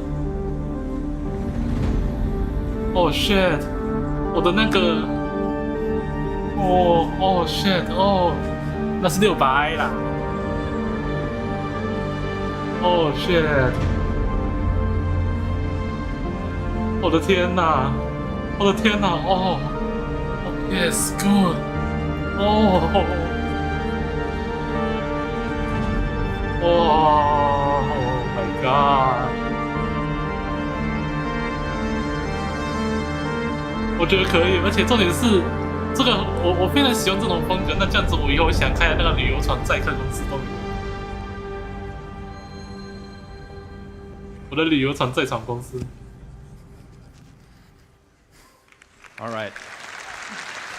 大小啊。So I'm going to be flying around the verse, and I want personal invitations to see what you've done in those rooms, okay? Super cool. I can't wait to see what you do with it. Now let's talk about the underside. This is going to be for the flight deck. Oh my god, which also comes with an additional 3 major hardpoints. The flight deck is perfect for your rapid reaction forces. It's ideal for fighters, but big enough to fit most ships. It's the perfect home for your station's defensive air wing. And just like the hangars, there'll be an observation deck which can override freight elevators, making rearming quicker and easier during operations.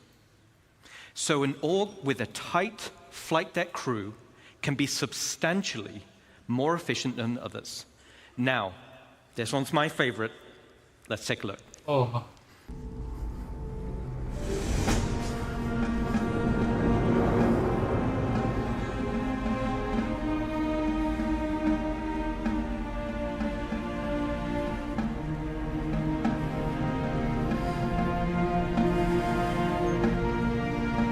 我突然不想盖耶，我银河不想盖地面站了。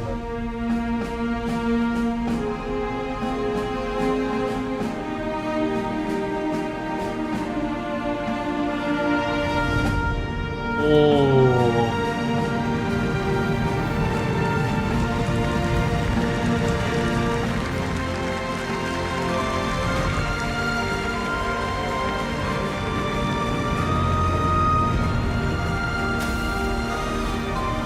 我靠！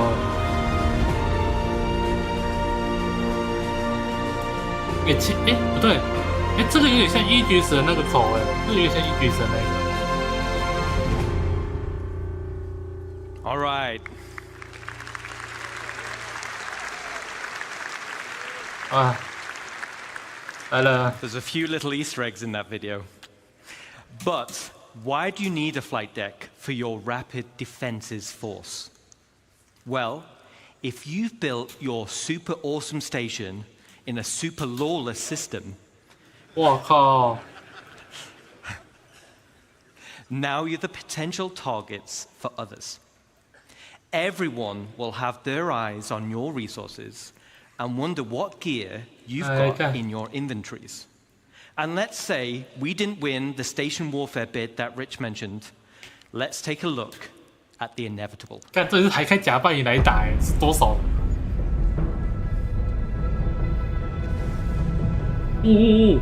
开打了，开打了，开打了，开打了！我超帅，超帅，超帅！看看看！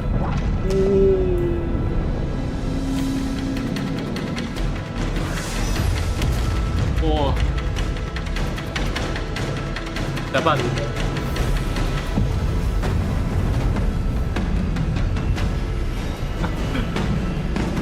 赶快，赶快！我们领地被攻击了，领地被攻击了，领地被攻击了！3点钟，干！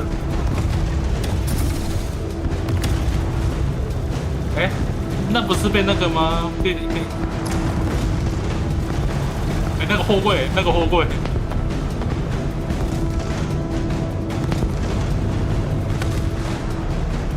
干！跳帮哎，跳帮哎！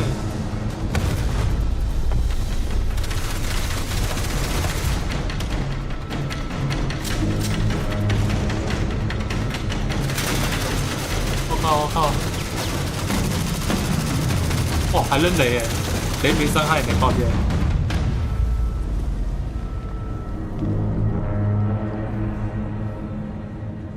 我靠！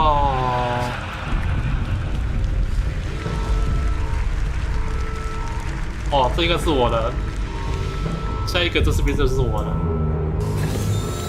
我靠！我操！我操！我靠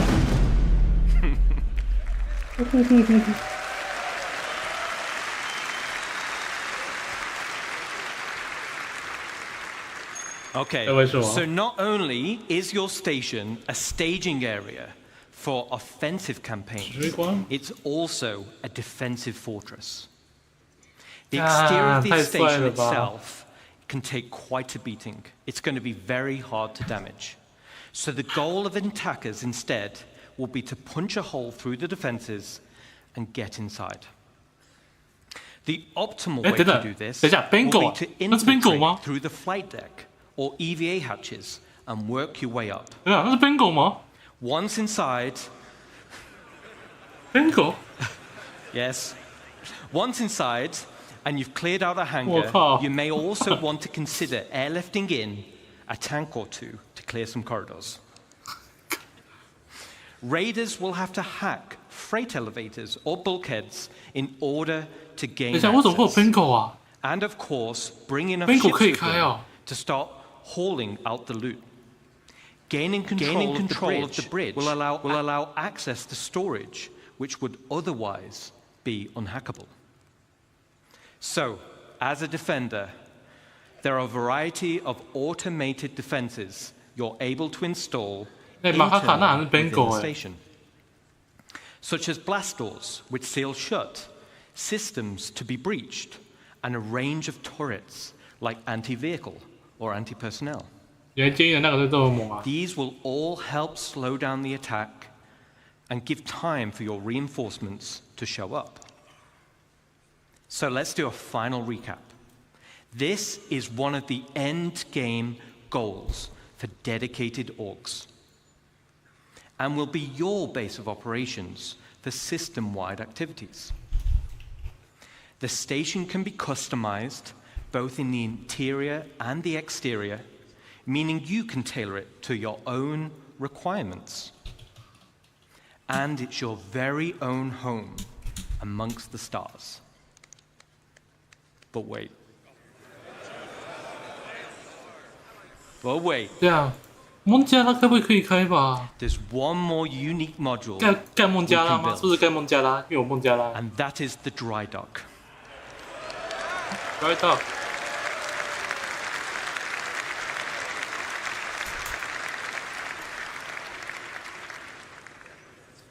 This unique slot will be at the back of the station.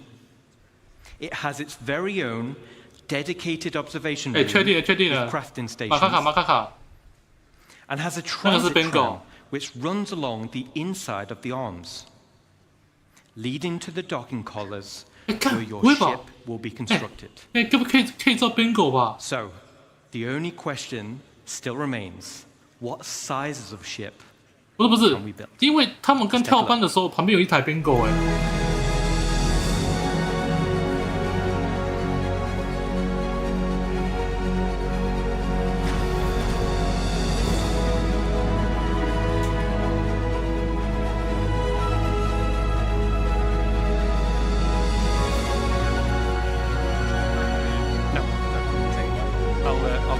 end of the show.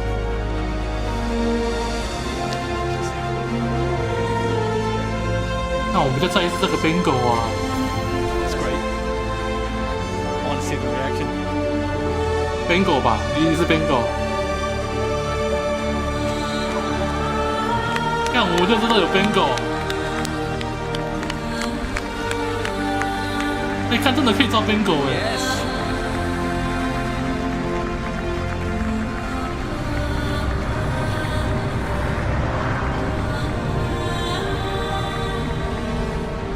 你看，真的是 bingo 被我猜对了。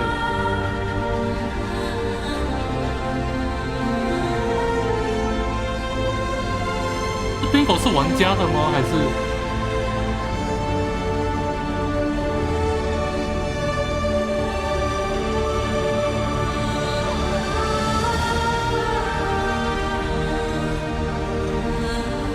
这后个可以开 bingo 的意思咯。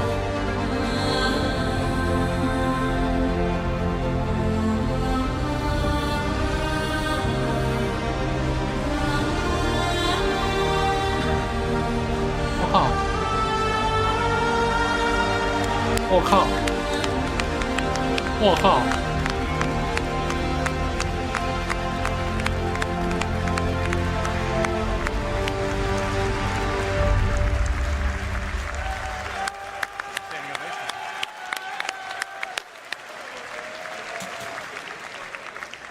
Thanks, Ian. So now we're talking. Multiple stations linking and dry docks to craft your very own capital ships. The ultimate end goal for any org. Okay, so let's take a step back. At the beginning of this presentation, I mentioned we had 3 types of players and 1 universe. And hopefully you can see we have purposeful gameplay catering to each type of player. But that wasn't the only goal.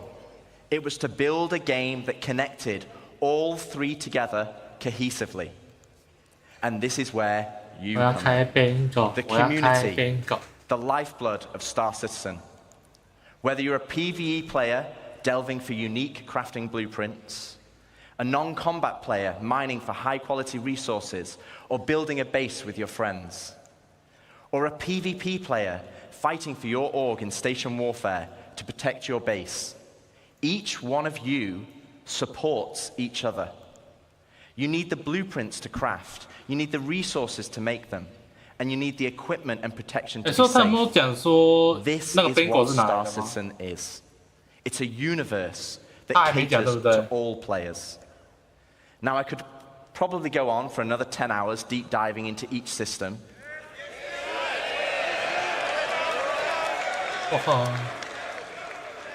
But he needs future ISCs and SC Lives and CitizenCons. 但是那个 bingo 太震撼了。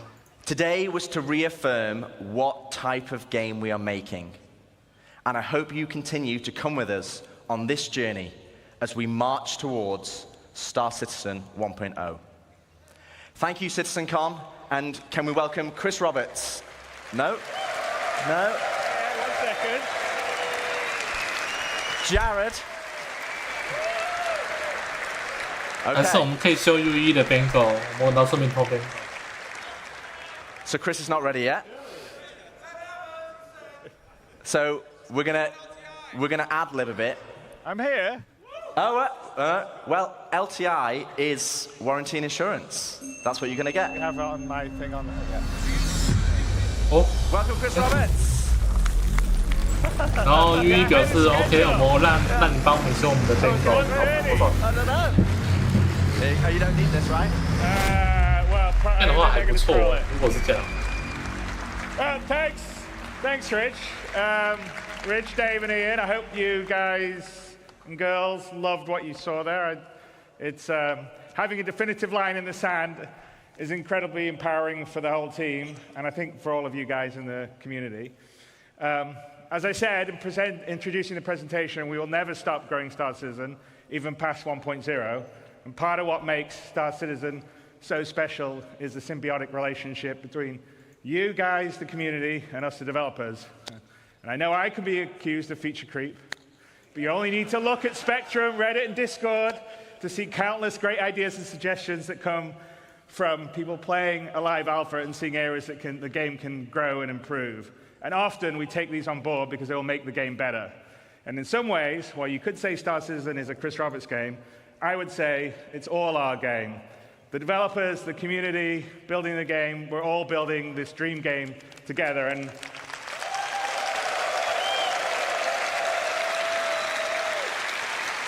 I think that's what makes it special. I think that's why you guys and girls have been here for as long as you have and have supported us through thick and thin, because we're doing something together. And I don't think in almost any other game you have the opportunity to be involved at that level and have your voices heard and impact what we do. Because, you know, occasionally we'll do things and you guys are like, no, that sucks. And we're like, yeah, you're right, we'll change it. And also, like I said, we definitely read and look and hear all the stuff that you write. Some of it may not be so nice, but a lot of it is really great. And we take it aboard because we're just trying to build this amazing universe for us all to live in together. So, what defining 1.0 does, though, for us is give us a finish line in terms of feature and content we are committed to delivering for when your life in the verse becomes truly persistent, your gameplay to progress your reputation, the money you earn, the material possessions you collect and earn will persist even as we deliver more content and features. And I think that's incredibly important for really finally being able to fully commit and not just go, okay, well, I'll play for a while until the next patch comes out. And it's also a game for a market for the game to be more stable, well optimized, and incredibly friendly for new players as well as experienced ones, which I think all you guys are. But that'll only be the start of our journey together, because the vision of Star Citizen is a game that has no sunset, one that will continually grow with new content and features. We'll always make sure we're on the cutting edge of new technology. We'll never be outdated. I know I occasionally see that, whoa, in so many years you guys will be out of date. But as you can see by our constant presentations, we're always looking to make whatever we can do, whether it's the visuals, the audio, various ways to make the gameplay better. That's something we will always be working on. So we'll always keep the game at the bleeding edge of graphics, sound, physics, and yes, we'll support VR, and we actually have some of that in the background we're doing. Now we get stuff.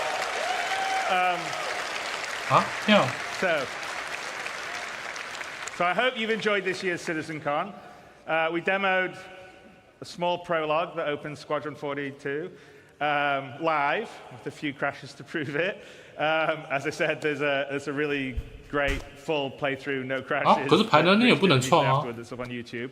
And we've given a date to finally deliver the spiritual successor to Wing Commander that the team and I feel comfortable in hitting.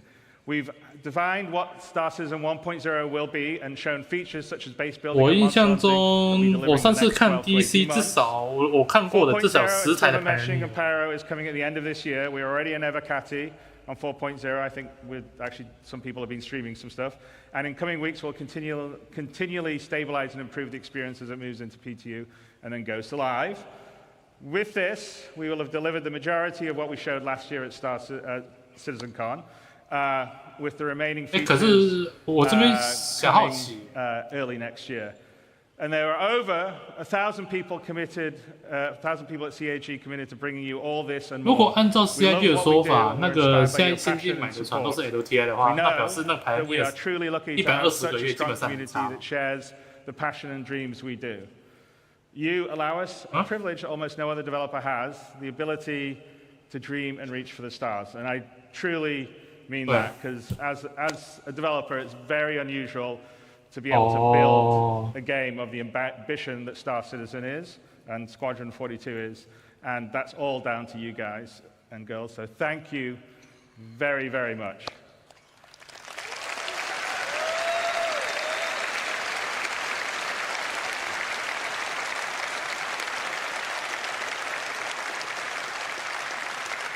Incredibly passionate group of people have worked behind the scenes to bring this weekend's event to life.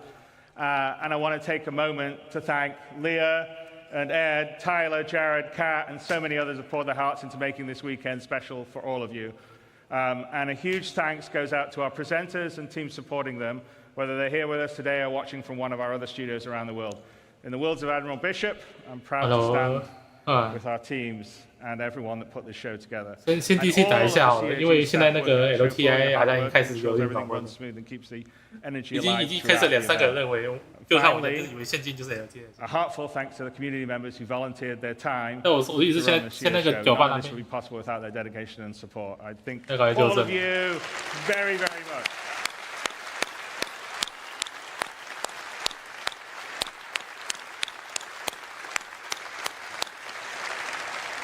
And you know, many of us in the team are going to, myself included, are going to head down the road to the Factory International for the Enter the Atmosphere event that Atmos is doing. So I hope a fair number of you will manage to make it over there. There'll be a whole night of racing and esports, a bonus developer panel with Yogi Klatt and Richard Towler, which I think are, as always, they're good panels.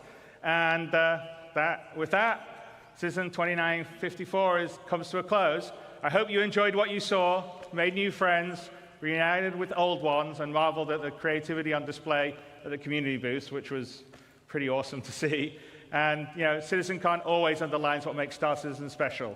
So that's you. You guys here coming together, supporting, watching, giving us, the team, the energy to make this game. So thank you, and we'll see you in the verse.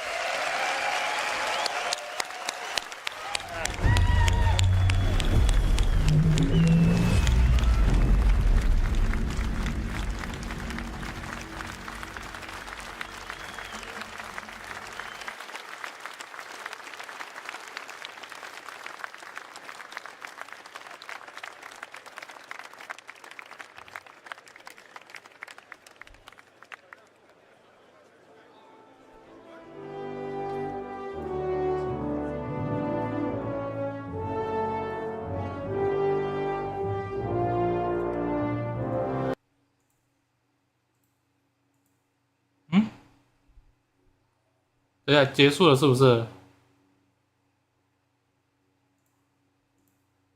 好啦，先休息了，拜拜。